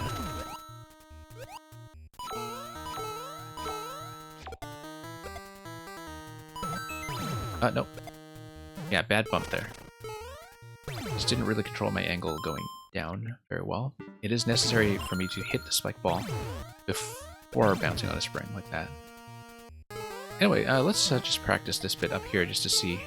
Whoops, never mind. Let's not. And yeah, Theorymon, I've been learning a lot of new mechanics, or being reminded of new mechanics constantly, just from playing puzzles. Like, there's a very specific rule set for dealing with the edge of the buildable space, like the far left edge off screen and the far right edge off screen of the overall boundary. Like, there's a particular logic to that I didn't quite see exploited until I played a particular bird dog puzzle a few nights ago. And it's that kind of stuff, like learning really obscure edge cases like that, that I think is one of the most satisfying things about playing puzzles. And Supernova, while it's true that you can learn a lot of stuff just by testing them out in the editor, I think sometimes a lot of people are in the position of not knowing what to test. And in terms of having the creativity to ask certain questions in the first place about how things work and what certain interactions do. Like, some interactions are far enough outside the box that people wouldn't think about checking them.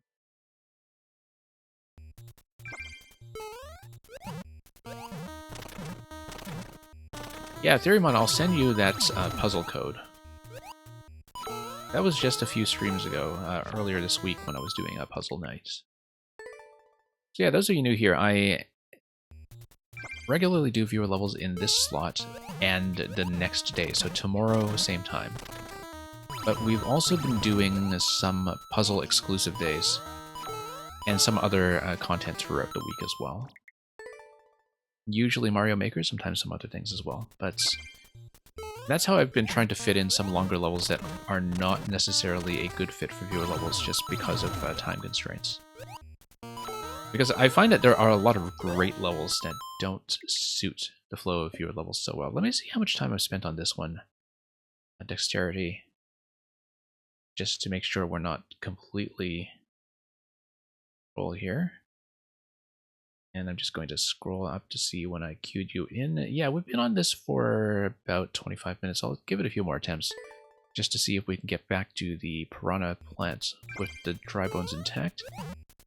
If we don't get much further or don't manage to recover our way back to that position soon, I'll call it for now, and I will definitely mark this one as something that's going to be a long-term project. Yeah. Let's try to scout ahead, just to see this once we've reactivated the on-off switch. Nope. Need to, of course, get under this guy to begin with. And yeah, it's going to be Piranha Plant up to Spike Ball.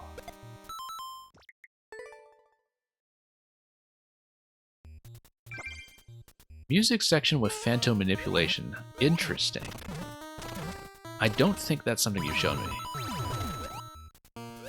Because Phantom is one of those elements that, like, is really kind of difficult to use well until you've figured out how to build a room around Phanto, I think, to accommodate it.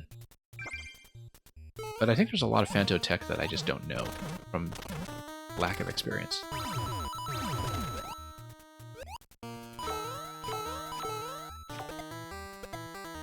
Yeah. Yes. Hey. Getting better at this, though. So we did manage to get back to that location. I would like to try to get over that hump, but if we don't, we have reached practice door. Let's check each of the practice doors, actually. Let's check door number 2. And yeah, I see that the practice doors give you the appropriate on-off state to get back into the appropriate state, so in that case, having the dry bone shell. Normally, when you get to that segment, I would assume that the switch is already set to off, as the thwomp enforces, and when you drop in there, you're expected to already have the bone shell. Then this is how the level is set up, such that you are given the bone shell at the practice point, as you can see here. Although you need a fairly quick reaction time there to see what it's doing, so. So we have technically reached the practice point already, because the practice point is with the bone shell drop onto the piranha. But I do want to see if I can get through that hump. If we can't do it soon, I will take a break from this one for now and call it for the day, but... yeah, it didn't lean into the spring accurately that time. Let's tag a like on it, and we will definitely have to keep this code in mind as something that's going to be a longer thing to work through. And Dexterity, if you catch me again, do feel free to submit this one again if you want to see more of it. What we may do is we'll learn the segments past the practice doors and eventually string this together. And yes, Dexterity. The last Phanto level I played had the music section at the end. Okay, let's see.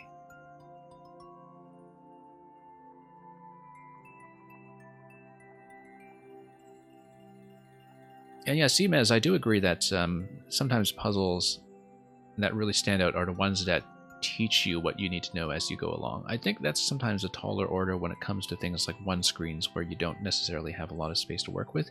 But even those sometimes have, you know, training rooms or hint rooms to help you with that. It depends, of course, on how much space you have, because I think sometimes puzzles do have a certain requirement of at least having the imagination to try something if you don't know it 100%, and sometimes that is the stumbling block that puzzle solvers can run into. So we're going to mark that just as a remove for now, and we will hopefully get back to that in some future sessions. So thank you once again, Dexterity. Let's see how we're doing with the rest of the list. Male64, if you are still here. I'm going to catch up in the chat in the meantime while we wait for Male64 to check in. Because there was a fair bit of talk earlier about learning Kaizo Tech, and I was not, fortunately, able to respond to all of it.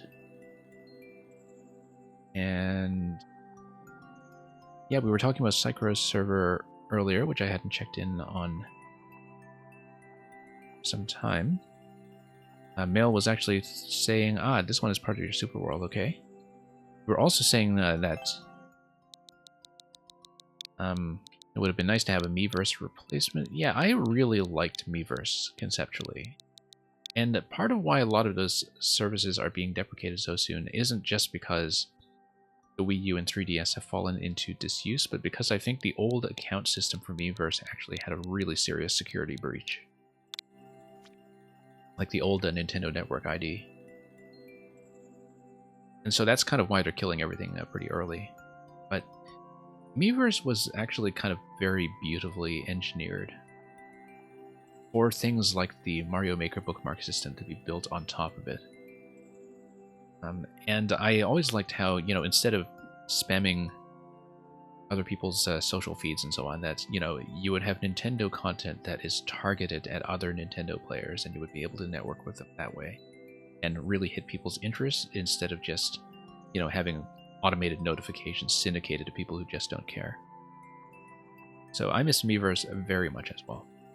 But let's take a look at the Lake's Hidden Treasure, which is a very new upload from the past week. They say the lake houses a fantastic treasure. Dive deep and explore.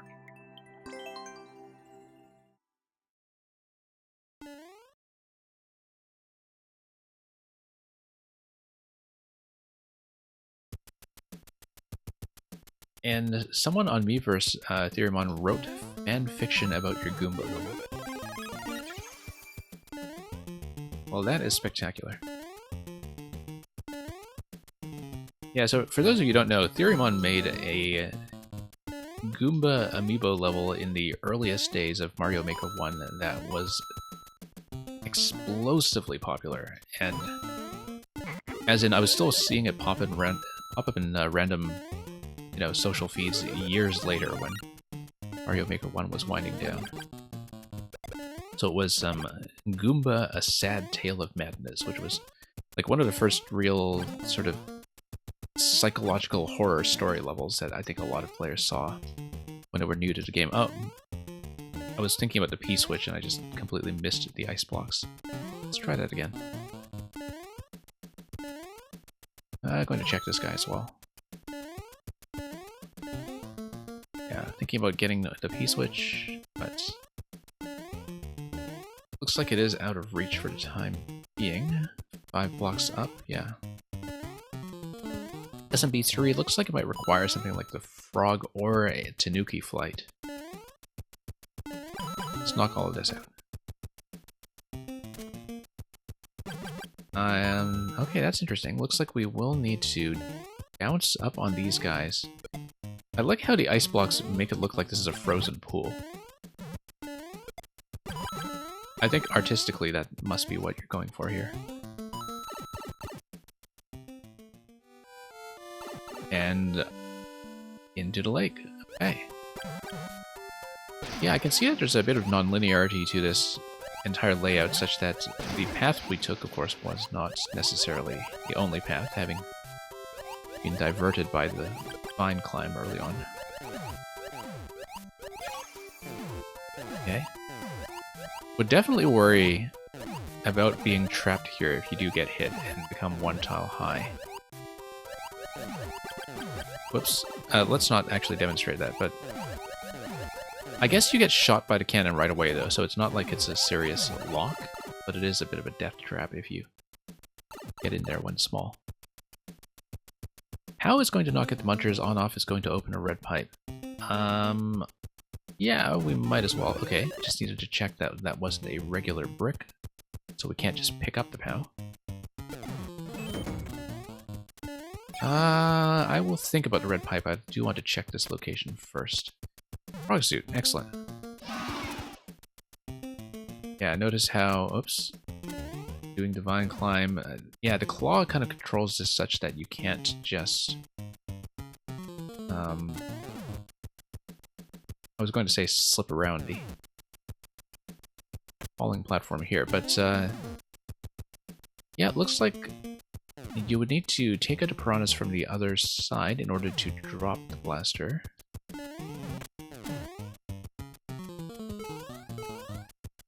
And so, let's check this first of all.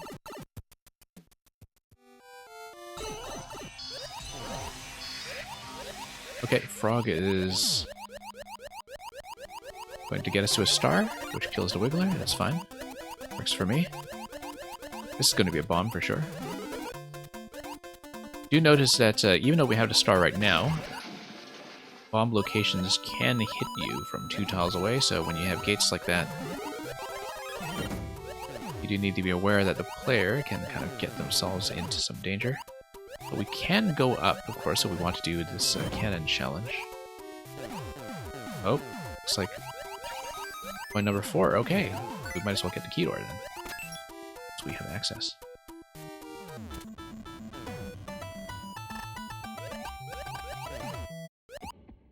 Okay, P-switch. Oops. Did not hit that accurately. Oh, that's just a 1-up, but is there something I can get if I hit that accurately? I feel like I have to race the bonsai to something, but I don't know what, because it's not something we need as a jumping platform, nor is it something that we need as a collision. So we have seen the key door route. I want to take a look at some of the alternatives just to explore a bit. Yeah, because the key door route was to go up the vine and then to the left with the fire flower. But we might as well see what else this level is doing. This is making me wonder. There totally is a cloud on the right side. Okay, we just need to jump on top of the Cheep Cheep to do it. We are, of course, going to be going for that.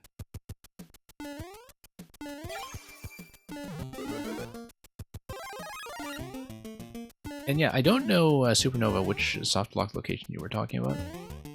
I did note some of the locations earlier where it looks like you can still die to being shot by a cannon, but I don't think we were talking about the same location then. There we are. That's going to light up the night. Oh, okay, P-switch. However, we know where the P-switch is. But I would need to fly there pretty directly, and I think at this point, Cloud's not going to respawn. It's something that has been expended already. Yeah, no. I kind of want to go for it, but it would require me to do something about the P-switch that is on this side, and we know one Cloud is already going to be used for it. Because you would need to get up there and carry the P-switch, and it looked like you would need either Frog or Tanuki to do that, and we know where to get Frog, but we don't know how to get back here from the Frog suit. So let's check the pipe that is part of the lower path, although it looks like this is sort of the better path, and I know that because the vine is hidden. Okay, so this is going to spawn you in a different part of the water maze, and we'll just go back down.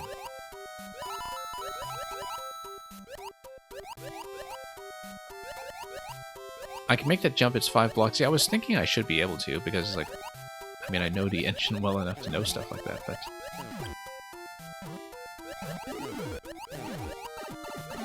Yeah, that's a good point, because I was thinking of that and thinking, like, why can't it make that? And...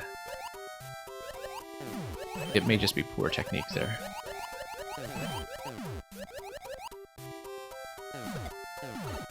Now we go into a ship. This sunken city. Now we of course do have the Tanuki suit now, so, and we have access to the Frog suit as well. But we don't have access to going back to the start location because of the placement of the OW and off switch and such. We can grab a coin too, but we have to pop back out and take the passage that is on the right side.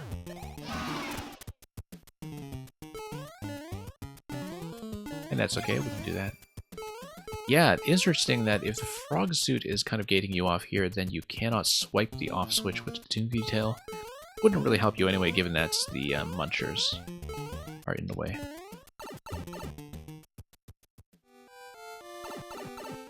Okay, let's let everything fire, and this will be something completely new.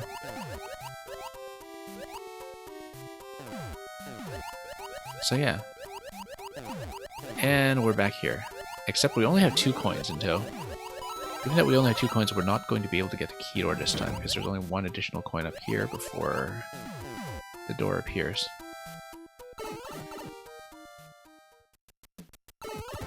Anyway, here's the Boom Boom Room Room. And...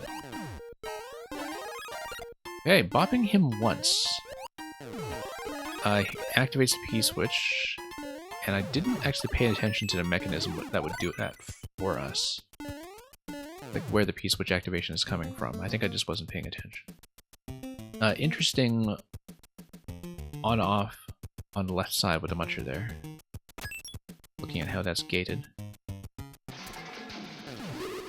Whoops. And we got smoked right before the checkpoint, which is something that happens, but which means that we will be able to inspect some other alternate routes.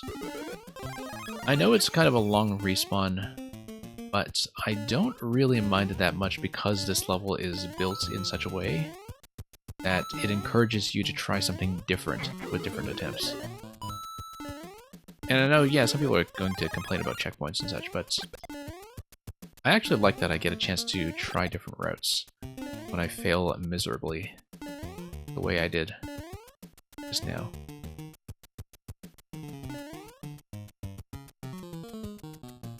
Okay. There we go. Just needed to get a bit of acceleration off of the ice there. So here's what's going to happen. We're going to hit the P-switch. I mean, it's the kind of thing where you don't really know this interaction exists until you've flown up already and seen the P-door. But we're going to hit the P-switch, then grab the cloud, I think. Otherwise, the cloud might not remain alive long enough. Except that's on the assumption the P-switch will last long enough. It might be smarter to let the P-switch go first. Fly over here with the cloud. And then... whoops. Okay. Hang on. Let go, let go. And miss. Okay. Yeah, fly to the left with the cloud, bump the P-switch, then go all the way up top. Okay, so that was a timing-based contraption. Or Boom Boom, then it was just a coincidence that we managed to get that with the hit that we saw earlier. Let's actually grab the pink coin just in case we want to collect them all. Because I think it was actually this one I missed last time. Maybe. Not sure. We'll try out some of the different routes and just see what this is all about.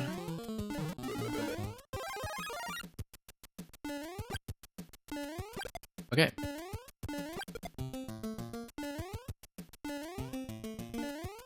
Okay, let's not blast this ice platform here. Do need it as something to step on, as well as a place to build up speed.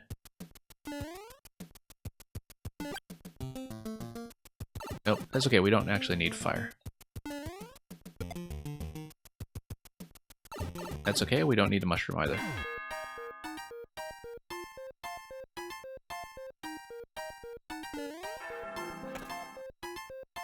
Through the P-door we go, and through the red pipe.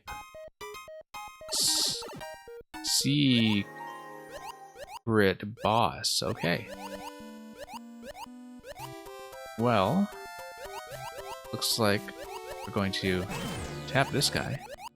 See what comes out of this blaster. More bombs, okay. Good thing I didn't get shot in the face. There is an angry sun, which is maybe going to be interesting. Okay, we're going to hijack the car, of course.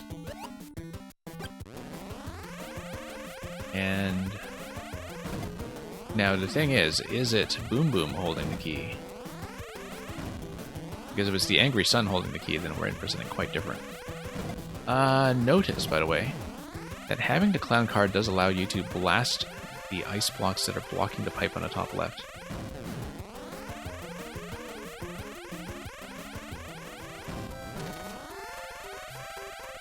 And that's okay, in fact, because... oh, that's kind of interesting, then, because now I can go through the pipe to exit. But I still haven't been able to get through the key door, and I feel like we do, in fact, want to, like, bomb the sun or something to do that. Or, oh, no, it's probably just Boom Boom. Okay, no key. Maybe it is the sun that's holding the key. I believe it's actually killable with the bomb detonation, but it's a very fussy sort of interaction to sort out, and so... I may be wrong about that, and I am low in health, so... might be a bit tricky to set this up.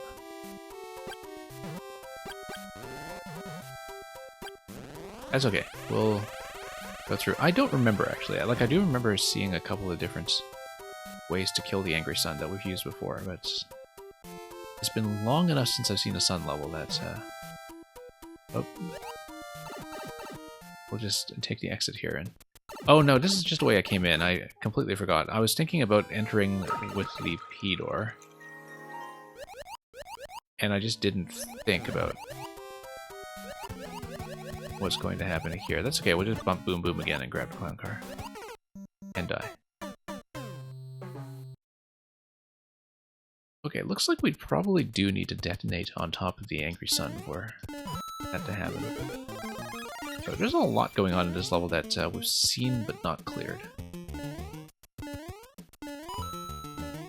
So we'll try going for the secret boss route again. And if we're really kind of struggling with that, then we'll try to do the 4-coin key route once more and pass it properly.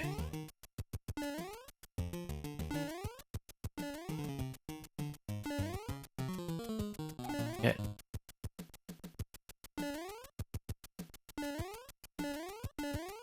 And yeah, let's just drop the P.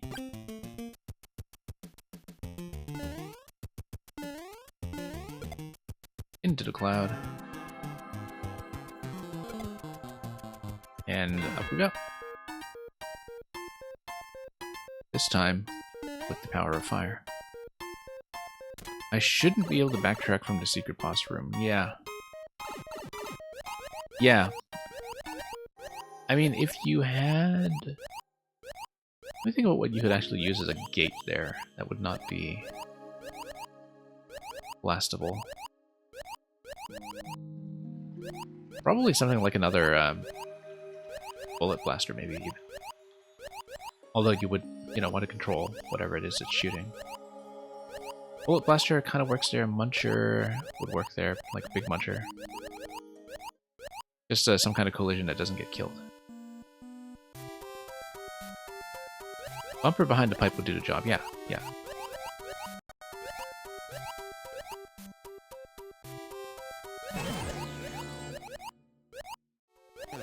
And... okay. Let's get rid of this first.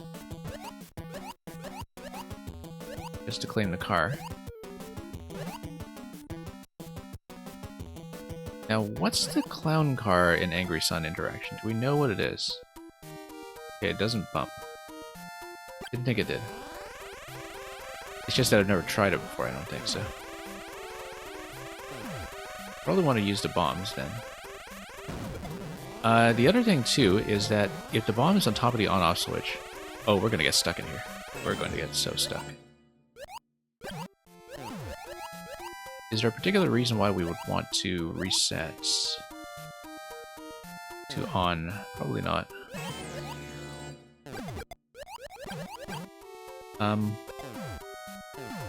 Yeah, let's just...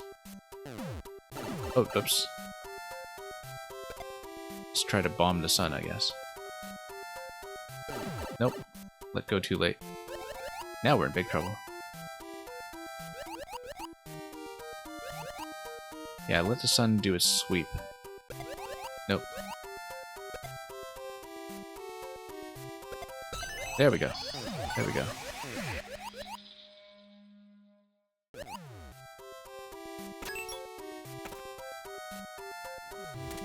Yeah, I thought that's how that worked. Of course, the Angry Sun is just going to come back and attempt to have its revenge.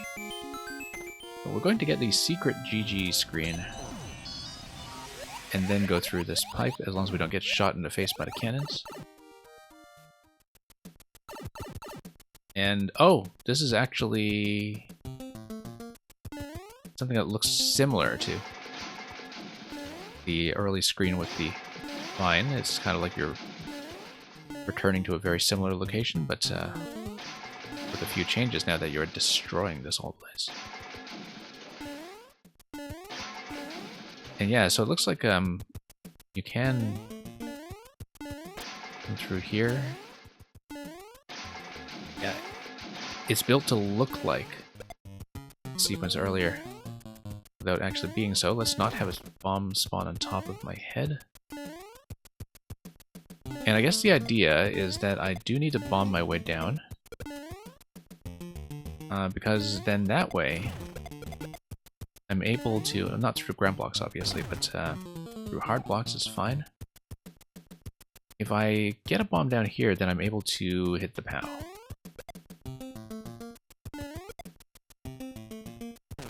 And if I hit the POW, I'm able to hit the munchers and get through. And nope, that's nothing. Oh, okay, no, I see I opened up this location to the right side.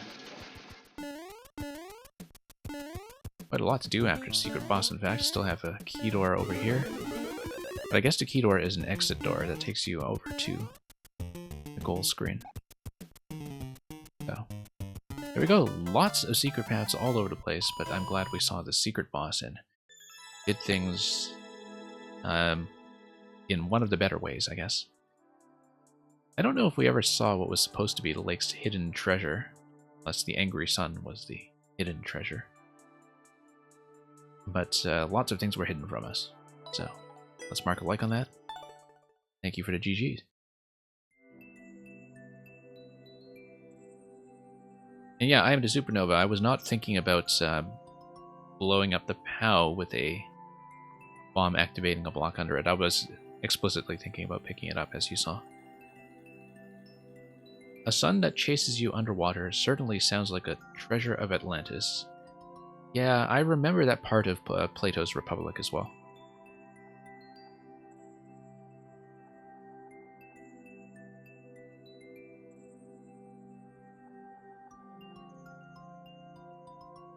See the current state of the list, just to make sure we are getting through things at a reasonably efficient clip. Taldir, if you are still here, it is your turn once again.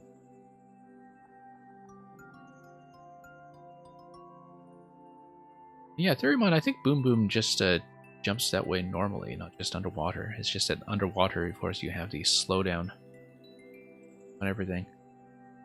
Unless you're talking about something else.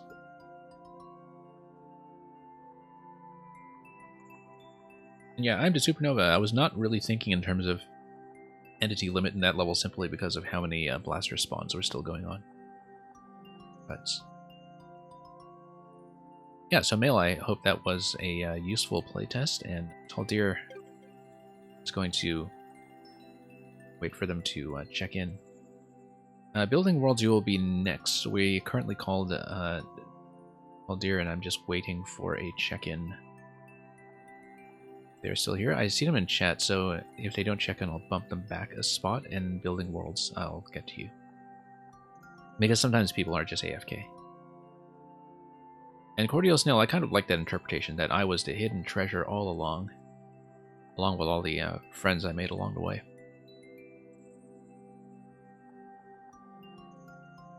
And yeah, have a good day, Mail. So, okay, since we have no check-in from Taldir, I am going to just tap next for the time being. We'll give Taldir a second call later on, but for now we will get to Building Worlds. So thank you for your patience, Building Worlds, and thank you for sticking around so long. We will take a look at MQ9, WJV, and 5G. So yeah, let's see what this one is going to be about. It is Super Mario Pain Composer. 0 clears and what looks like Team Precision. I will admit right off the bat, so you don't, think I'm being unfair with this short and sweet speedrun, that I am bad enough at precision that I may not stick with it for that long, because often I find that with some spike precision stuff that's very high difficulty, and like I don't actually improve very much with repeated attempts, so it's kind of like rolling the dice, but we will give this a fair chance. We will take a look and see what it is all about. So, let's see what's going on.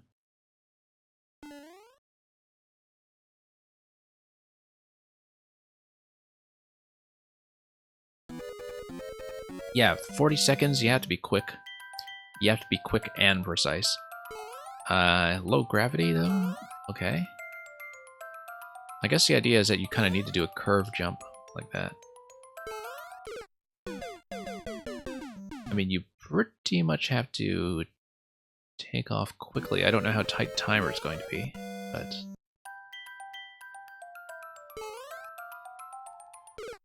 Okay.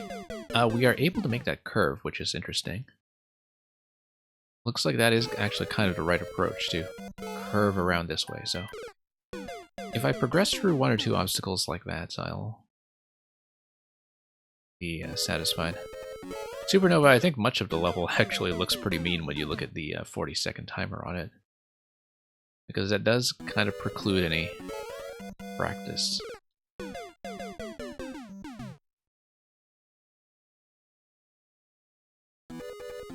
Whoops. But we'll see. I mean, I can clearly make this curve here, given some precision.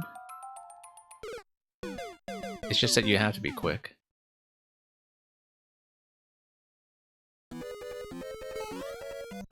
Okay, almost. Kind of like a neural network with same starting parameters for each node. Yeah, that's exactly what it's like. Just run tons of simulations until something sticks.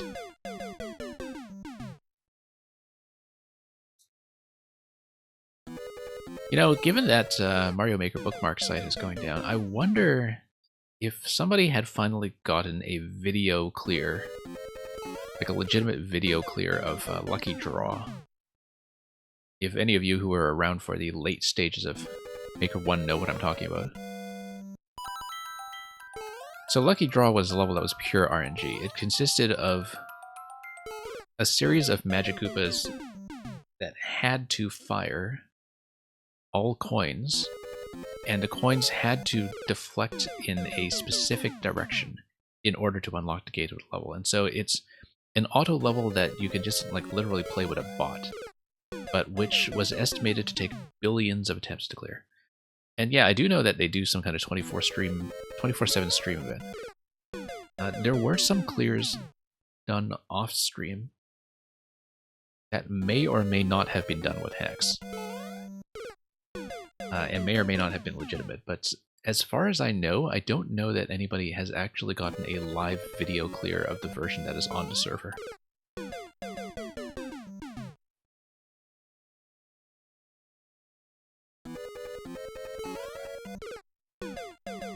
So, Supernova, I actually kind of appreciate the existence of Lucky Draw in Maker 1 once. Like, that's the kind of level that exists once as a proof of concept.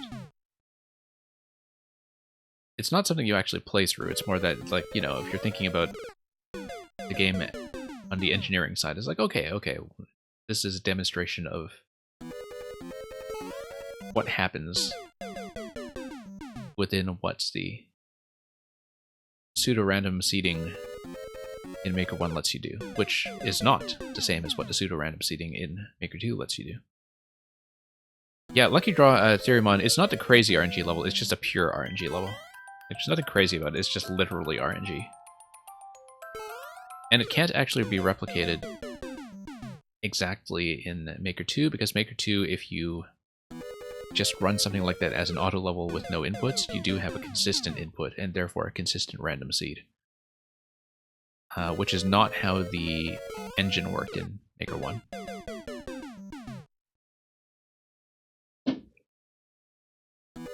And hey, Merlin, welcome.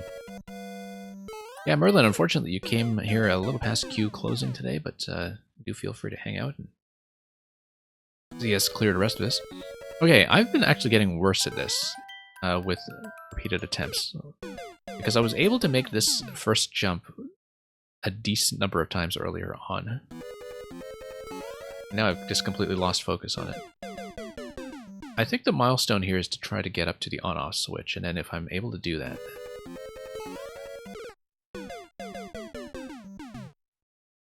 And yeah, Theoremon, I remember around the end of Maker 1, that Jakku, who was actually the creator of the Warp World bot, as well as one of the engineers behind the Task bot, was running like multiple bot streams at once, like a simultaneous multi-screen thing, to try to record a clear Lucky Draw, and I don't think he actually did it.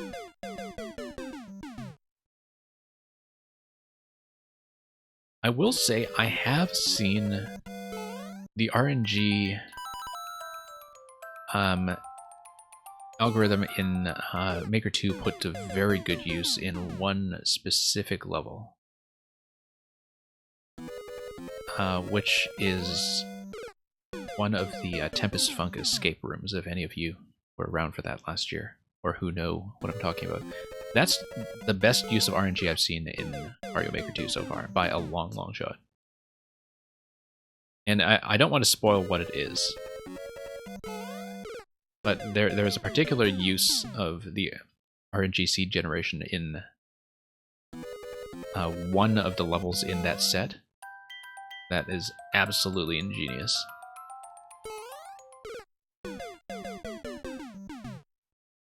Anyway, not going to put too many attempts on this just given the nature of the level, but we will try to at least get up to the on-off switch. And in the meantime, I guess this is a good opportunity to just kind of roll the dice on this in autopilot and catch up in the chat.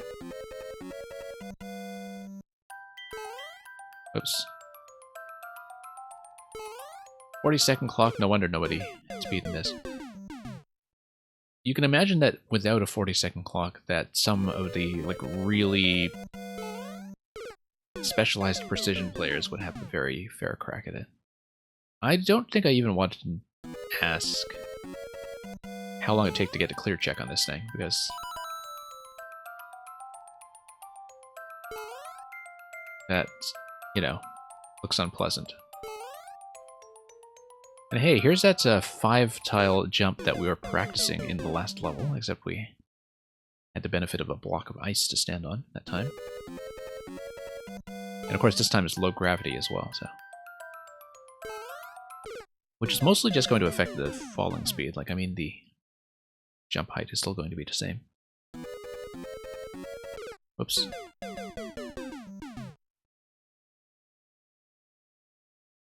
And yeah, CMES, I remember the concept that you're talking about in terms of requiring the random draw and getting the Lanky Mario mushroom, which I remember there's something, there's some kind of difference when you try to do that locally. That was one of the ways that you could create a level that behaves differently in the live version and the editor version. That there's some kind of controlled circumstance where Lanky Mario never spawns. That's... I don't know if I'm explaining that accurately because my Maker 1 knowledge was mostly secondhand. And that most of the advanced stuff with Maker 1 I didn't really learn until the game was nearly over. And by over, I mean, as we were transitioning into Maker 2, so... Anyway, not going to put too many more attempts on this one. I would like to hit the on-off switch just to prove that we can progress that far, but I would not imagine that we're going any further than that. But it's nice to have a very specific milestone in mind, even if it is literally 3 jumps. Yeah, 3 jumps. Can we make 3 jumps? I don't know. And yes, you can't get Lanky when doing a clear check. Yeah, that's what I meant to say. Whoops.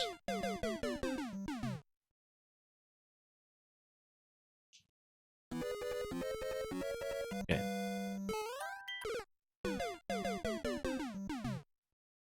Okay, not going to do this for much longer, though. Just so we have something a little more designed to watch. I'm going to look at it on the previous screen. I'm not going to zoom in because I currently am not using a controller that has the home button. But I do want to see, I guess it's built, yeah, that's the extent of the width, but it's also built using both screens of height.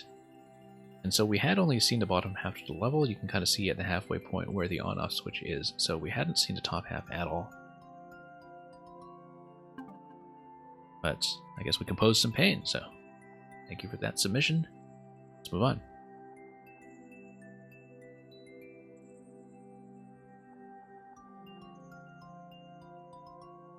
But yeah, I could imagine that, even with somebody who is able to do precision, that having to do everything under time pressure in order to get any reasonable practice in on the second half of the stage is definitely a difficulty. You would literally, I think, have to rebuild this level yourself in the editor and put on a 500-second limit to have a realistic chance of practicing. the latter segments. But I don't know, some players are really good at precision, so maybe they know something I don't. Kind of wonder about that clear check time. Clear check time had 37 seconds and a bit, so tiny bit of wiggle room, but apparently not. This is going to be second call for Taldir. Otherwise, Taldir will be removed. I think they did leave earlier, so I'm just going to remove. And we had already playtested an early version of that today anyway, so no harm done.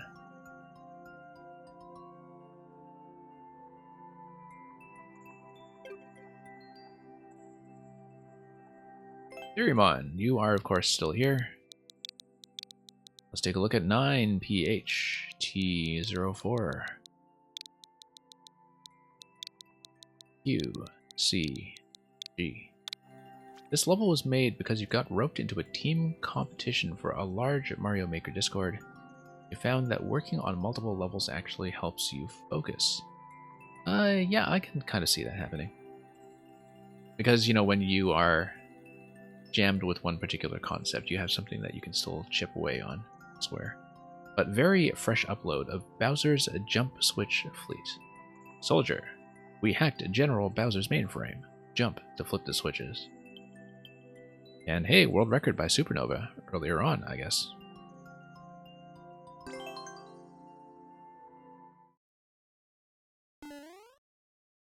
So yeah, anyone new to Theuremon's levels, you should know that he loves his environmental storytelling, which sometimes takes me a while to decode. Okay, 2 key doors up there. Ah, jump detector, okay.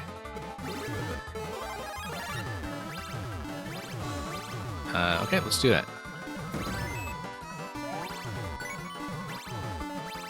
And there we go. It's kind of a jump detector tutorial room, really. I did notice the P-switches up top. Now we have something that is going to put you under a little bit more pressure.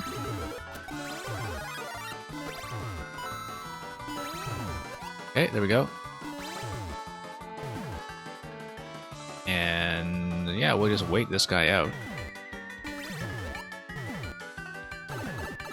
And then that's going to be a jump that you always have to take a bit of a risk on. Interesting that you could theoretically bomb your way through that location, but instead, on top of this Volkswagen Beetle, we're going to be fighting Larry over there. Okay, so we need to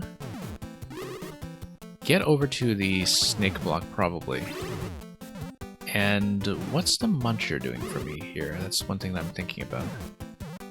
I think I need to get over to the snake block. And that afterwards there's going to be like a push that's going to be a crush death on Larry. Yeah, because... there we go.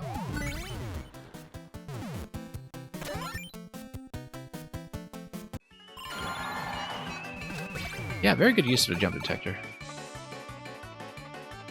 I like that kind of steady escalation of what you are being asked to do as a player, where, you know, you just have progressively higher level of risk, and of course now we are going to have a multi-checkpoint setup using the linear system that was the Ether Pie system, if I recall. Okay, you do need to go rather quickly and react very soon to this segment here. Oh, whoops. It's got trapped in there. That's okay. We will just have to do that one more time.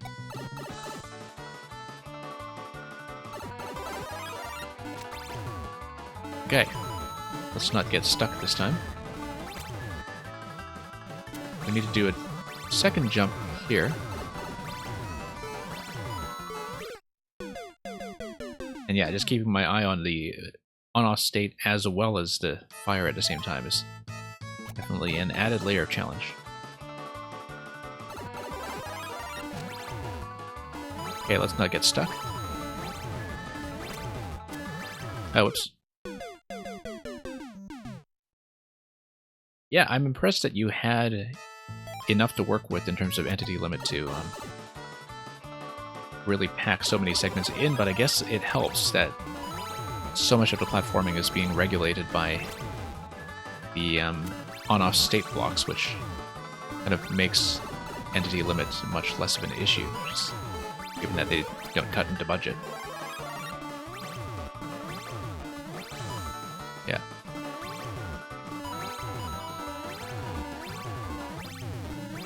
Okay. Sometimes I have to account for the responsiveness in terms of how quickly the thing is actually going to work out. So yeah, we do need to hit both sides. That's kind of a nice setup to enforce that we do need to hit both sides on what is actually kind of a military helicopter. I'm so focused on some of the platforming sometimes that I'm not devoting enough commentary to the clear amount of effort that was put into making things aesthetically sound, like in this, whoops, alien invader here with the 2 eyes and a flaming mouth that just happens to be regulated by an on-off switch. Up we go. Alright. But yeah, sometimes, yeah, I usually have enough room to jump over and through these blocks before they activate, and that's something I have to keep in mind. Because sometimes I'm kind of making a snap decision as to whether I'm standing close enough to the block to jump through it before the jump detector properly registers. And so that's the only thing, is that that can come off as a potential point of inconsistency just because of the activation time. But generally, I think that's something that's readable on my end.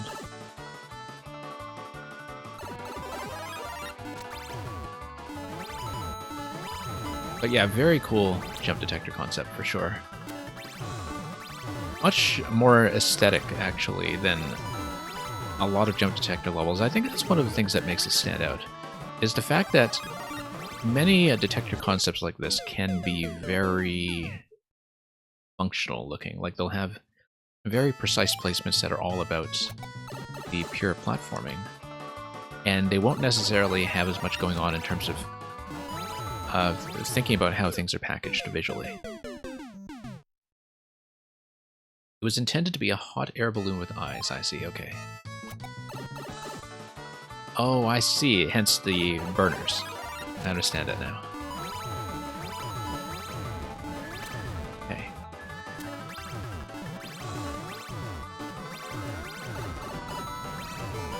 Once again, aggressive power-ups are always nice to have. Yeah, the timing on that gate I'm still having some trouble with, simply because I don't know if it will activate in time when I jump towards it. I think if I take a higher jump arc and then fall into that location, that's probably going to be the best approach.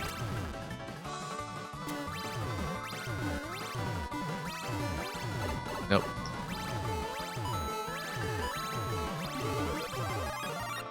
Yeah, like, do a nice high jump and fall in.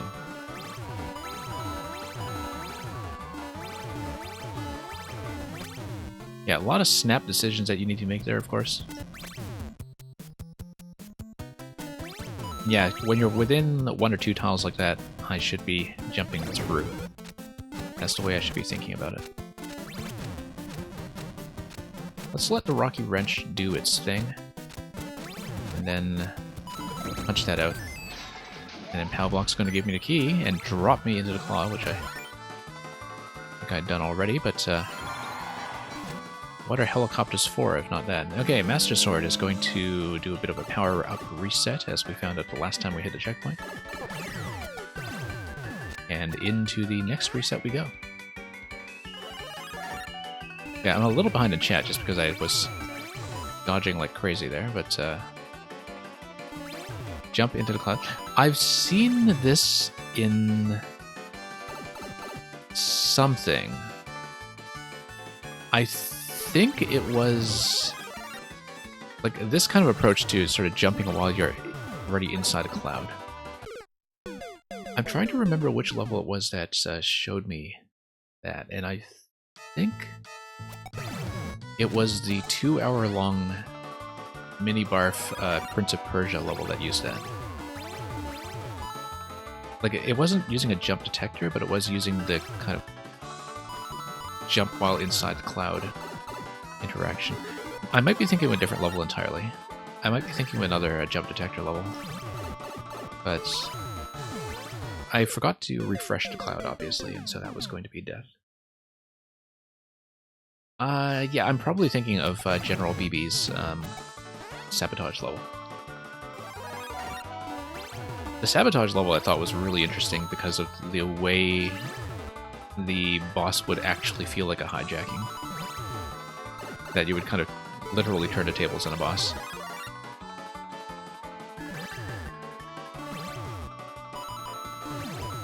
Yeah. I probably got it confused with the Prince of Persia level because that did have a cloud-related bonus segment. But now that I think about it, it was a jump detector that I'm thinking of. Okay, so that's going to be gated off, except we can do this, which is fantastic, because now we need to take advantage of a jump detector to blast through everything on the other side.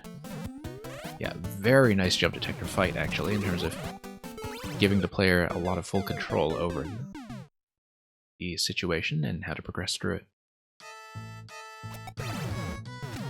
And we're only on part 2 out of 4, but this has been really quite an experience so far. Yeah, I guess this is some kind of like armored personnel carrier that we're inside here. Okay. You want the mushroom on hand here, given... Whoops. How much dodging we need to get done. Whoops. Okay, here we are. And we'll just chip away at this one bit at a time without getting hit, hopefully. Gotta watch the projectile down below. There we go.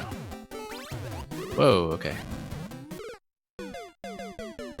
Right idea, just need to get better at dodging. It's an armored train, I see. Oh, you put 2 fire flowers under the stage so it would sound like a train. Interesting. Yeah, I don't think I picked that up now. But, oh, Super Ball is going to be the progressive power up there. Interesting. Super Ball in the fire car is not something I have seen, I don't think.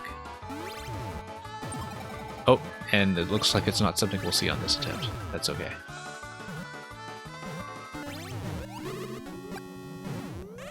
It occurs to me I don't know if the Super Ball does anything interesting inside the fire car. But, whoops.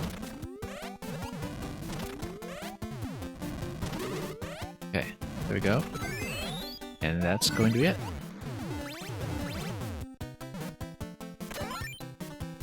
And that's the end of segment 2. Yeah, Supernova, playing a lot of Therymon's levels in the past has kind of trained me to expect that a lot of stuff will go on aesthetically. These levels tend to be very rich with visual information that's just kind of there for decoration and theme.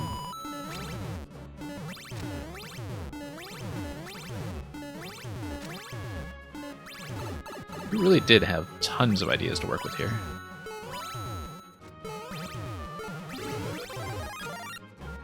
Oh, whoops. Well, that was the end of that lucky streak. Kind of looked like a face, that little bit there as well.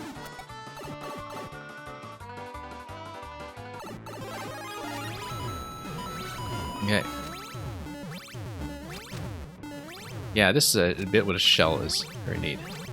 Also because the spiny shell is, you know, slightly riskier, and so you do have a little bit of escalation there as well. Okay, there we go.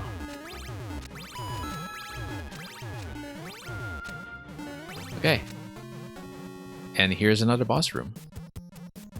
Looks like we need to hit both sides once again in order to have the shell upstairs bounce back and forth, and probably hit a POW that comes out the right side, I would guess.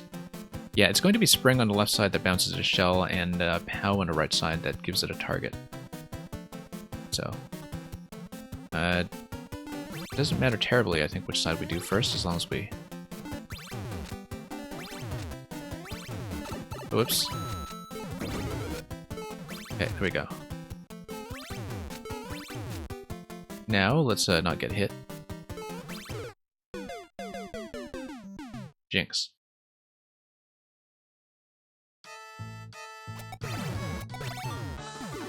Yeah, I guess both of them kind of are end gate boss fights. This one and the dangling helicopter one earlier. Very low budget in terms of the pieces you need to make that happen too. But they just give you like a very clear pair of targets, which you can do in a non-linear order, which I think is always satisfying. That, you know, you give the player a little bit of choice, even if it is a symmetrical layout. So it's essentially a kind of, you know, do this twice sort of boss fight, but obviously accounting for symmetry.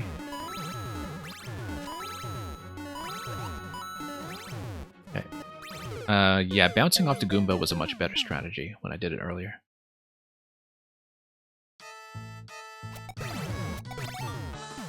Yeah, this has really been quite a lot of fun so far.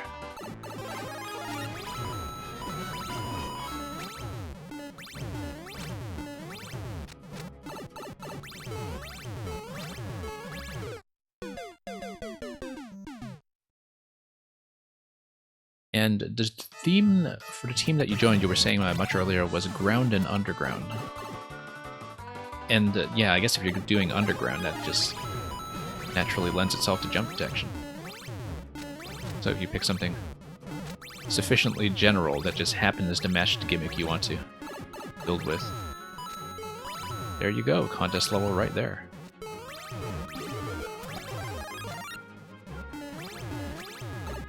Yeah, it wasn't really thinking ahead there. There we go. Okay, lost my power up already this time.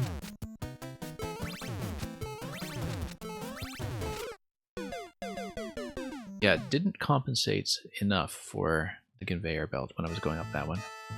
Wanted to buy myself a little bit more time to make that jump, but that was not happening. It's actually the Saturn V rocket, but you had to saw off the top, okay.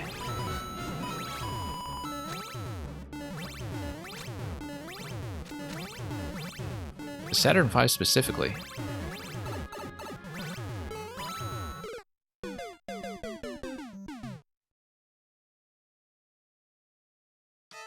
Yeah, Theorymon, I remember the bit in the idea book that you showed me in the Discord the other day. That was the military thwomp.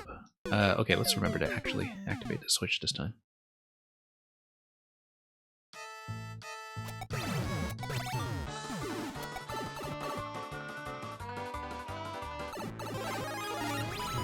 And through we go.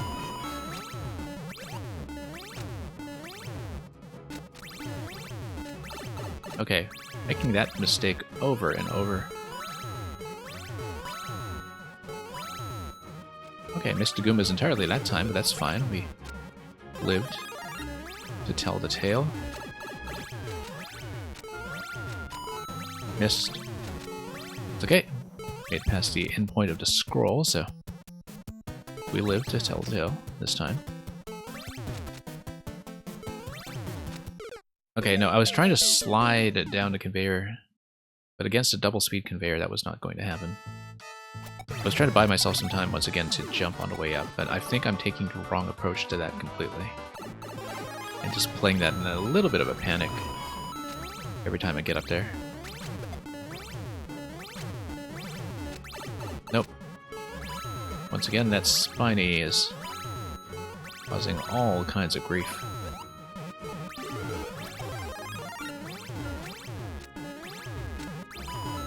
Okay, made it here with the mushroom. That's progress.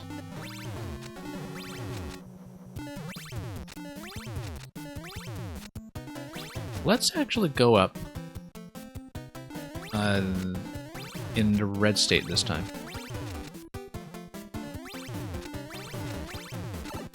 Okay, nope, bad idea. Yeah, I still don't have a good method for doing that, I guess. Like, these guys on the bottom I can deal with. These guys on the top much harder, because my jump arc is never quite right. I think I need to pull back a lot harder on the jumps themselves.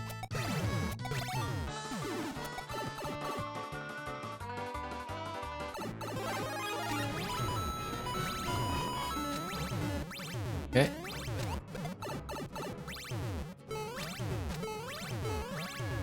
Okay, this guy dodged him for once, but of course we had already taken a hit by that point, so... Whoops. Was not expecting to miss.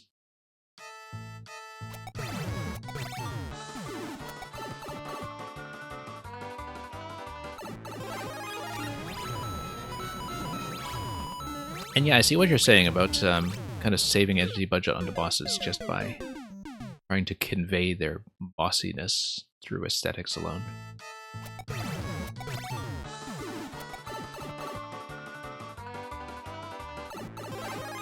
Because I do see that, you know, the layouts here are really mostly just blocks, but very strategically placed. And hey, Destructor CB, welcome. Destructor CB, we actually have been closed for quite a while because I had a fairly long queue today. But thanks for dropping by anyway. We are running at the same time block tomorrow with viewer levels. At least I hope so. That is the plan. Sometimes if I finished queue a little bit early, I do reopen for more, but I find that extremely unlikely for today's set simply because of who we have left.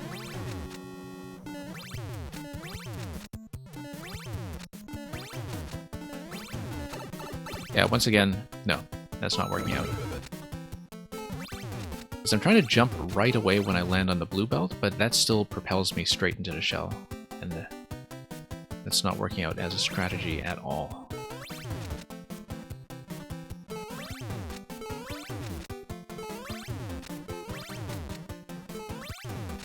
I think I need to jump on top of red belt and then just kind of go above the spiny while it's going upwards. Like that. Except not that far. That time I got propelled a little bit hard and had too much momentum coming out of the conveyor belt that I did not compensate for appropriately. So. Okay.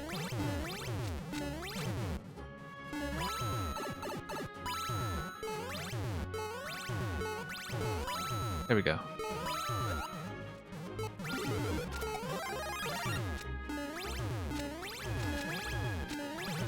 And through the middle we go again, and that felt a little better than usual.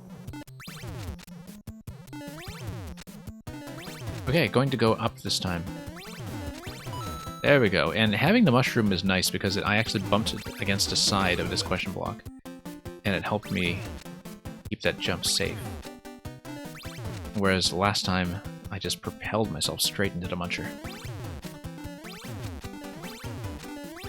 Okay. There we go. Nice controlled jump. Everything's going to go down. And we are through. Okay, one more to go.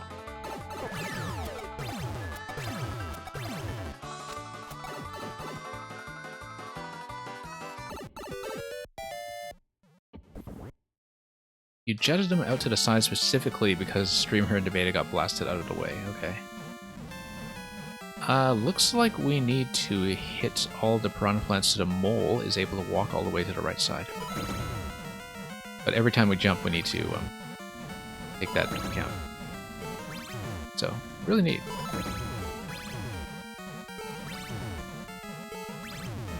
Nice to have the claws as a safety point too, in case you mistime everything. Of course, that's also kind of a drop point for when you do make a jump in the same location.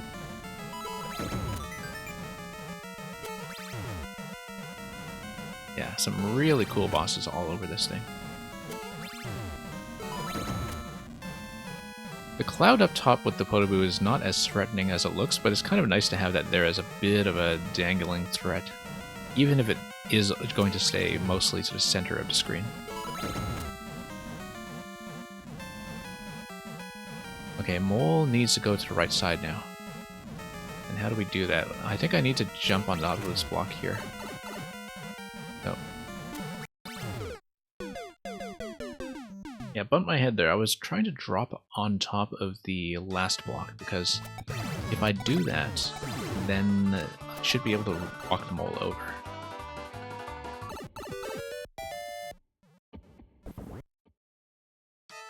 The idea of this boss was to echo everything you've seen in the level. I see, okay.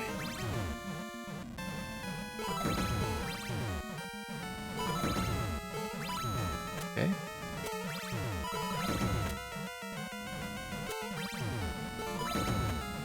Kind of satisfying to do it quickly once you've seen the concept of the level. Whoa.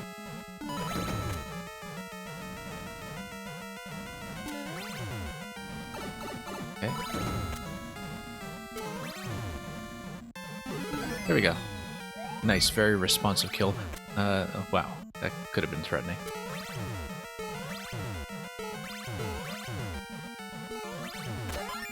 And let's not get hit by the fire right at the very end as we go through the key door. And finally, hop out this way. Now, what would I possibly want the moon for? Let's let it swipe me. I see it's a world peace ending, by the way. That's a nice touch. I guess we want the moon for world peace, except the ground tile is going to block me up top. Hang on. Is the detector mechanism within range to be nuked by the moon? Let me see. The moon was supposed to kill the blaster. Just want to touch it. There we go. Yeah, and of course, the jump mechanism is unaffected by it. Anyway, world peace followed by one final coin at the end, of course, which is just there because you needed the checkpoint system to be dependent on coins that do not give you the key. Just for the temporary unblocking of the entity limit. So, nice way to finish. And yeah, this was really good, actually. I think it's been very interesting to watch you develop your repertoire of tech that you bring into these levels and still have it be very recognizably your style, but with a lot of the tech tricks that we've seen in many other levels before are brought together in one place. So yeah, lots of fun. Thank you for that, Theorymon, and thank you once again for dropping by. And yeah, good luck with the finale dual level that you have planned for the end of Mario Maker 1. It's good to know that you seem fairly confident that you'll get it done by deadline, so long as Nintendo doesn't pull the rug from under your feet and close things down early like they may have done with the bookmark site already.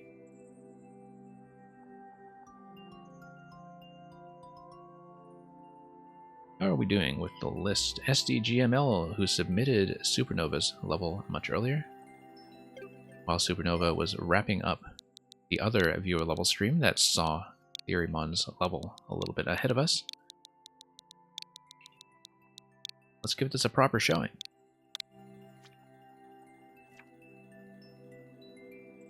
Underground Hogs. So I did see a little bit of Supernova building this on stream. I'm kind of interested to see whether I will get sniped by that sideways thwomp anyway. You know the one I'm talking about.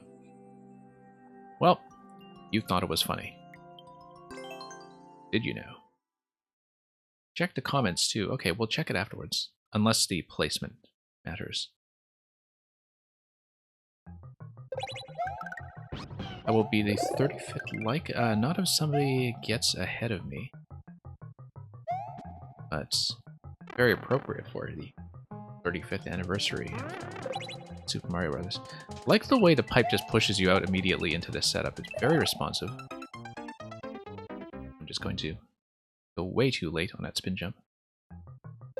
I didn't know 35 was a threshold, actually. I knew that there was a threshold at about that point. I didn't know that it was dependent on a specific number. I thought it was kind of a ratio thing. But I guess you've worked out the formula.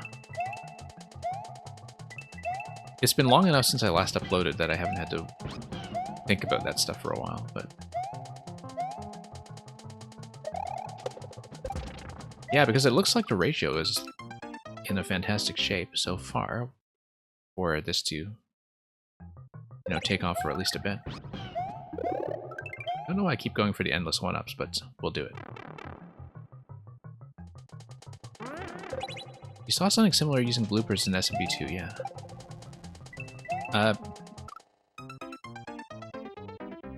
And I don't know if I know the specific level you're talking about, Electrodude, but I think I can visualize the concept.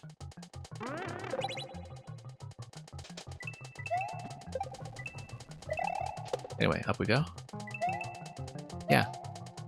So when we have a bit of a blind spot above ourselves, the coin trails can be pretty reasonably trusted, and often you do have to kind of go early to make sure you stay on the coin trails before you hit something that's going to come at you from off screen. So the idea here is to trust the coins to dodge things that are going to come very imminently, like the icicles we see early on.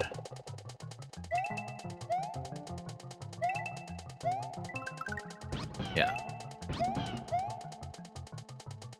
Okay. Here we are. I actually do kind of like the element of risk with the moving target there. I'm having a lot of trouble hitting it, of course, but...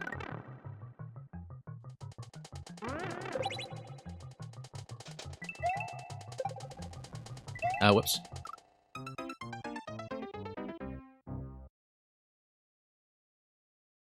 D-Money told you need to get 35 likes within a week in order to get into the popular tab. Okay.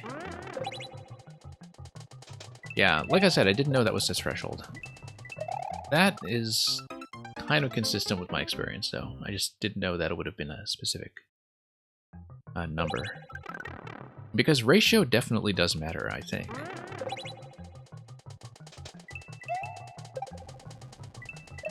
But I'm not clear on that, and I think that it's understandable that Nintendo would keep that specific formula kind of opaque and difficult to reverse engineer, because you don't want people to be gaming it even more than they're already gaming the popular system.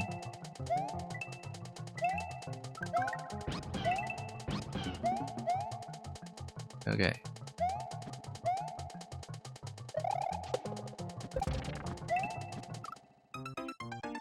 I think gaming the popular system is really, you know, even apart from the stuff that's clearly only there to game the popular system, like the refreshing special and all that,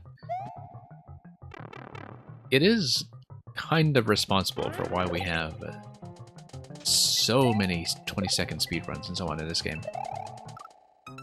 And why they took over early on in a way that was even well beyond what the state was in Maker 1. Of course, Maker 1 just had auto and music levels all over the place in the early days when that kind of stuff still impressed people.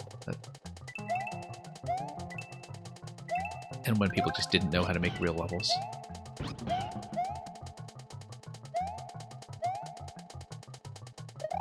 But like, I think the, you know, issue with things like certain kinds of formulaic levels that are still even playable and not just the refreshing special kind, but, you know, stuff that's actually still interactive but just kind of bland.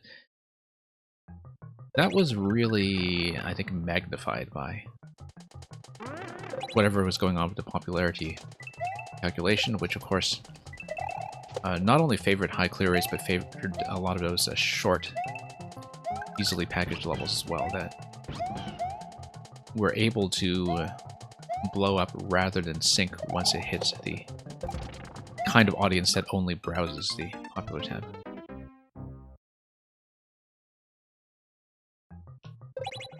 Yeah, really liking this concept so far. It's like I was saying, I think in Supernova stream, when I sort of saw a bit of this being built, Monty Moles really are one of the best elements in the game in a way that is severely underrated, I think, because the rule set for how they rise through blocks is just so unlike anything else that happens in this engine. Like, there's just no behavior that's quite like that, even when you account for some other burrowing tech with Roy and so forth. Which was incidentally why I loved the Saku crawl space mole puzzle level that was in 4YMM. That was really a powerful demonstration of just how much you can do with mole logic if you actually understand what's going on. And I think usually the barrier is that, you know, the mole mechanics are just such a very specific part of this game that there can be a burden of knowledge on the player in terms of understanding how to interact with it. And whoops, that's a bit of time pressure there.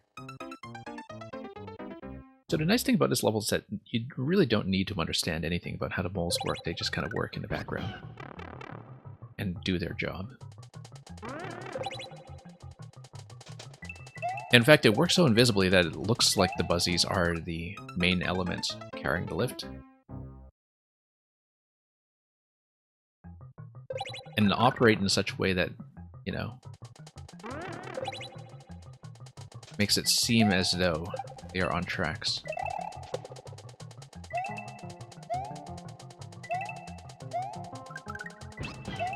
But here we are.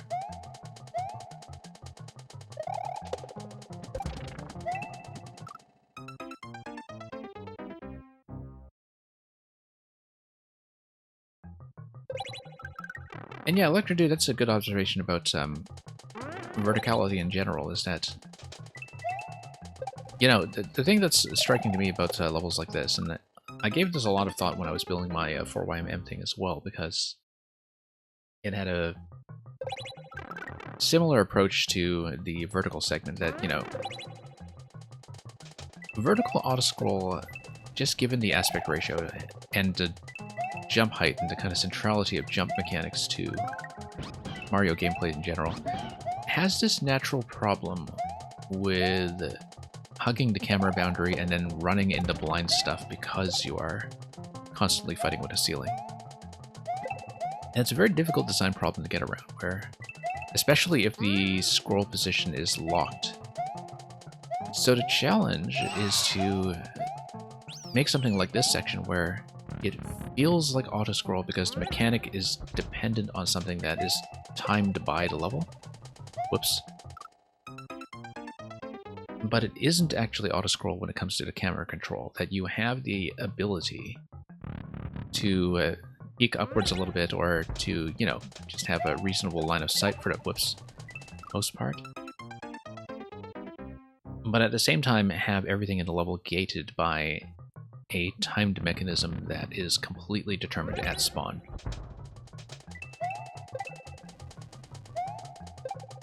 And I know from experience how difficult that is to balance, because you still need to worry sometimes about the player getting ahead and running into blind stuff, or feeling like they have a waiting segment because the timing isn't quite working the way you want.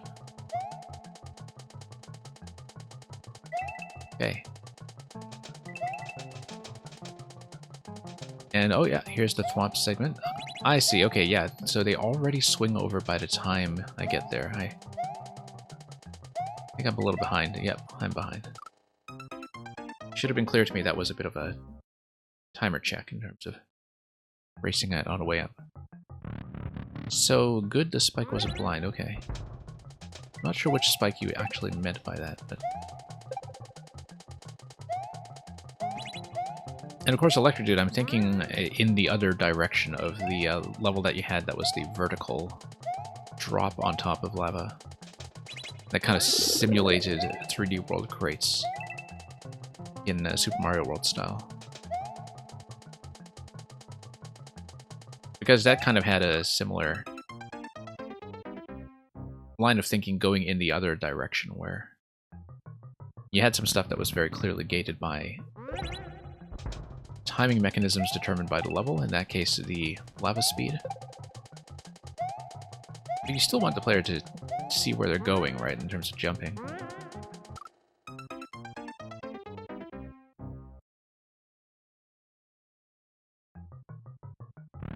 And I think that's the thing that, you know, like a lot of vertical auto-scroll with an auto-scroll camera has a lot of trouble contending with. That fundamentally the central interaction of Mario is the jump.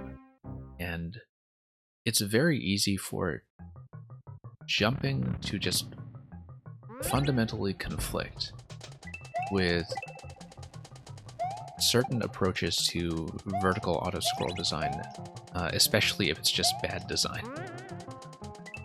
But I think it makes pacing a really unique challenge when it comes to figuring out how to make the stuff that, you know, feels like auto-scroll, but from a camera perspective really isn't. Because they also give you some elements like what you have in the end segment there, where if you are behind pace, you have to think about catching up, which I find that with all kinds of auto-scroll, including horizontal, like that's often the way that the gameplay feels most dynamic and flexible, is like when you have a chance to feel like you are falling behind and have the chance to work to catch up. Or feel like you have a chance to get ahead and buy yourself some time to hedge against some later risk. Like you have that level of player control, I think, is kind of very important to making any kind of auto-scroll feel decent. There we go. Barely made it over that lip, over to the corner of the stump. Okay, Boo is going to give me a GG here. I was kind of tempted to go for the arrow there, but I think the arrow is just pointing me out of the cave and towards whatever comes next. So that's Underground Hogs. Very enjoyable level. Thank you, Supernova, for creating that, and SDGML for making sure that got into the queue tonight. So let's mark a win for teamwork. Electro Dude, I do believe you are next. And I should look at the comments, yes. In case there's some fine artistic illustration here by SDGML, who says, "Bruh, get out of my hole." I see what's going on now. That's, I guess the Boo at the end is supposed to be a dead mole. A lot of the usual suspects. Played this already? But yeah. That was like number 35 on 33 clears, and so hopefully this gets a chance to take off.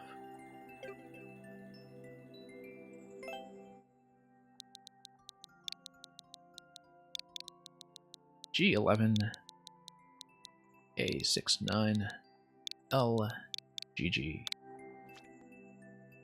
The level is going to say GG to me in advance.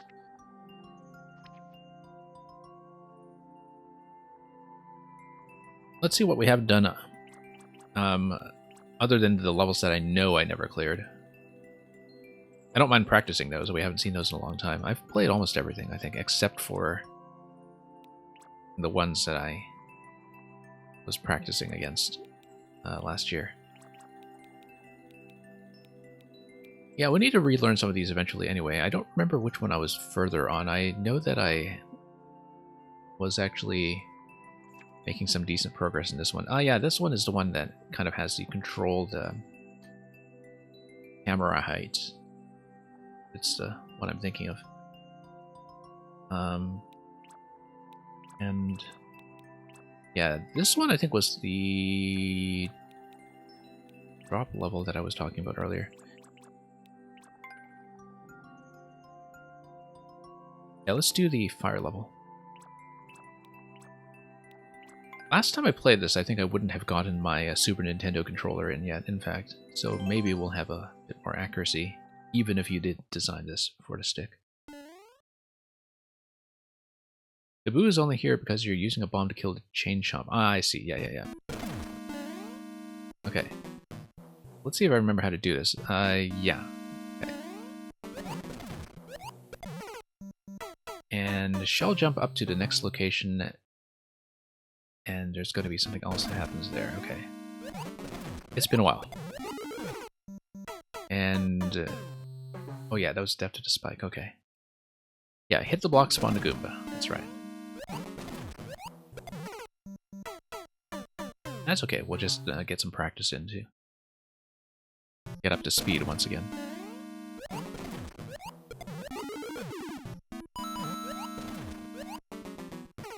And then that's going to be... yeah, we need to hit the question block. That was the thing I missed.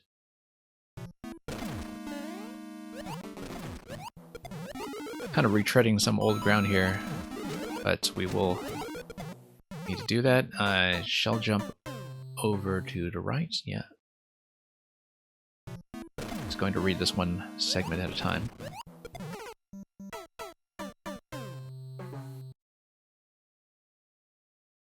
When I was first resuming the stream, there was one particular level that had one shell jump in it, and I remember telling the maker, oh, I don't know if I really know how to shell jump. I do it about 20% of the time. And when I played that level, I nailed every shell jump, which was quite a surprise to myself, and which I have clearly not been able to replicate here. Keep the targets in mind, of course, given that the target is hidden under the boo. And yeah, SCGML, if I forgot to say goodnight, have a good night. And hope to see you around for more submissions.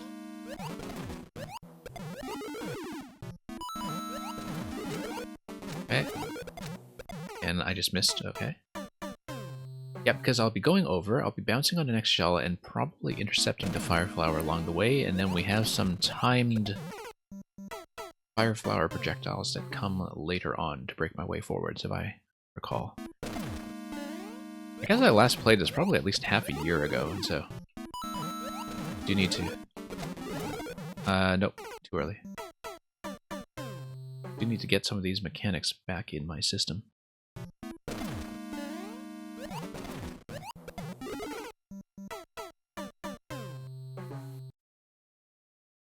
But yeah, I remember being reasonably satisfied with how far I got after a few hours of grinding on this.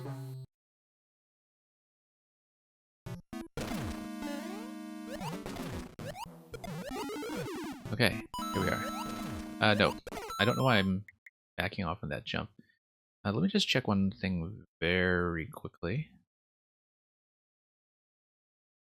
And yeah, I don't know actually if Terminator is even still waiting. And watching Guy79, I only wish that my Mario Maker content were publicly funded by something like National Public Radio. That would have been actually very convenient for my purposes. You are not the first to make that observation. Not the first by far. If NPR covered more shell jumps, America would be a different place.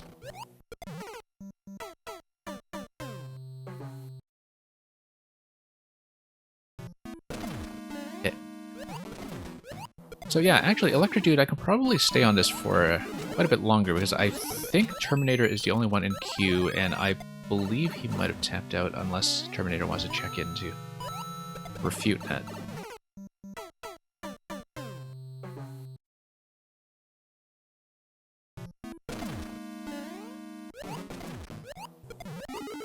Yeah, Watching Guy, I don't know what radio station you're looking for. We don't really do much in the way of punk rock here, I'm afraid, or whatever the kids get up to these days.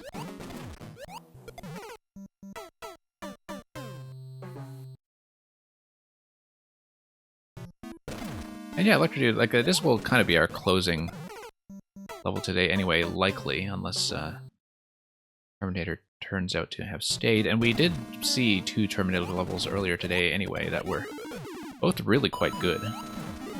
Some of his best work, I thought. Okay, finally making that shell as indicated by the 1-up chime.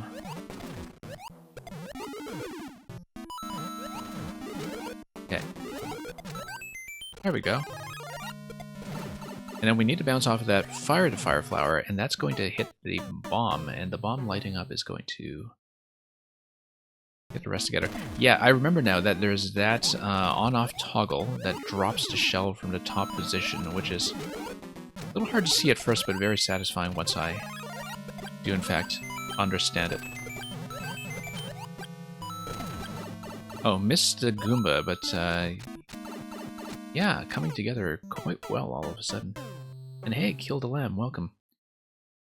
Kill the Lamb, we are closed, but this is the last level of my current queue. I am unlikely to finish it because it's difficult. So it's not impossible for me to sneak in your level, maybe. I don't want to promise anything yet, but since this might be the last level in the current queue, I may be able to reopen for one more. But just hang on to see, because I don't know yet if I will be able to stay long enough to do that. But if you're still around when I'm ready to call it this level, then we'll try to deal you in.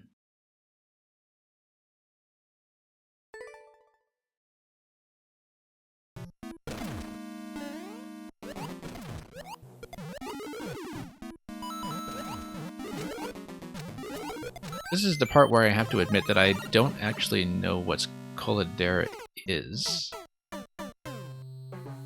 So... Oh, it's another streamer, I guess. I don't think I know who that is.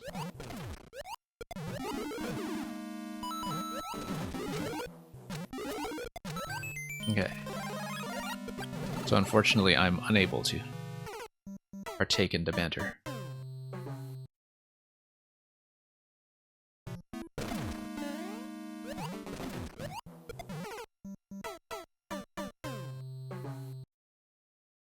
Anyway, pretty satisfied with actually being able to progress decently past that fire flower once we managed to land there.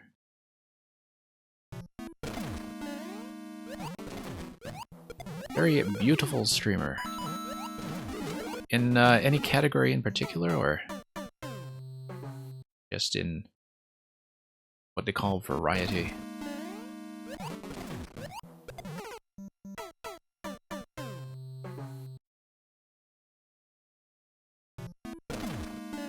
Yeah. It's always kind of interesting to see what got people into streaming and got people to open a Twitch account. I know a number of people on this channel have told me that, like, my channel was one of the first they subscribed to because they were... one of the first they followed, rather. Because they would have come in to Twitch specifically for the purpose of viewer levels, but I think everybody kind of has their own Twitch origin story.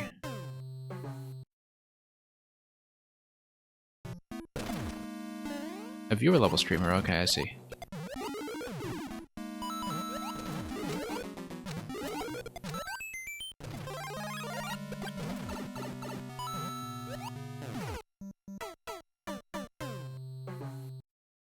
Well, very beautiful streamer. Luckily, I think we don't have that problem of being alluringly photogenic in a way that will someday rebound and destroy your confidence. No, we only destroy your confidence around here if you make it garbage, and maybe not even that. I find that maybe I'm excessively nice to people who send me garbage, just on the assumption that maybe someday they will repent and improve.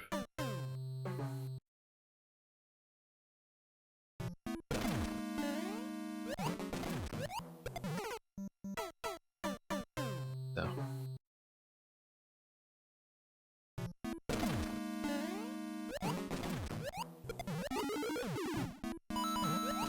Anyway, I'm sure something saucy happened over there in my absence, judging by Supernova's testimony.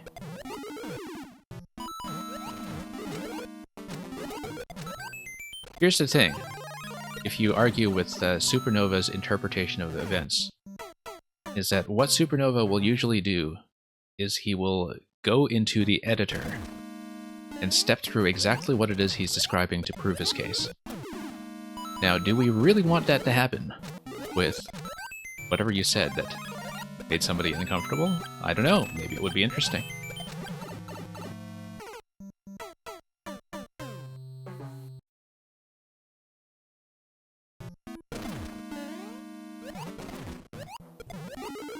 Anyway, that's okay, watching guy.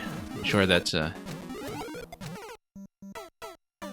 you know, if you've decided to tune into NPR instead, then you've decided on some measure of sobriety as a form of, yes, repentance for whatever you may have once done.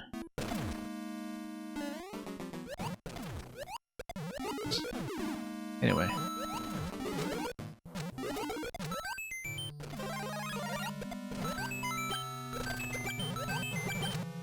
Didn't quite make that. I'm not doing my shell releases very solidly, actually.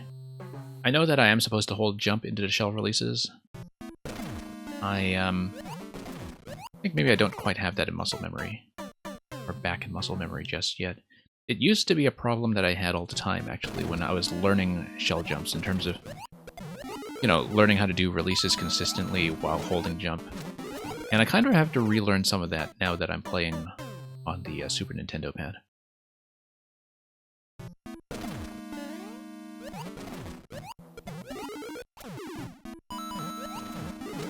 It's okay, watching guy, we are not going to bring you too much additional humiliation here. I mean, that's not on me.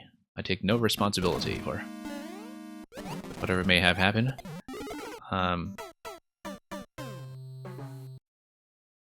But anyway, I guess whichever streamer it is you're talking about, I should send her a level sometime, if she still does viewer level streams. Must be somebody I just never managed to catch during my hours. Because I definitely don't know who that is.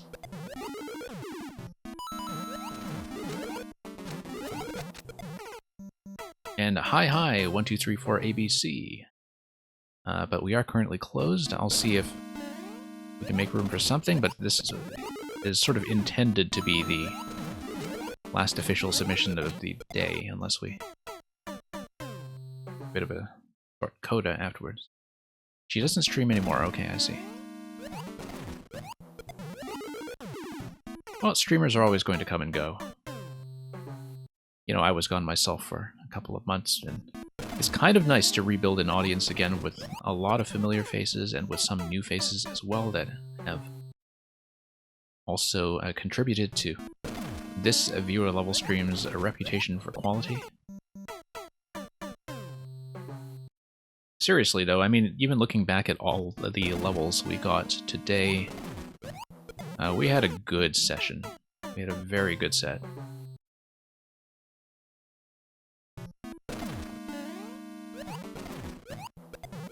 I mean, when I go around to submit to other viewer level streamers, I often do not envy their queues. But yeah, we got a solid group here.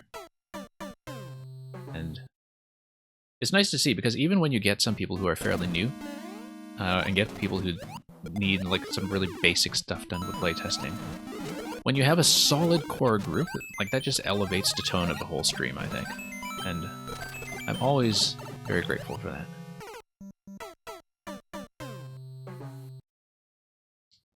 Because it also introduces newer or lesser experienced makers to a lot of new concepts and ideas, as well as a lot of feedback, of course, from their peers in chat. And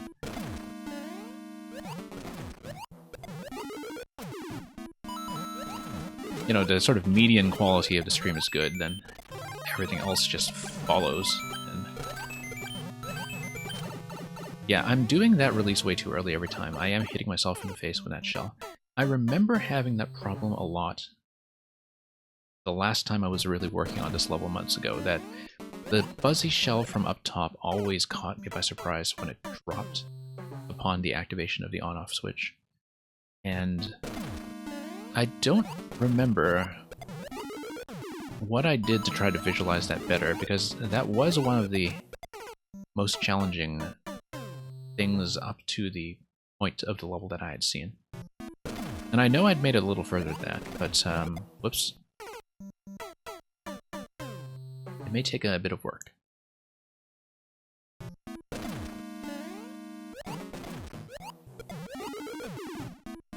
Okay.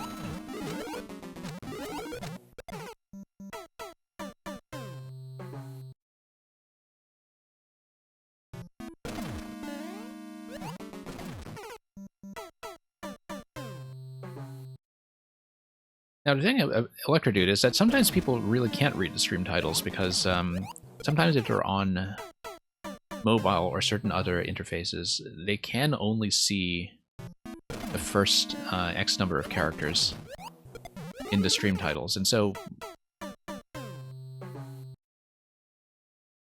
it is sometimes quite possible that they don't see that it's closed until they are told in chat. And I kind of realized that when I was, you know, browsing around on mobile sometimes, that sometimes it's actually very difficult to get the full title to display.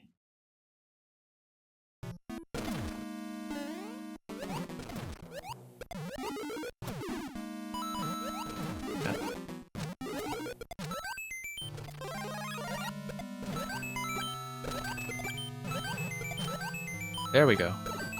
Missed the fire there, though. I do see the firing location as soon as you get past the 3 red blocks up top. No, way too early.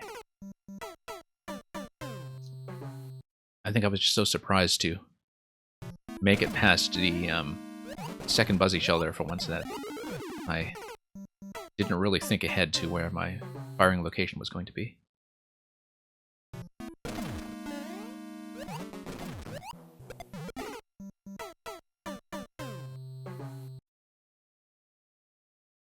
Yeah, I don't particularly mind if they find out it's closed the hard way. I mean,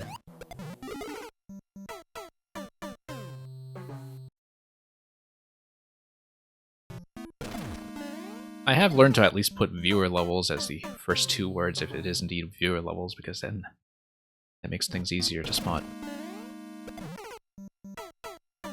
And of course, no matter what, if you're a streamer of a certain size, no matter what it is you're doing, people are going to try to add their codes anyway, right? Regardless of what you tell them.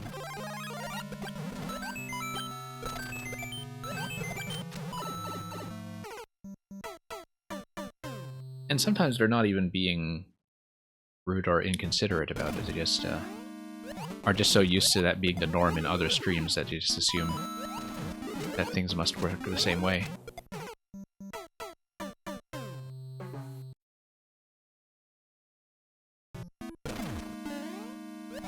Yeah, when you stream this game for any amount of time, 2 things are inevitable.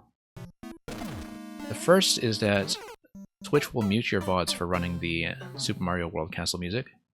The second is that people will try the add command no matter what you do. No matter what content you're running, no matter what you have as your title. Even if you say no queue, it will do it.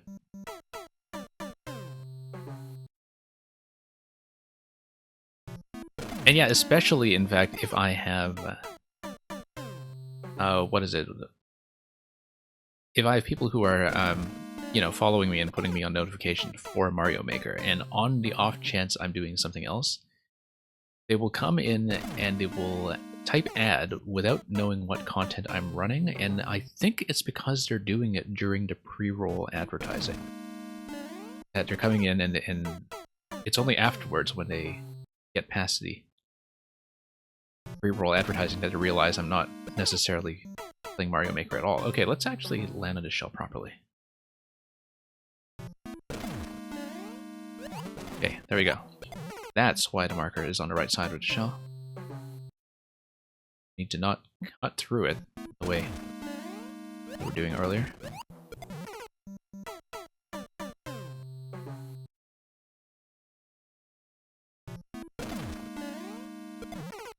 Yeah, Electrocuted will eventually have to clear one of these capstone levels, because otherwise you'll have nothing else to send me. And of course, after we clear them, then you really won't have anything else to send me. Unless, of course, you make more.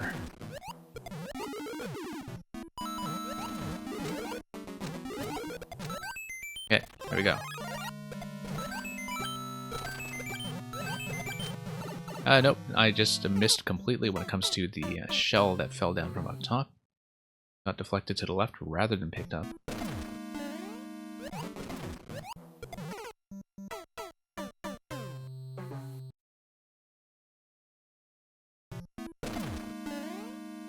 You recommend starting with the spike ball? Yeah, I remember I hadn't really reached the halfway point of the spike ball level, though. I remember that because I was checking the practice room in it. That's okay. This one's reasonably satisfying even if we can't get very far.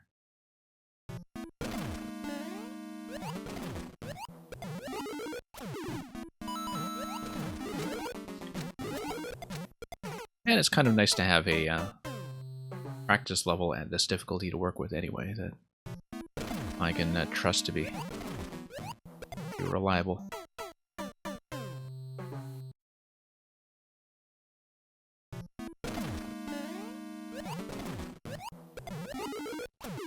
You know, I mean, if you're going to learn how to do this stuff, you do have to start somewhere.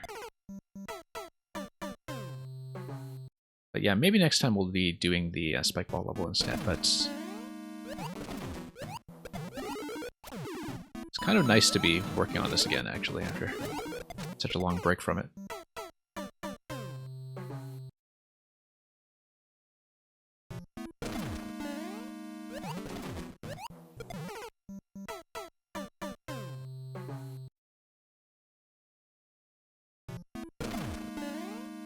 Okay.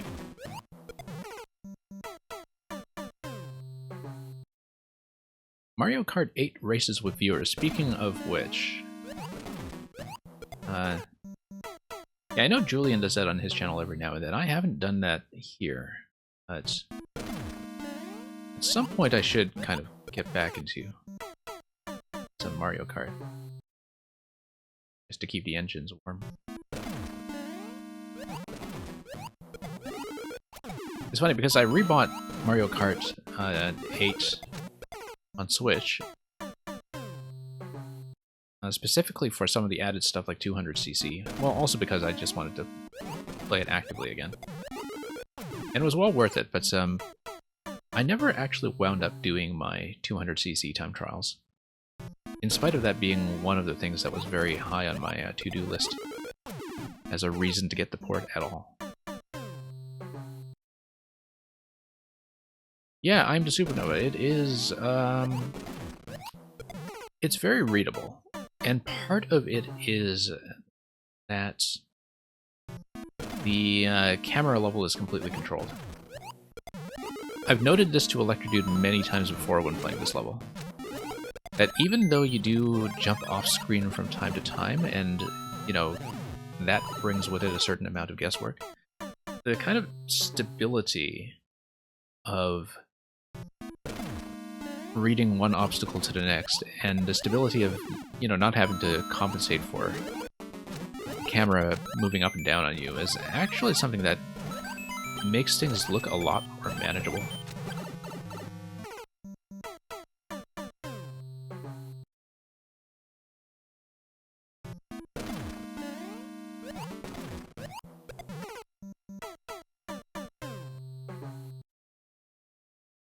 Yeah, Mario Kart 8, I didn't wind up climbing particularly high on the ladder or anything. I mean, the points don't especially matter. It's just a way of getting you to the speed class that you want to be playing on. you know, just to at least get up to drawing matches where everybody's playing 150. But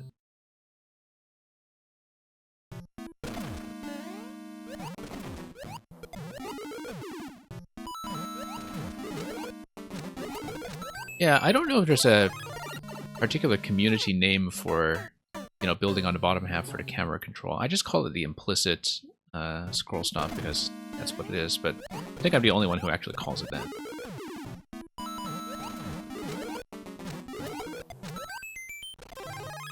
I actually did see a really good puzzle level a while ago that made use of that as an organizing concept that really kind of was built around the camera stoppage being built halfway up, and also some of the logic that's involved with that when you do scroll breaks in terms of whether you can get above the ceiling.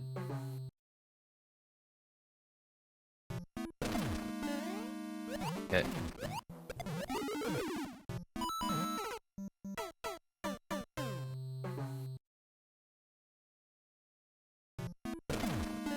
I think, though, in Mario Kart 8, though, the blue shell situation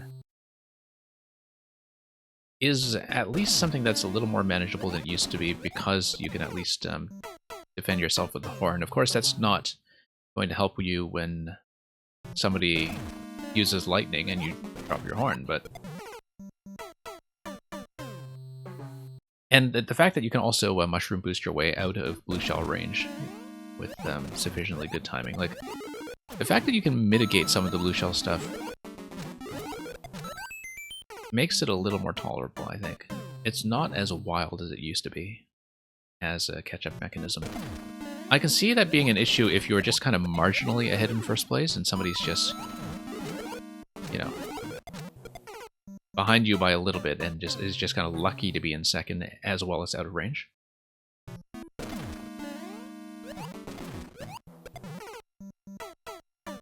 Yeah, as Electric has been saying, we need to get a Splatoon squad together at some point while Splatoon 2 is still active. I need to relearn a lot about the game. I haven't played it seriously since probably 2018. But... And I only ever got up to A rank in most categories.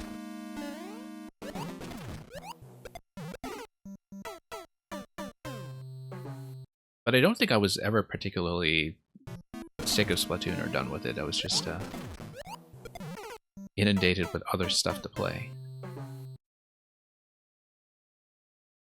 Would have been nice to stick with it a little bit longer, especially in a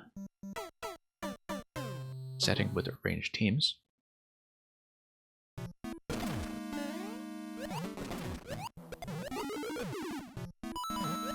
I don't know if you played very much at some of the older Mario Kart online scenes, but I just always think back to the first online competition that they really had, which was, you know, back in Mario Kart DS, and how, like, everything was about snaking back then.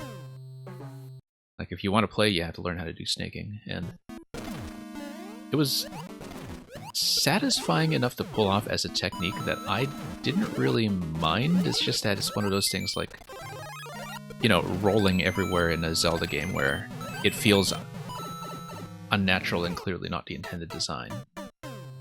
And where you're kind of doing the fussy thing because everybody's doing it.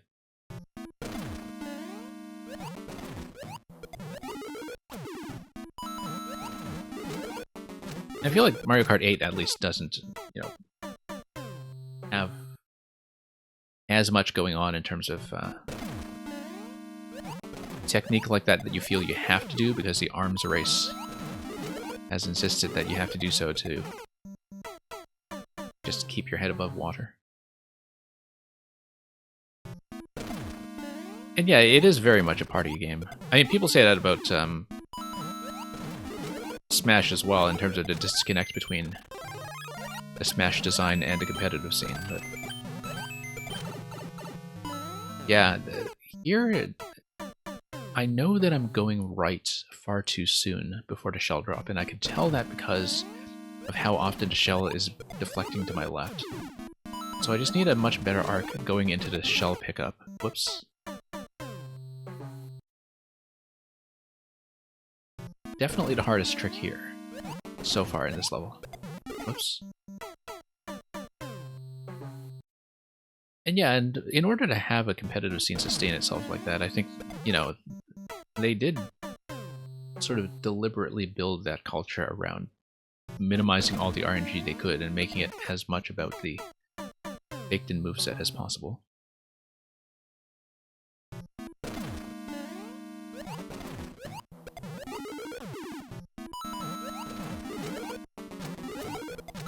It's sort of interesting to watch the Smash scene in that respect, that to some extent they kind of fight against the design of the game by trying to strip out a lot of the variance and to try to streamline the competitive play into something as luck independent as possible, where, you know, if you come at it from the perspective of playing competitive games that do have an element of luck and which do kind of screw you sometimes on luck, which is the case with, you know, poker, and is certainly the case with Scrabble, which I do play fairly seriously, including on stream.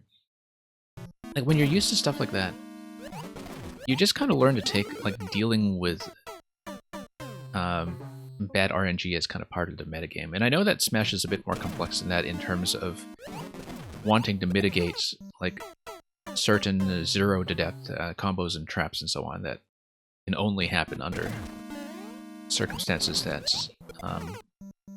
are on banned stages and things like that. But so there's a lot to the Smash rule set that is kind of beyond my knowledge in terms of why they put in restrictions. And it isn't all about RNG, it is sometimes about things like the zero-to-death combos, but it does seem like, you know, it would have been a very different competitive scene if it were built around a metagame that was about learning how to deal with randomness and learning how to mitigate things like item spawns being very unfavorable and so on.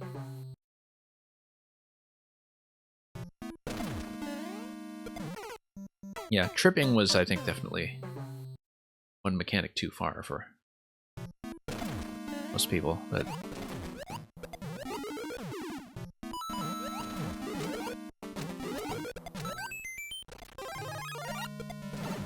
I can't even keep up with the Smash content anymore. I mean, I very much enjoy having Pyra and Mythra in the game as a concept, but I haven't really played with them at all. Like, I've put in, you know, 10 minutes of training to try out the moveset, but the thing about Smash is that, you know, when you're really into it, it just completely absorbs your attention, because there's so much to do and so much to try. But when you're not in it, it's very hard to get your feet back in, I think. Like, I find Smash difficult to pick up after a break. Because after a break, you kind of have a perspective on the fact that you know how much effort you're going to put in and when you're going to stop trying. And that in turn just kind of tells you, like, how much of a commitment you're going to make to the game in the future.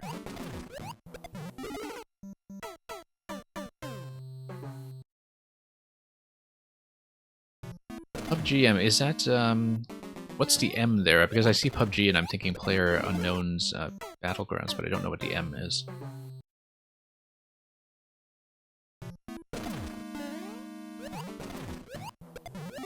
Okay.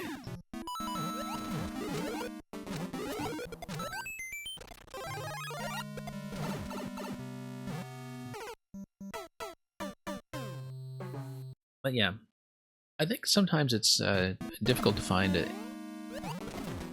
a competitive game where you're okay with stalling at a certain level of development and where you still find it satisfying to win even if you're kind of in the middle brackets. And it was kind of like that with RTS, with StarCraft specifically, and like StarCraft was very much my gateway into live streams and esports and so on. That was the main thing I watched for many, many years.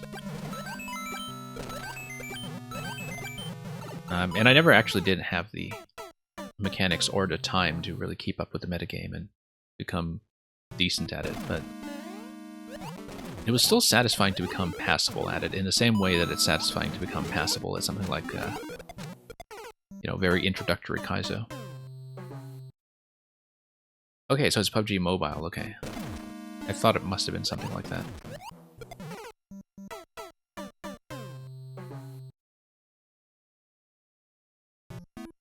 Electro Dude, let me just check how long I've been on this one.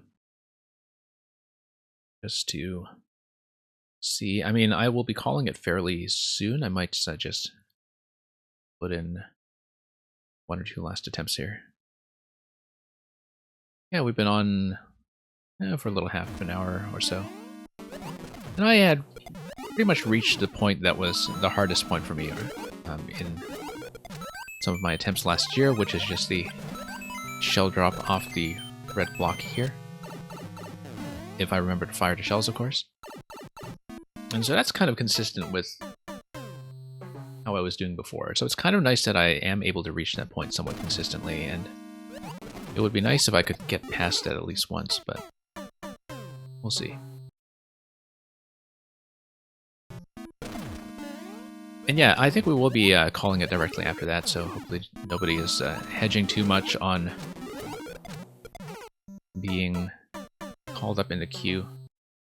I don't think I really have time to reopen today, so. But we will be back with viewer levels tomorrow, and then we'll have some other content in the days ahead. I keep saying that I'll try to fit in... oh, okay. No, I need to jump forward. That was the right idea. But there is a spot where you need to fire backwards, okay. I keep saying that I'll do one last bit of Super Mario 35. Somebody had told me that Super Mario 35 now has a special event that follows the entirety of the original course order, including all the warp zones pointing to the right place. And that sounds like something I should experience at least once. I just don't know if I'll do it on stream. And here we go. Miss. Getting the right idea, though.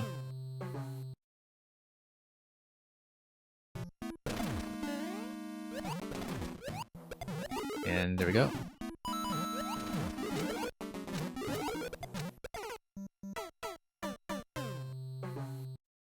And Supernova, you didn't get to add your level to the queue. I mean, you can blame SDGML for that. Having clogged up the queue with that submission earlier that wasn't even her own level, but was just by some chump.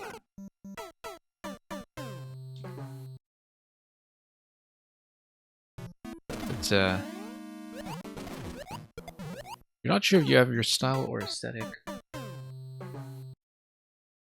I think that some makers sometimes, like a lot of makers, like even if they don't show it all in one level, over a long scale they reveal that they have like a set of structures or obsessions.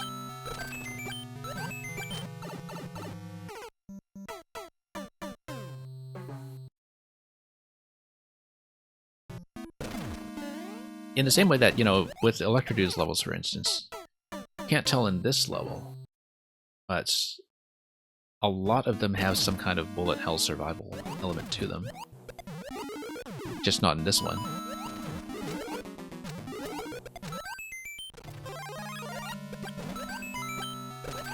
But in terms of like a lot of mechanism activations that are sort of along the bottom row, that's very consistent with a lot of different Electrodude designs that I've seen, not just on this difficulty.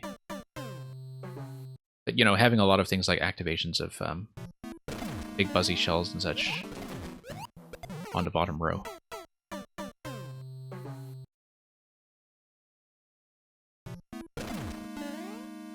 And here we go.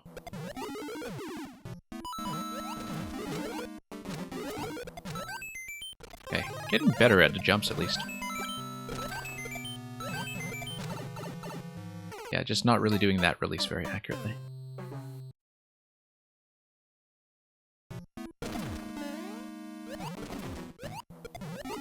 Here we go.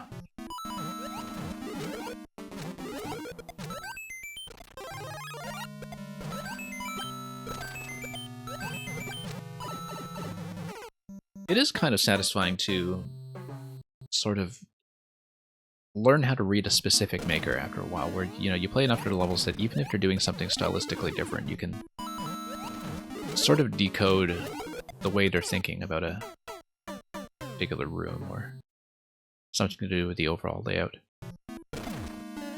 Which is partly why I've been doing more maker-specific streams, and why that's something I'd hopefully like to continue, you know, as a bit of a midweek feature.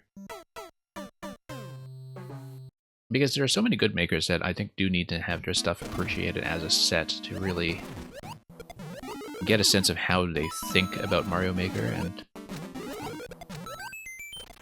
just their approach to structuring things.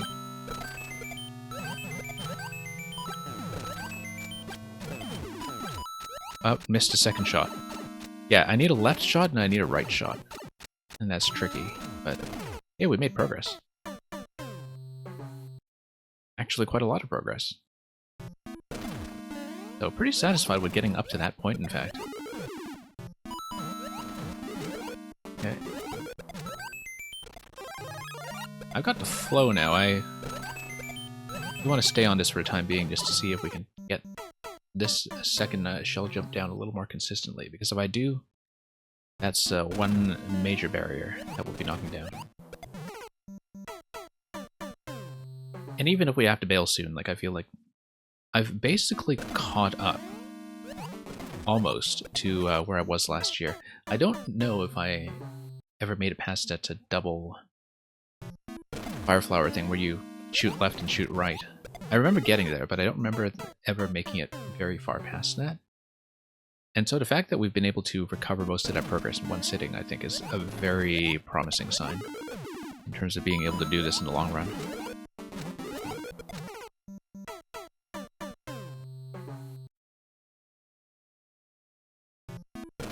Yeah, I have two concepts that I'm kind of switching between right now as well. They're in very rough shape, and like they sort of have this inherent element of jank in them that I don't know if I am able to take out. So I'm just not very satisfied with that right now, but we'll see. I don't really want to build something as mechanically complicated as what I did last year, simply because it was not only kind of a nightmare to debug, but a nightmare to debug if I had to make minor changes. Like, it was very inflexible to minor changes that were made in playtesting at the last minute. And just because the track setup was so meticulously timed to make the whole level work. And so I doubt I'll want to make anything that complex, but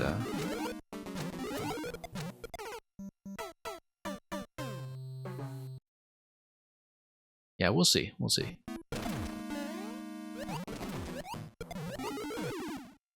So, don't really feel like my concepts are in a very playable state right now.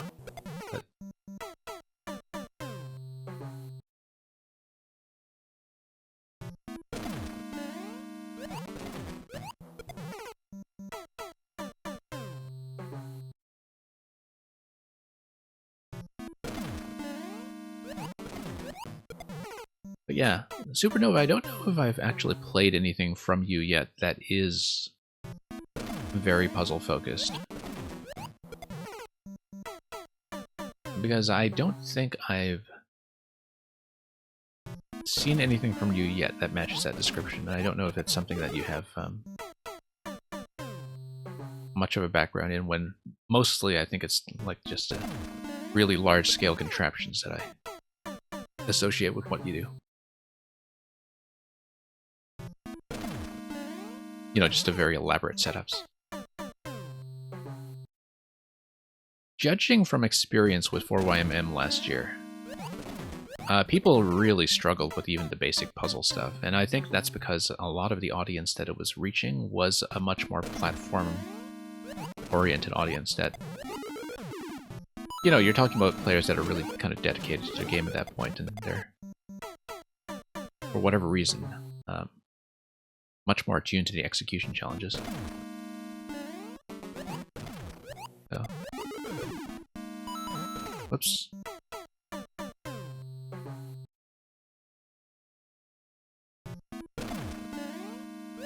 Yeah, we'll see. I mean, the concepts right now are just in a very rough shape. I might just need to design better platforming to make use of them, but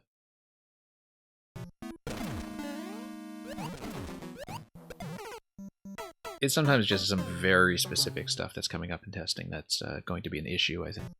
But we'll see how it goes.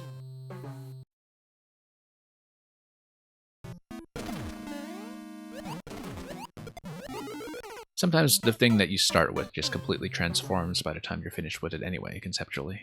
So that might be the better way to look at it, I think, is that, you know, the best concepts are the ones that are kind of adaptable into concepts that are similar but totally different, and in the end, much better. Last puzzle you made was in 2019, and the one before that was in 2016, I see. Yeah, like I was saying, I never really got into the puzzle side in Maker 1. Which, of course, has a lot of mechanics to learn in its own right.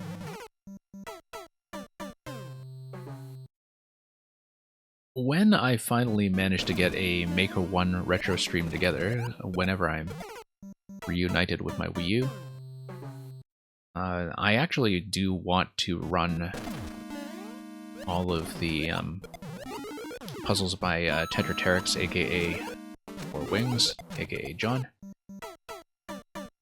I think people in Maker 1 just mostly knew him as John, but like his puzzle style in particular, I really want to catch up on in its entirety, just given how much I've liked his stuff in Maker 2 as a latecomer.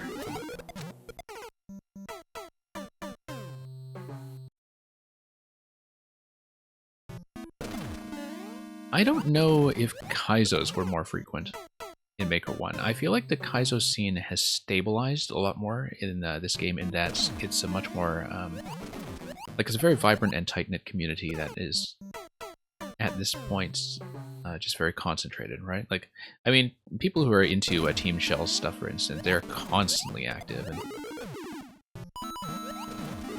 you know, the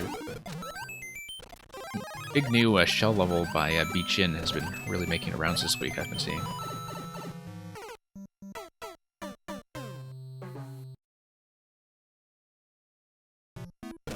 The new Soup speedruns seem to be all over the place in the early days of Maker 2, when that one guy on Reddit in particular was just farming the 20-second stuff like crazy on the top charts. Like the guy who was trying to get all the medals so he could screenshot the fact that he got all the gold medals and then quit the game and never come back. Which, you know, alright, if you have fun doing that sort of thing, whatever, but to me that's not really why I play this game. It's not, you know, that kind of completionist experience.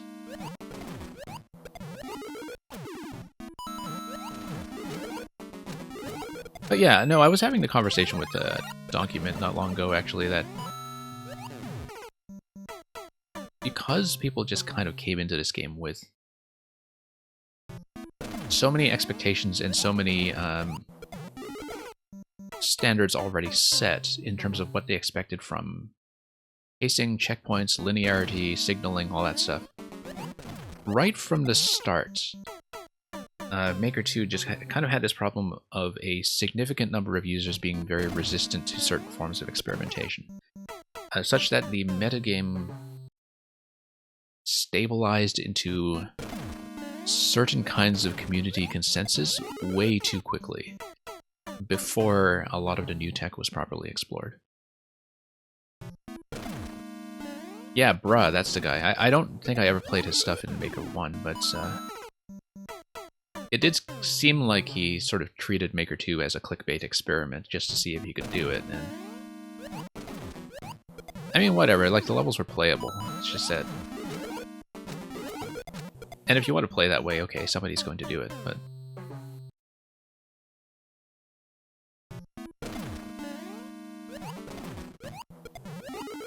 The thing that I think was sort of the knock-on effect of levels like that, like the 20-second stuff taking over, is that it actually totally redefined what people mean by the word speedrun in the Mario Maker context. Like, I always thought speedrunning was not only something that would be very applicable to non-linear stuff like Metroid games, for instance, where, like, speed tricks really matter because, like, your pathways really matter in those games. And speedrunning is spectacular, not just because of the technique, but because the games are, by design, really non-linear, right? And you get that with things like the Ninja levels in this game, which are sadly coming to an end very soon. That the Ninjas are very close to what my idea of speedruns always were, which is that the routing is an interesting problem, and then after that, the execution is an interesting problem, but you really do need to have both, and you need to have enough flexibility in the level design to allow for both. But instead, it seems that the kind of community understanding of speedrun collapsed very quickly into talking about like that 20-second stuff where you have this very straight line, and you have a coin along the whole trail, and you have stuff explode around you. And it just kind of looks cool for 20 seconds where you have no player agency whatsoever. Right? Like, that to me is not a speedrun. And no amount of tagging will really change my mind about that. Hey, sorry, Destructor CB, we are closing down very soon. I'm already way past time on stream, but we were progressing, and I'm pretty satisfied with where I got this session, but I do want to see if I can push this just a little bit further.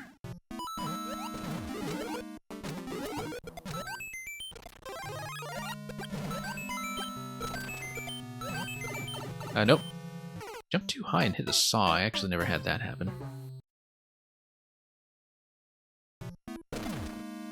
Whoops, no.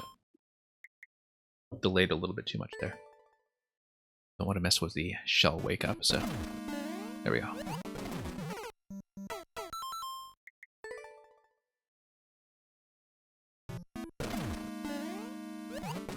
No. Bounce on a shell and then do the throw.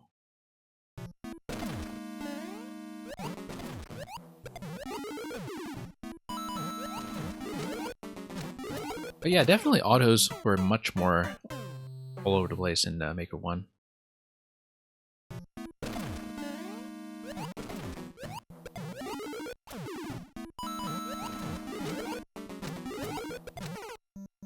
Yeah, the thing about those levels is that, like,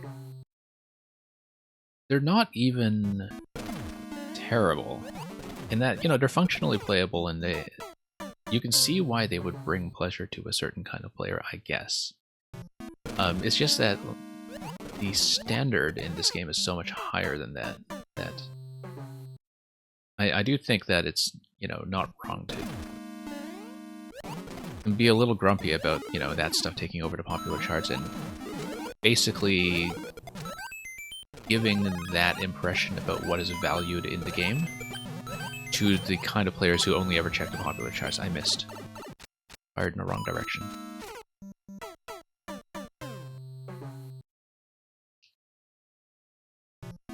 But yeah. And the thing is, the people who are mostly just playing top charts and focused on stuff like that, like, they're the ones that burn out on the game first, right? Like, I don't feel anywhere close to burning out with this game because of the sheer diversity of stuff I actually do manage to see, and unfortunately that's not something that's necessarily going to be accessible to everybody simply because it does take a lot of buy-in, I guess, and a lot of effort on your own part to really look for levels or set up the infrastructure to receive good recommendations. Up to and including buying a capture card.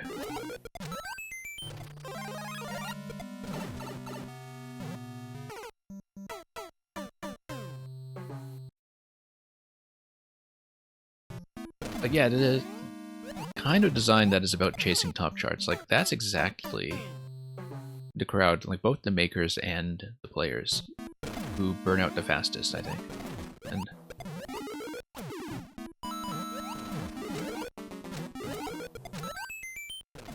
because it doesn't take long from that perspective to feel like you've just kind of seen it all and done it all.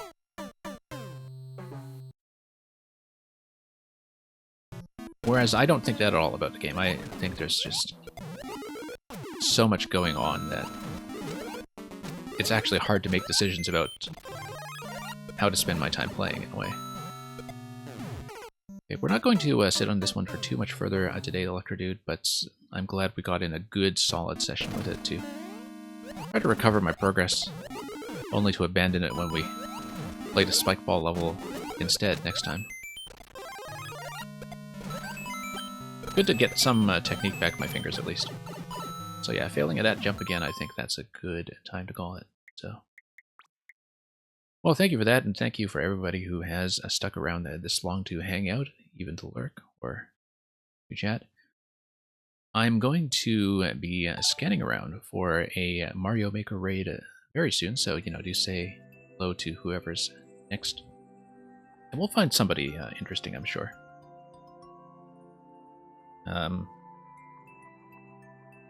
One second, need to sort something out quickly on my end.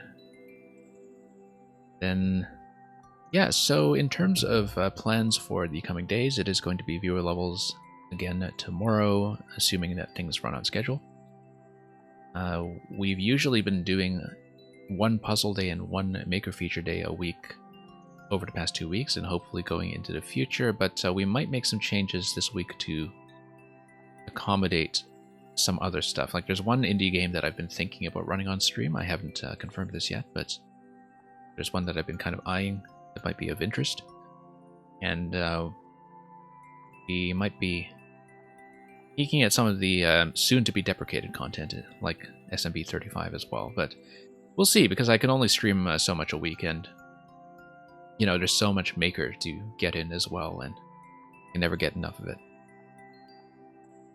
So, good luck with building and playing and doing whatever else it is you do. We're going to tap out for the time being, and just going to say once again, thank you especially for all of the submissions, even if somebody submitted on your behalf. And whether you submitted or not, thank you for watching and for sticking with us all this time. We'll be back for more, but for now we wish you a good night, a good morning, good afternoon, happy Halloween, Merry Christmas, happy spring, I guess, and fare thee well.